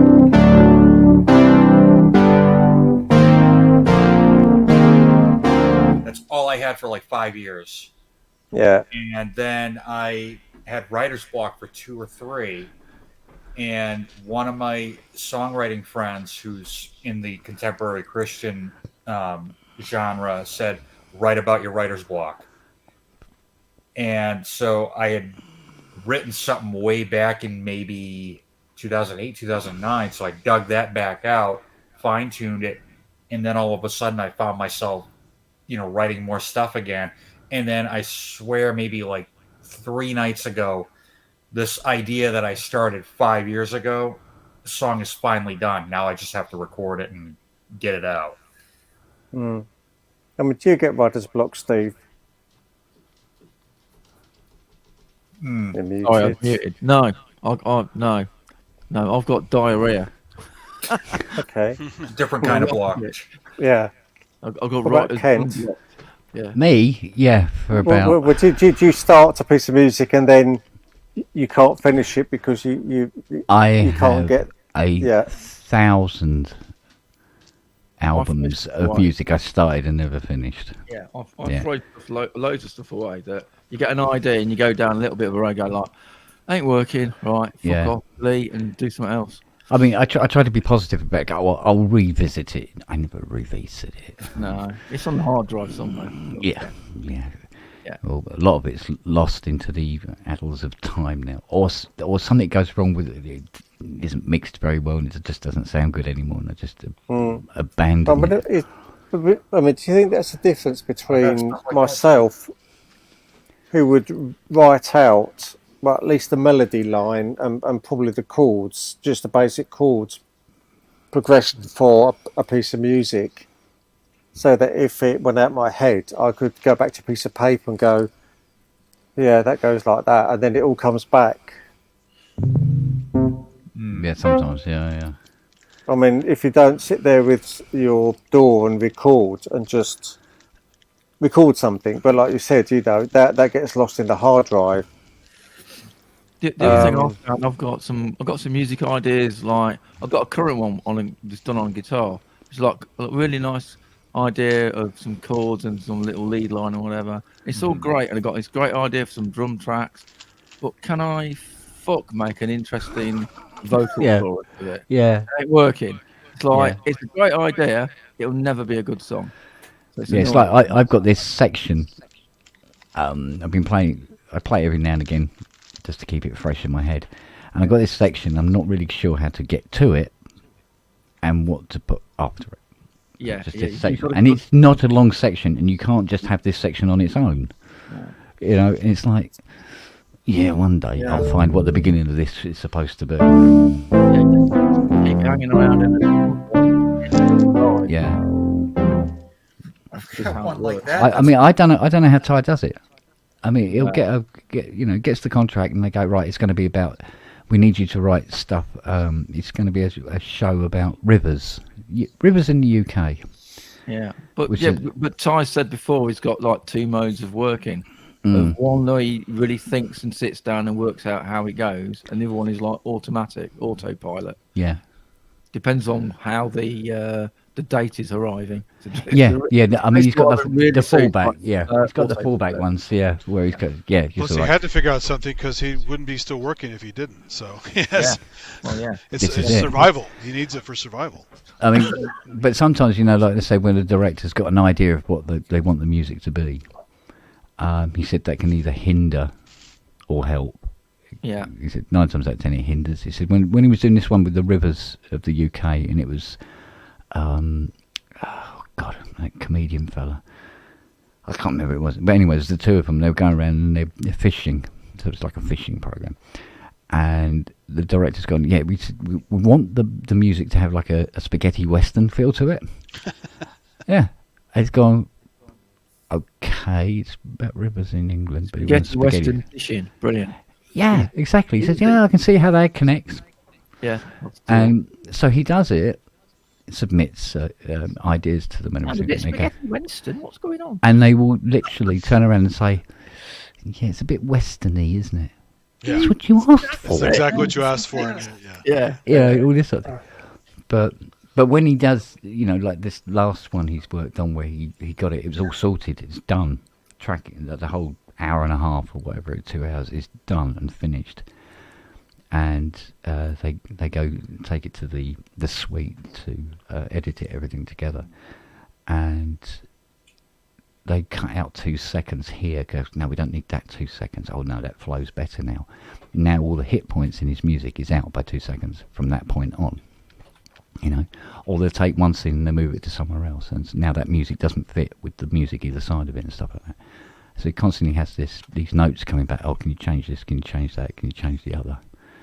And I'm going, I thought you used to get paid a lot of money for doing this, but actually, really, you don't. This is why John Carpenter did his own movies with his own music and everything else, because he said, fuck all that shit. Yeah. Yeah. But the other thing with making music is that if you don't have a deadline, you've got no motivation to actually get anything done. Yeah. That could be a massive problem. If no one's over your shoulder going, is it finished yet? Then you'll just sit there for months and months and months. And it's no good you even setting your own date, it's like your own deadline for it, because you literally have to find somebody who's going to punch you in the face for not getting it done in time. Yeah. Now, I know Fiona would gladly take that role. Yeah, she'd gladly. Well, without the deadline. Yeah, while I'm asleep in bed, and she'll just kick me in the head. And I never have the guts to actually ask her to do that for me, but I imagine at some point I'm going to have to ask her, because nothing ever gets done. Which is why I like that hardware jams thing. You get 2 days. Yeah. And you either fail and don't submit anything, or you get off your arse and fix stuff and get it done. I was in the hotel room last week and I started something and I was so fucking tired I said I'd give up and I went to bed. Just couldn't do it. But you've done loads, mate. You've done. No, I know, but I mean, I really I wanted to do that one because I had a cool idea and I had it halfway done on my OPZ, and it was just the lids were just so heavy, and I had to get up early the next day. Yeah, but you can't hit the target every time, mate. Yeah, you just can't. Fuck it, I just can't. Yeah. So. Yeah, I mean, I must admit, the Christmas one and you meant to put the Christmas element of a Christmas song or carol or something like that in the jams, and a lot of them missed the mark. Yeah. They just went and put something that was a jam in, and quite a few of them. There was a few of them that actually got the Christmas songs or Christmas carols in there. It was sort of a bit disappointing for me. Some people just submit anything and just that's right. Yeah, I managed the Christmas one. It wasn't a very cheery one, but it was Christmassy.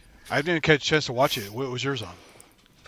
Mine was on what was it, last Friday, something like that. Actually, that was the second go. The first go was like I had this idea, and it just weren't working. It's like, oh, fucking running out of time. But you know what? I even said to Inky, you know what? I ain't doing it. Forget it. This thing's bollocks. It's rubbish. Then it came to Monday morning or Monday lunchtime. I thought, no, fuck that. Right, do it again. Do something different. And I actually was recording my jam as the stream was on. Yeah, I've done that last several shows actually. Yeah, it was such a fucking video, didn't I, as well? Yeah. You know, Well, as weird as it seems, this complete reorganisation of the studio is, I mean, partly due to new gear coming into it. But there was one key factor that was missing out of the studio that made entering anything into hardware jam impossible, and that is there was no synchronization in the studio between any of the equipment. Oh, so you couldn't record it and video it. Yeah. Yeah. So putting something, relatively full-bodied together was not a thing that could be done.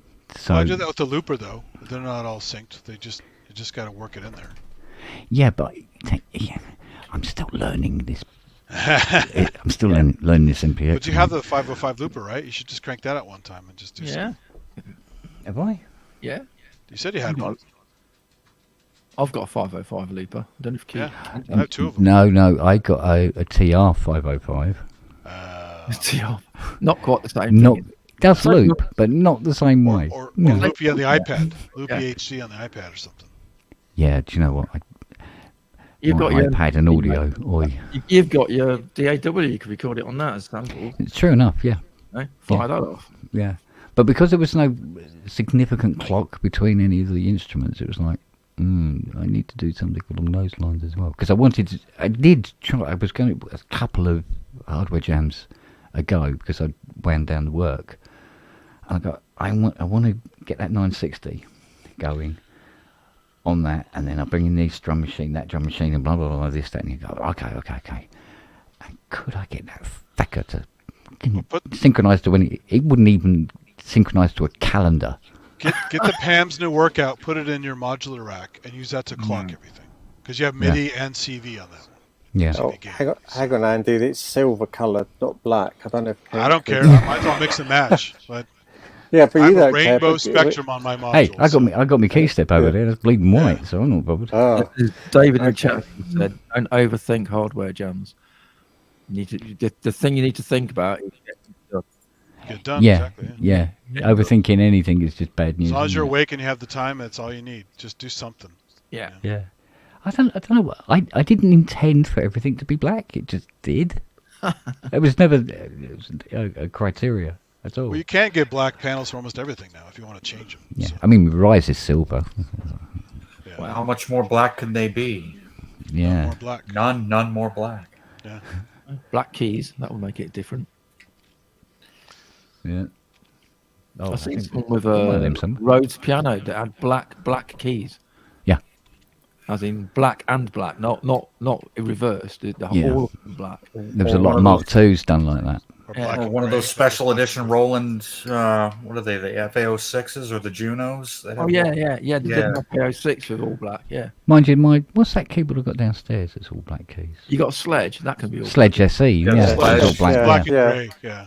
Black, it's grey, yes, right, yeah. The Axe Edge. I have I have the Korg, the mini Korg controller with the joystick on it. That's all black. Yeah, Akai's got you're on stage in the dark trying to figure out where the fuck you are on your keys. I tell you what, yeah, but I mean, if you start colour coordinating gear in your studio, bit sad, isn't it? You're just in trouble, really, because it's not going to work out for you. I know it looks cool, but at the same time, I think it's focusing the wrong energy on. You got to make music, not look at your stupid color scheme. That's when you go out and buy a Elisa's Fusion. Is it Fusion? What was the one that looked hideous? Fusion's very ugly. Fusion, yeah. It's silver. The most ugly fucking synth. I think Andromeda still wins for the ugliest, but it was ugly. Worse than a Russian synth. Come on. You're supposed to be black in here. You know that, don't you? They're the wrong colour. Just cover it in gaffer The tape. ugliest would have to be the YS200 from Yamaha. I love the YS200. Is that That is Yamaha's out-and-out best design piece of kit. Is that the one that built up like square bits and it's like It looks ridiculous. Yeah. It sounds okay. It's got breath sensor on it. Got breath input. The breath controller. Yeah. My mate's So- got one. Yeah, Got it. you can add that with the MIDI Solutions box. So Is it there? Yeah, not one of their best, was it? From Yamaha, I don't think. Yeah, no. or what's the QT or something? The little box that's kind of looks Yeah. futuristic. Oh, the TQ5. TQ5, that's it. Yeah. Yeah, on like 30 degrees angle. At an angle, yeah. It's the whole thing. It's Oh, cool I'd at an love angle. to have one of them. Yeah. I love that. Just because it looks so ridiculous. I must It's like admit, chiclet keys. Yeah. something that's really helped in this studio is having a single mixer that does everything. You don't say. Yeah. As opposed to having 3 or 4 of the buggers all over the place. I'm used to the submix thing, but I could see why it's easier to have one. I Yeah. can't get a big enough mixer. So. Well, once I got this thing all booted up and everything like that, and yes, I had to buy some more cables. Really? Yeah. Yeah. Because now everything is XLR, right? Are you now a distributor of cables for Europe? Oh, mate. Yeah, there's still quite a few bags in there as well, but Yeah, they're all XLR's either not the cheap. wrong length or got the wrong ends on. You know, and some of them I actually made. Yeah, I made a lot of XLRs as well. Yeah.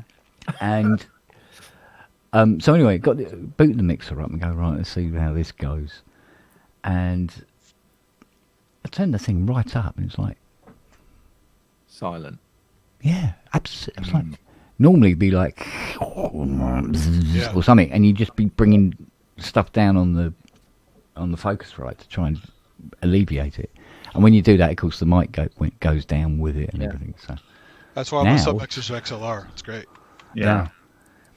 But I was expecting this Behringer to have some quirks somewhere along the line. We go, yeah, it's a Behringer, mate. You know,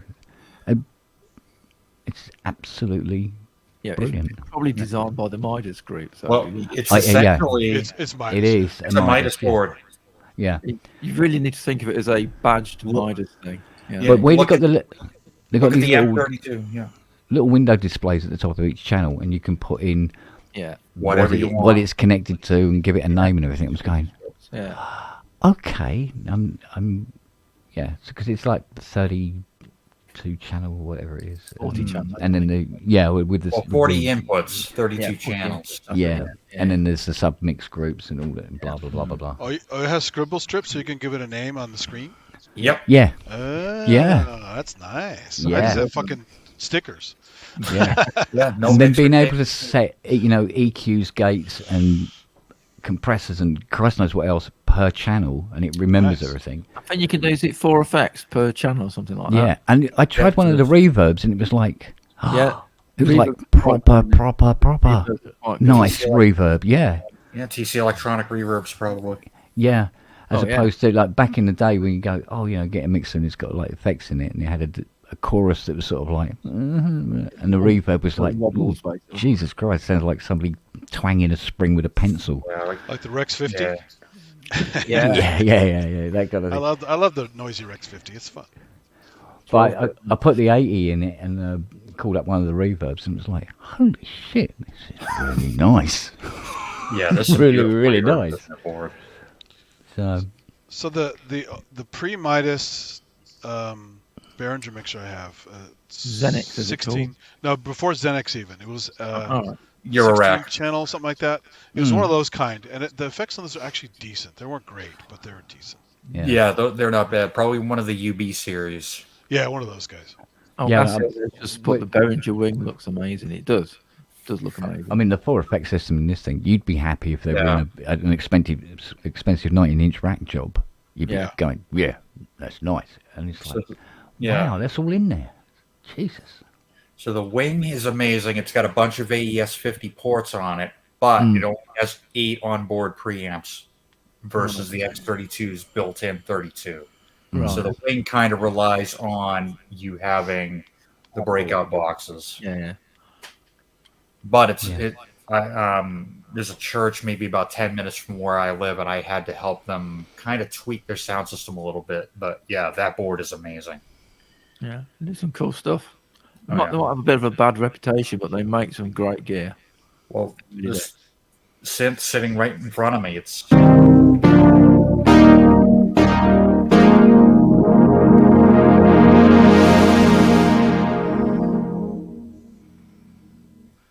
yeah, cool stuff.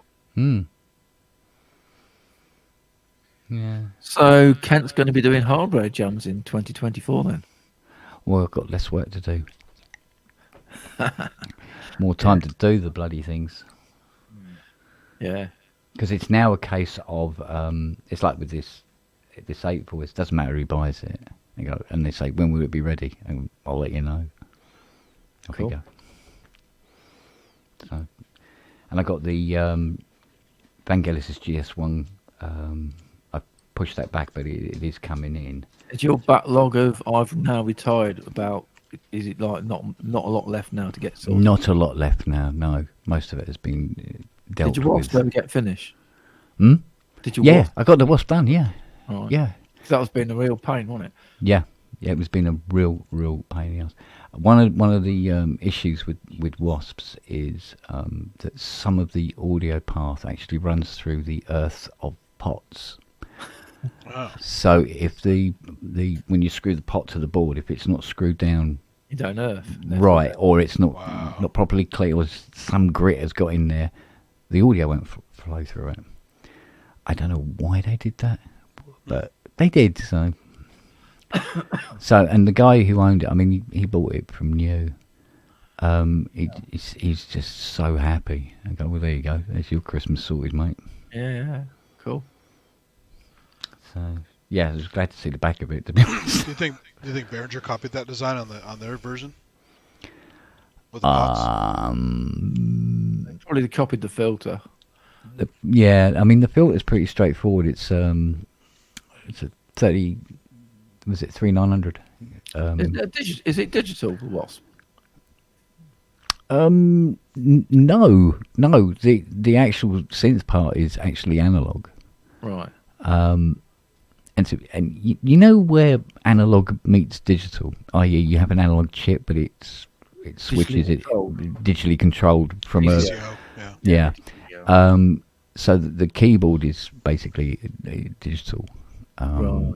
That's why. Oh, because I heard it was digital somewhere, but I can't remember where. Yeah, but it's digital where there's no processor or RAM or anything like that. Right. That's the next level of digital.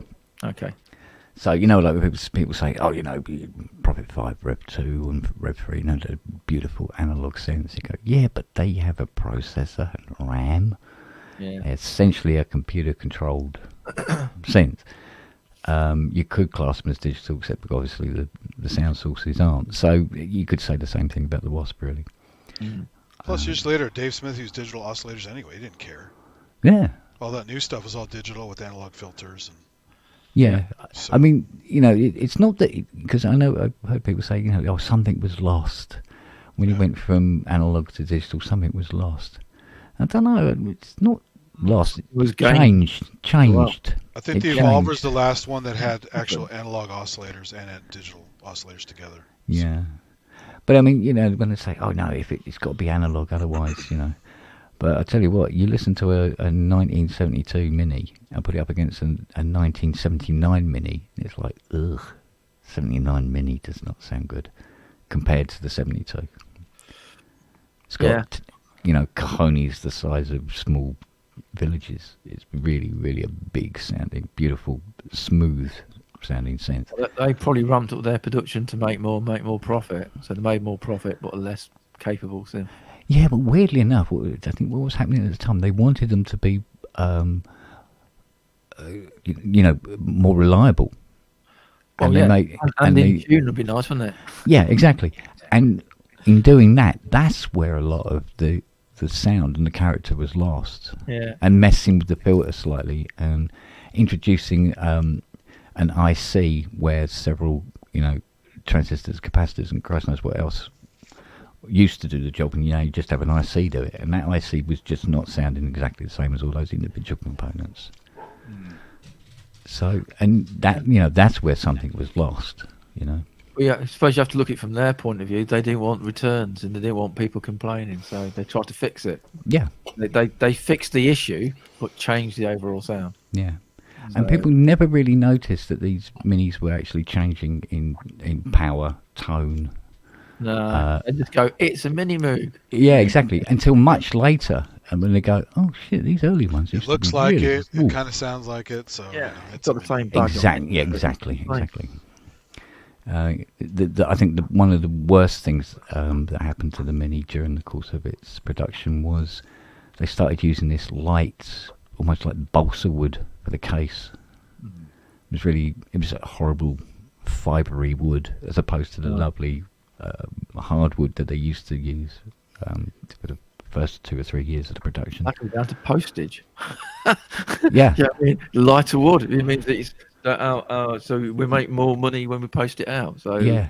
Yeah. But the general feel and look of the synth, that's why they started to go more and more blonde. Yeah. Or could just have people complaining how heavy the fucking thing was. Yeah. Because this wood wouldn't stain. It just refused to stain. So when I get, a 7980 one come in, they go, oh yeah, can you make it look like the ones you do on our old music's website? I mean, no mate, not with that case. Can't be done. Yeah. You go, oh, but polish it, yeah. Well, yeah, but it won't shine like the old ones do. Sorry. Different wood, It can't be done. Just add some veneers that you can stain. You know. Yeah. You would literally have to do that, and you might as well just buy an old case. It'd be cheaper, long run, you know. Yeah. So, and yeah, it's not a problem when you've got something like a GS1, which it's literally like 4 mica, awesome. You know, on chipboard. Jesus. It's not suddenly it's not a problem. Nobody gives a shit, you know. Yeah. You just wipe it with a damp rag. Yeah. You go, there you are, done. Hey. And that's all about the sound, then, isn't it? What was the old Mellotron case? Was that painted wood? That white case? I think the old ones were. Yeah. I think the old ones were. I didn't do a lot of Mellotrons. There were experts out there, and I went, nah, send it to them. They know what they're doing. There's no point in me having to learn all that. If there's people out there doing it better already. I mean, that must have been a mechanical nightmare. Yeah, it had to be. Basically, isn't it? Yeah. Well, if you watch them changing tapes, it is a nightmare. You have to pull that. Yeah, well, exactly. Yeah, it's like I felt really, really cheated actually because growing up during the 70s, and I was buying Tomita records, and you had him photograph him on the back of the album cover with this huge.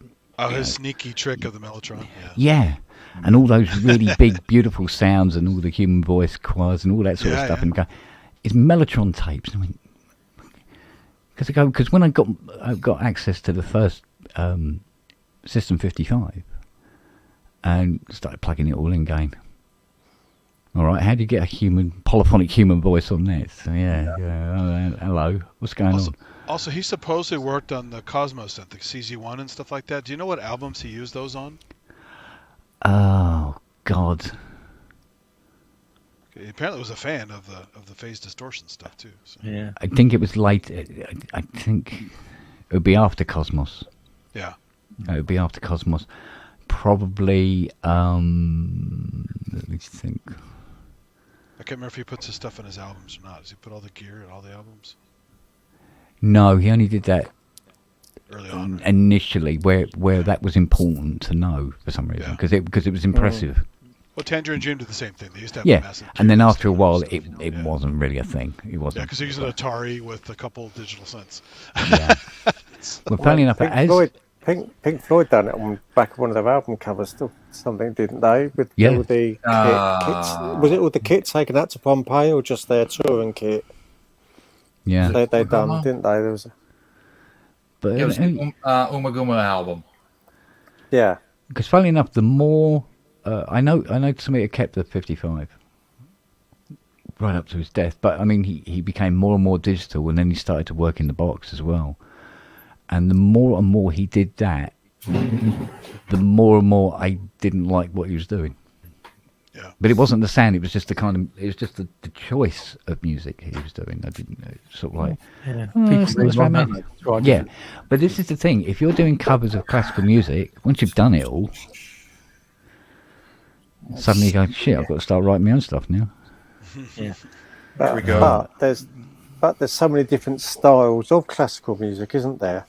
There's not just he done Debussy, Stravinsky, Holst. You know, he didn't just stick to. He's done all of it, didn't he? Yeah.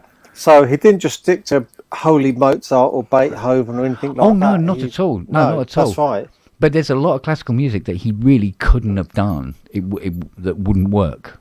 Yeah. And I'm sure he tried and then gone, oh, no, forget it, move on. But I think when it came to him actually having to write himself, although he was a brilliant synthesist and a fantastic player, to me, didn't strike me as a fantastic writer. Yeah. If you know what I mean. So the as stuff opposed that to Wendy, as opposed to exactly. Wendy, who got herself out of Bach and into writing Tron and Clockwork. Well, Clockwork Orange was Beethoven, wasn't it? And things.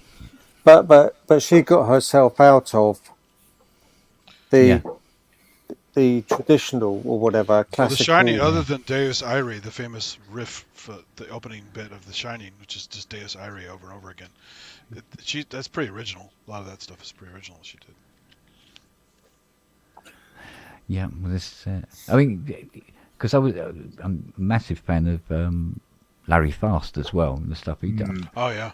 And those Synergy albums he did, love them. Although one of them is a little, what's the word? Almost not childish, but it's kind of a whimsical.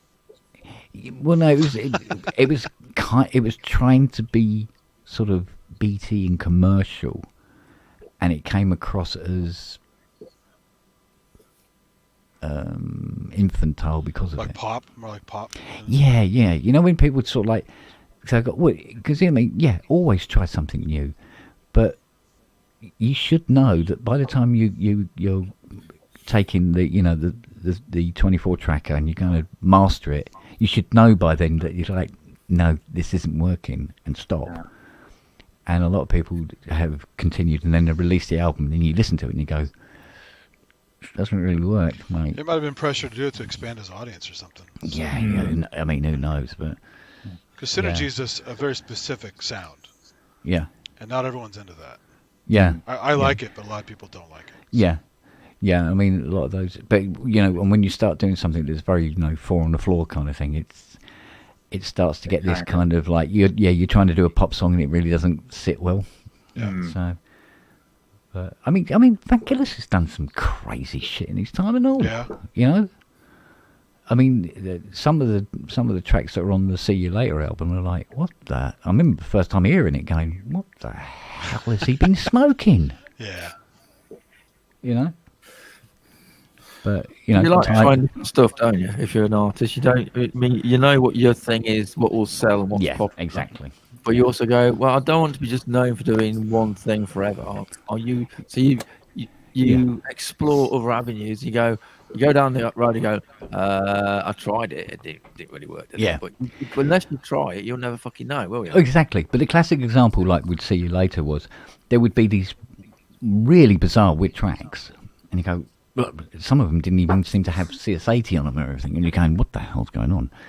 And then you flip the album over, and then there'd be just two tracks on the other side, big long ones, and they were fucking sublime. And you go, that's all right, that's fine, we got side two, I forgive him for everything. Yeah. Well, it's like you look at 1492 versus Alexander. Alexander's a pretty awful score, but 1492 is amazing. So. Yeah, exactly. So. And it's like, like with the Chariots of Fire, you think about it, you go, it's actually a very, very simple, straightforward, almost formulaic track when you break it right down. But the way it gets presented. But then when you look at all the incidental music, either, where that theme isn't, it's like, did he fall asleep on the keyboard? It's like, and all that stuff going on. It's like, it's just noise. Yeah. Nothing to and grab then bang, and then you get your thing. And even then, although it's simplistic, he makes it grandiose. Well, even the Blade Runner stuff that got released many years after, all that stuff that got tied up in whatever legal mess. Yeah. And there's that whole extra stuff you never even heard, and some wasn't even in the movie. Yeah. You're like, whoa, there's some weird shit in there too, you know. Yeah, but nobody knew what that movie was actually going to be like until it actually hit the cinema. I mean, nobody involved in that knew what it was going to be like. They had no idea. Well, it's because at the last minute, if you saw the documentary, Ridley Scott's a crazy tyrant. Yeah. They almost didn't get finished. Yeah. Way over budget and whatever. Most directors are tyrants because they need to get shit done. So No, but those guys especially. Ridley Scott, James Cameron, Kubrick, Cameron. You know, those guys are fucking nuts. But they make movies, so we'll let them off. They make great movies, so that's part of it. Part of being a crazy asshole, you know. Yeah. Yeah, I mean, Hayes has a point. Blade Runner as a movie isn't that great. It isn't. The second one has more story, but I still prefer the first one. Yeah. Yeah, exactly. I mean, if it had been made like the book, I might have actually disliked, because when I read the book after the film, and after reading the book, I went, do you know what? I kind of prefer the film. You know, when he's sitting in the kitchen, he's taking the turtle apart and everything like that, and you go, and all this sort of thing. It's like, no, I think the film's more interesting the way it was, which is weird. You know, it's got more pace. I'm sure Philip won't agree with me, but you know, probably not. But yeah, it's just sort of like, you know, I suppose seeing it first and being more used to it that way. The other thing with talking about music in things like Blade and whatever, and most albums done by name bands, you hear a selection of their music that is pulled down into the album. They make more than that. They make loads more than that. Cool. Yeah. I remember, I think Joy Division were doing their first album, and the producer guy was saying like, "No, we need more tracks." And they wrote more tracks, but they never got used. But they pushed them to get more stuff in the wings ready, just in case it wasn't working. Yeah. You know, it's always good to have something to fall back on. Well, you can cull it down, can't you? You might make an extra track that ends up being a gem that you use, but you don't know. But so if you need 10 tracks for an album, you probably need to write 16 to make your 10 tracks. Yeah. It's like, I think it was yesterday I was reading about Adele is playing Vegas, and she's being paid. Why? Yeah, she's being paid $1.3 million a night. Yeah. Well, I think the Scorpions also have residents there too. Retirement fund, doesn't it? It's a retirement fund. Scorpions are in Vegas for a while. Yeah. Oh, so was U2. They had that sphere thing, didn't they? The sphere, yeah. Yeah, that looked amazing. Hello, baby girl. Yeah.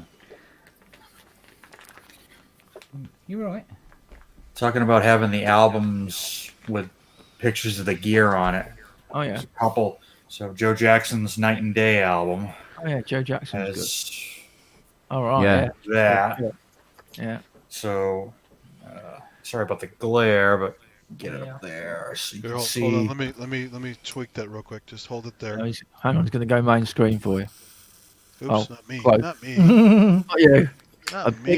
Hey, Andy's on the cover. Yeah. Yeah. Yeah. Congas, So there's marimbas, everything. Yeah, so there's a Rhodes, there's a CP80, a B3, and then looks like a Prop 5. That's properly messy. Yes. And then the famous Queen album, Jazz, has that. Wow. Look at that. That's a proper studio. That's even bigger than Kent's room. Yeah. That's the same studio they used for Flash Gordon too, I think. It looks familiar. Yeah. But yeah, I love seeing stuff like that. Very cool. Yeah. Well, I thought it was funny. Tiny was telling me the other day. He said about what's his mush? Oh God, what was his name now? I can't remember anything for love the money. The Beatles producer. George Martin. George Martin. Yeah. Sir George Martin. Yeah, Sir George Martin, indeed. Yeah, he said I was watching him again. He was doing it was some interview he was doing on some program, and talking very much like this. Absolutely, they did this and they did that. He said, "Do you know he's a Cockney boy? He put that is an affectation. He put on a posh voice to get the job." Yeah. And he said, and then it stuck. He couldn't get rid of it. He goes. I remember him. He was like, "All right, geezer." It's like I could just imagine him doing it. I can't imagine him doing it. That's funny. Yeah. Gig, I suppose. Yeah. You couldn't work at Abbey Road and be a geezer. No, you weren't taken seriously enough. Here's something funny I found. Wagyu probably knows this. Hey, Wagyu, have you seen this book? You're hiding. Outrageous Japanese. Yeah, it's pretty funny. It's all kinds of slang and crazy phrases and stuff. So if you're going over there and you want to speak like a local, supposedly, you can. Is Wagyu Japanese then? He speaks it almost fluently, I think, and his wife is Japanese, I think. Ah, okay, right, got you. So, he's always putting kanji in the text. I'm like, holy shit! You can read the damn kanji. I love listening to my next door neighbours. They're Chinese, and they speak very loudly, I must admit. Oh yeah, my girlfriend's Chinese. She's yelling it all the time. So. And it's I don't know whether it's Mandarin or what what. It's probably Mandarin. Yeah. But it's a very musical language. It's lovely. Mandarin is definitely more musical than Cantonese, so it's probably Mandarin. So probably Mandarin. I think that's Cantonese is very harsh. Is Mandarin like the dominant? It is dialect, for sure. Especially since they took over Hong Kong. Yeah. So. Yeah. But the first Chinese here were from Hong Kong and stuff. So San Francisco has a huge Cantonese population. And then now with all the people coming over here in droves with tons of money, raising all the prices and all the homes, paying cash for like millions and millions of dollar homes, Yeah. Those are all Mandarin folks. Yeah. Yeah. Well, we've had quite an influx of people from Hong Kong, which is fine by my standards. I find them to be a very engaging people. On these restaurants. Awesome. Yeah. This country, this is a country of immigrants. Before they had Native Americans, which almost had a genocide, right? Yeah. And so anyone who complains about immigration is a fucking asshole because we came in and almost destroyed an entire group of people. Think about what the British did in China, man. Everywhere, right? But here people are like, "Oh, this is our country. Get out of here." It's like, no, you guys stole it first. Right? Yeah. And then you want to complain about other people stealing it. And it's bullshit. Yeah, absolutely. But you do have to slow it down. You don't want, because we're overpopulating. So you want to just control it, but not cut it off. Well, the thing is, because Hong Kong was a British colony up until whenever was it late 90s or something. And we were signing it. There was a transition period, wasn't it? And we were signing it over. And 95? Was it 95? Something like that. Yeah. It was, I remember the guy was crying. The British guy who was living there. Who was the main minister or whatever was crying because he had to leave. Not Britain? What was his name? Can't remember what his name was. But we knew that there would be a massive influx of people from Hong Kong to here because we'd given them British passports. Yeah. And they're going, oh yes, no, there's too many Chinese coming in. And it's like, I said, do you know how many people leave this country every year? Yeah. Quite a few do it.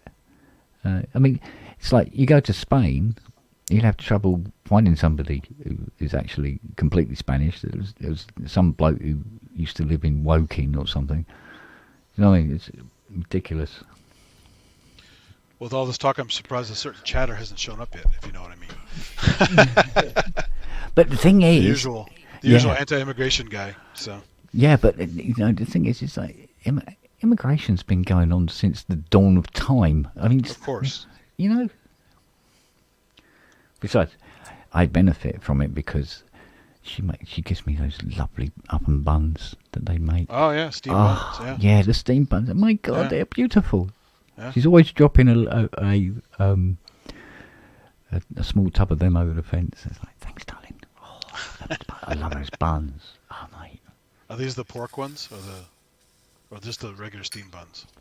She does a pork one. She does a chicken one as well, which is So yeah, pork one's called like char siu bao or something like that. Yeah. So every now and again we get a little lesson in Mandarin, and we give them a little lesson in English. Mandarin's tough because they have this concept of the tones, and some of the words can have 4 completely different pronunciations. Depending on what pitch or where you start from, whether it upscales or downscales. Kind of like that. And it's like aoi is pick all that up. Pick all that up is tough. Yeah. So, but it's interesting. It is, yeah. Yeah, absolutely. I mean, it's a very old language, very old civilization. You know, I mean, think of how advanced they were when everyone else was doing like bullshit, right? Yeah. And then they pretty much just stood still for the most part, cut themselves off from the world, and then finally opened up, you know, and then caught up super fast, right? Just like when Japan opened up in the 1800s, whatever it was. Yeah. To all the major changes and stuff. Well, they ramped up like crazy. Mate, they had civilizations, governments, councils, and Christ knows what else, when literally most of the people in this country were going, oh, there's a nice piece of mud over here. Exactly. Like, some lovely filth over here. Yeah. God, I love that Monty Python film. So. Yeah, exactly. Now you see the violence inherent in the system. Help, I'm being repressed. I thought we were an alternative collective. Yeah. It's so great because so many people I know love that movie, but they love it on the more silly level because they don't know the references and it's you know, even if you don't, Bunny, you can enjoy it. Yeah, but because you may not understand half of the things they're talking about. Yeah. Because it's so highbrow, it makes it funny. Yeah. You know. So it makes you go, well, I wish university was like that. Like when I first started watching that as a kid, I didn't know who the fuck Proust was, right? The summarizing Proust competition, and then they had to end it on the winner is the girl with the biggest tits. I mean, come on, that's perfect. Yeah, it's a brilliant concept. It really was. Yeah. Yeah, Aristotle was a bugger for the bottle. Yeah, but you know, the piss taker. It's like, what was it, the Australian wine tasting? That one I don't remember. That was an audio only one, right? I think those are the cassettes or something. Yeah, I think it was one of the audio cassettes. I gotta go back and listen. I forgot some of those, but everything Flying Circus and the movies I knew really, really well. A lot of the cassettes I only know some of them because I never. I mean, I haven't heard the thing myself for like 35 years, but you just remember things. Like there was one where he says it goes. One of the wines was Chateau Wagga Wagga. He goes, this is not a wine for drinking. This is a wine for laying down and avoiding. Yeah, there you go. There was another wine which is only supposed to be used for hand-to-hand combat. That's funny. Or there was a Chateau something or other. He says it was so popular that at the opening of the Sydney Opera House, they were fishing them out of the river every half an hour. That's funny. That's like the. It's like the Philosopher's Song one where he goes, anyone caught not drinking in his room after hours will be punished. Or yeah. But you had like other random skits on the albums that they played on Dr. Demento here, like John Denver being strangled. You know, it's like 10 seconds long. Oh mate, there's some fantastic stuff. It's very funny. But something found out. Tiny said to me yesterday. He said he's found he inherited it. It was a huge box of master tapes from one of the London studios. And he said he's gone through them. He said, and he found one. He goes, I'm not quite sure what to do with this. I go, what is it? He said, well, it's never been released. He said it was recorded, put in a box, and that's it. I go, what is it? He says, oh, it's a Peter Sellers sketch. I go, are you fucking kidding me? He said, yeah. I go, mate, you got to do something with that. Yeah. You got to take that to somebody. You've got to. Fucking never heard before Peter Sellers sketch. Come on, man. Yeah, I wonder how that works. If it's abandoned and you bought it legally or acquired it legally, how that works exactly. I don't know if would it be part of the estate, regardless of the fact that they didn't even know it existed. That's from the 60s, probably. Yeah, it's from quite a while back. Yeah, it's quite a while back, but it just never came to fruition for whatever reason. Is copyright 80 years or 60 years? What's copyright? Is it?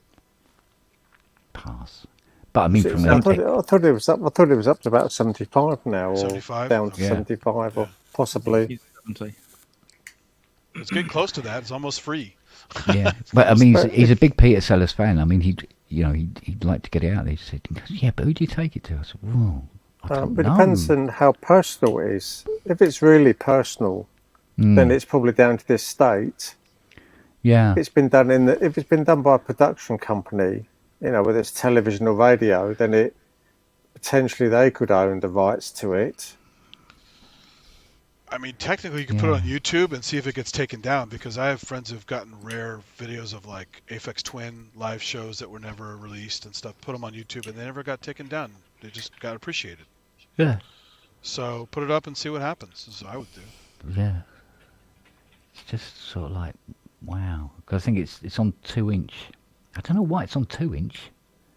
Oh yeah. But wow. Does he have a player for that? Or 2-inch stereo? I pass. I don't know. All you said it was 2-inch. Oh no, he's got everything. Tiny has everything. He has to have everything all the time, depending on what band or whatever want on the day. Oh, okay. He's always got to have Oh, something. it might have just been the available tape for that day. Yeah, I mean, it was ridiculous. We watched what was it yesterday? The concert at Royal Albert Hall, and it was literally like just watching an advert for Hammond Hire. There was so much stuff there that the BBC had hired off Tiny. Wow. And then he goes up there and sets it all up for them. He said they're useless at setting stuff up. He said, useless. You can't let them near the Hammond. He said, and you get a guy coming and go, the Hammond's broken. He drives all the way down there. He goes, well, you haven't started it up properly. You have to start a Hammond B3 up. You can't just turn the bloody switch on and hope for the best. Has to warm up, yeah. Yeah, and there's a way of priming it before it will work and all this sort of thing. Oh man, I was at a Salvation Army thrift store. This was about maybe 2015, and they had I think it was a Hammond M3, and I guarantee I started it up properly the way you would start up a console organ. Started playing it. One of the cashiers was like, "Oh man, it works." Yeah. Well, yeah, and I had to walk her through, like, okay, this is how you turn it on. You hold the start switch for about 8 seconds, and then flip on the run switch, and then hold this start switch for another 4 to 5 seconds. And then you wait for, I think it was a tube organ, so you wait for about maybe 20 to 30 seconds, and then the thing warmed up and ready to go. But it's... It's like he showed me these the 4 Beatles mics that he has. I think they're going up for sale at Christie's February, whenever early next year anyway. And he said, "Do you know what the best thing about these mics are?" I went, "No." He said, "Fucking Yoko hasn't sung into them." I mean, screamed into them. I could put yeah.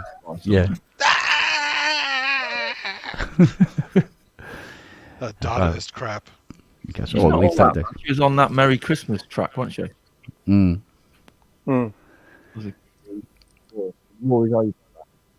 was it? I remember. I don't know why I bothered, but I corrected this guy on Facebook, and it was something to do with that wonderful Christmas time thing. Yeah. Oh yeah. And I go, Mo got it. Yeah, because I wonder where Paul McCartney's CS80 is, and all that. So he used his CS80 on this single, and I went, no, he didn't. He used Linda's CS80. She bought the 80. He didn't. It wasn't his. Was there a Mo gun there also? Or was it CS80? CS80.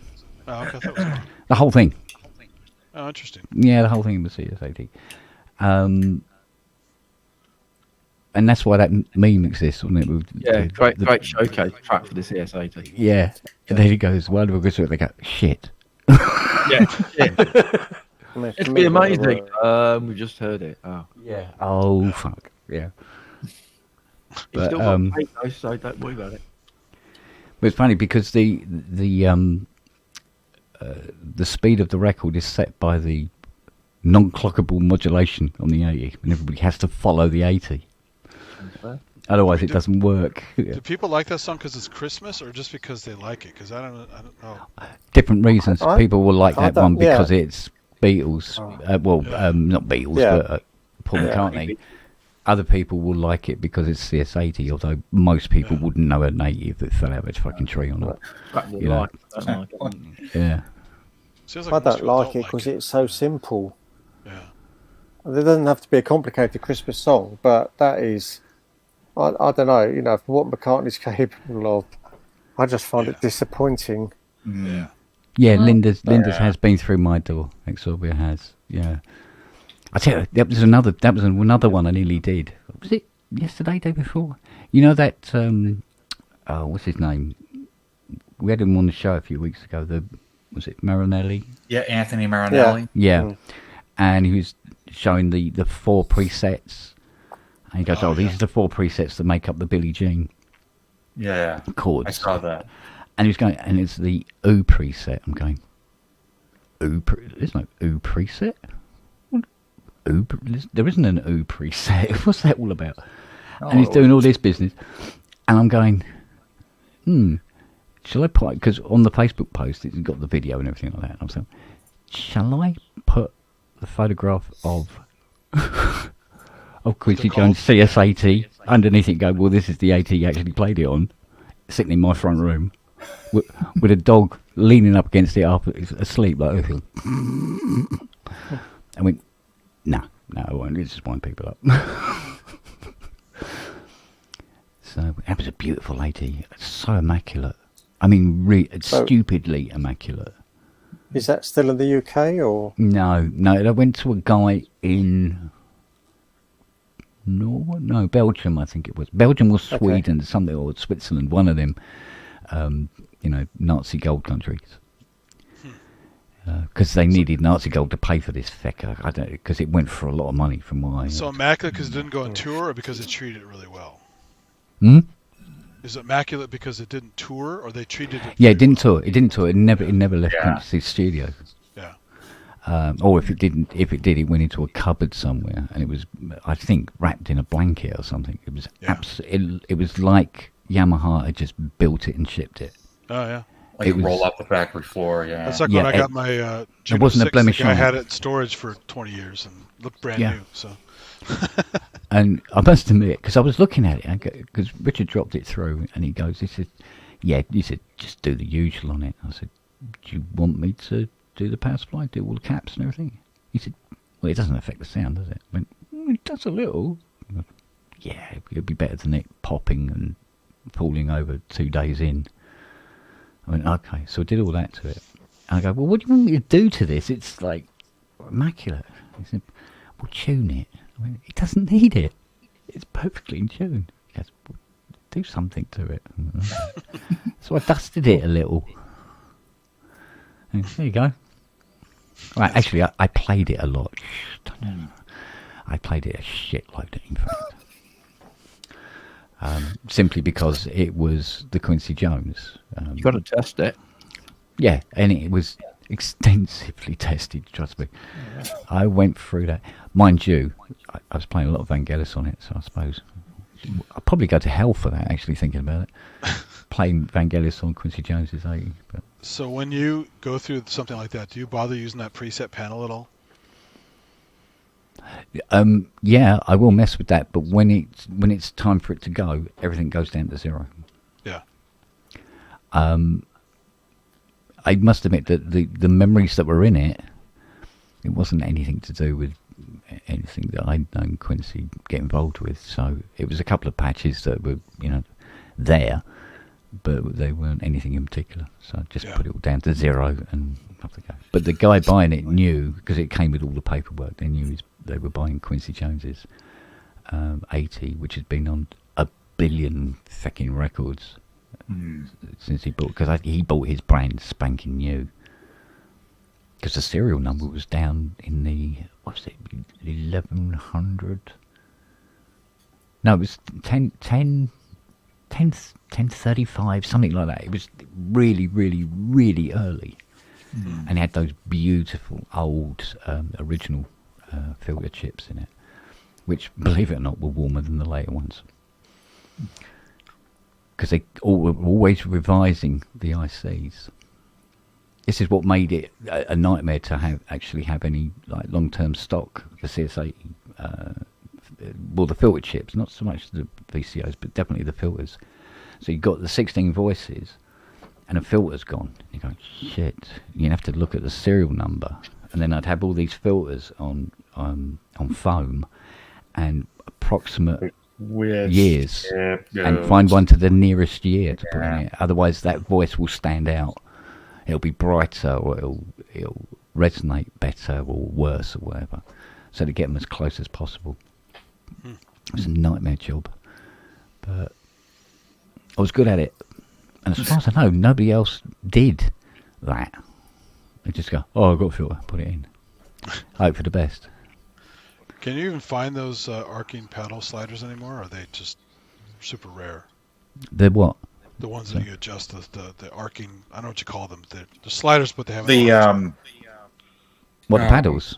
Yeah, the paddles. Yeah, the paddles. Yeah. No.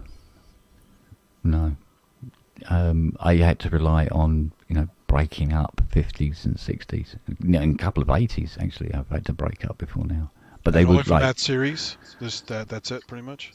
Yeah. The ones that were on things like the SY1 and 2s, they were different. They were different sizes, because the ones at the bottom nearest the keyboard were fucking huge things underneath, and they had a metal plate on the side that unclipped, and the track was actually on the inside, sideways, and then you had this. It was all copper and carbon, and everything was like wonderful. But you wouldn't get scratchy sliders on an 80. Why is that? They were sealed. They were sealed. So the top of the slider, of every single slider, had a rubber curtain, and as you moved the slider up, the curtain just closed behind the shaft, and the other way, so dust never got in. Yeah. So if you had a slider that was crackly or intermittent, it was because the track had worn out. It wasn't because of dust. So you knew it had to come out and go bye-bye and put another slider in. Sorry to interrupt. I'm going to disappear before the sun turns up. Yeah, I gotta go make some dinner. Actually, I'm starving. It's 3:30. Yeah. No. Yeah. Just about. Yeah. Ready to go as well. Okay. Yeah. Time flies when you're having fun. Ho ho ho, everyone. Me rabbiting on about bloody 80s. Yeah. Right. Okay, darlings. Yeah. I will see you wrong. See you later. Take care.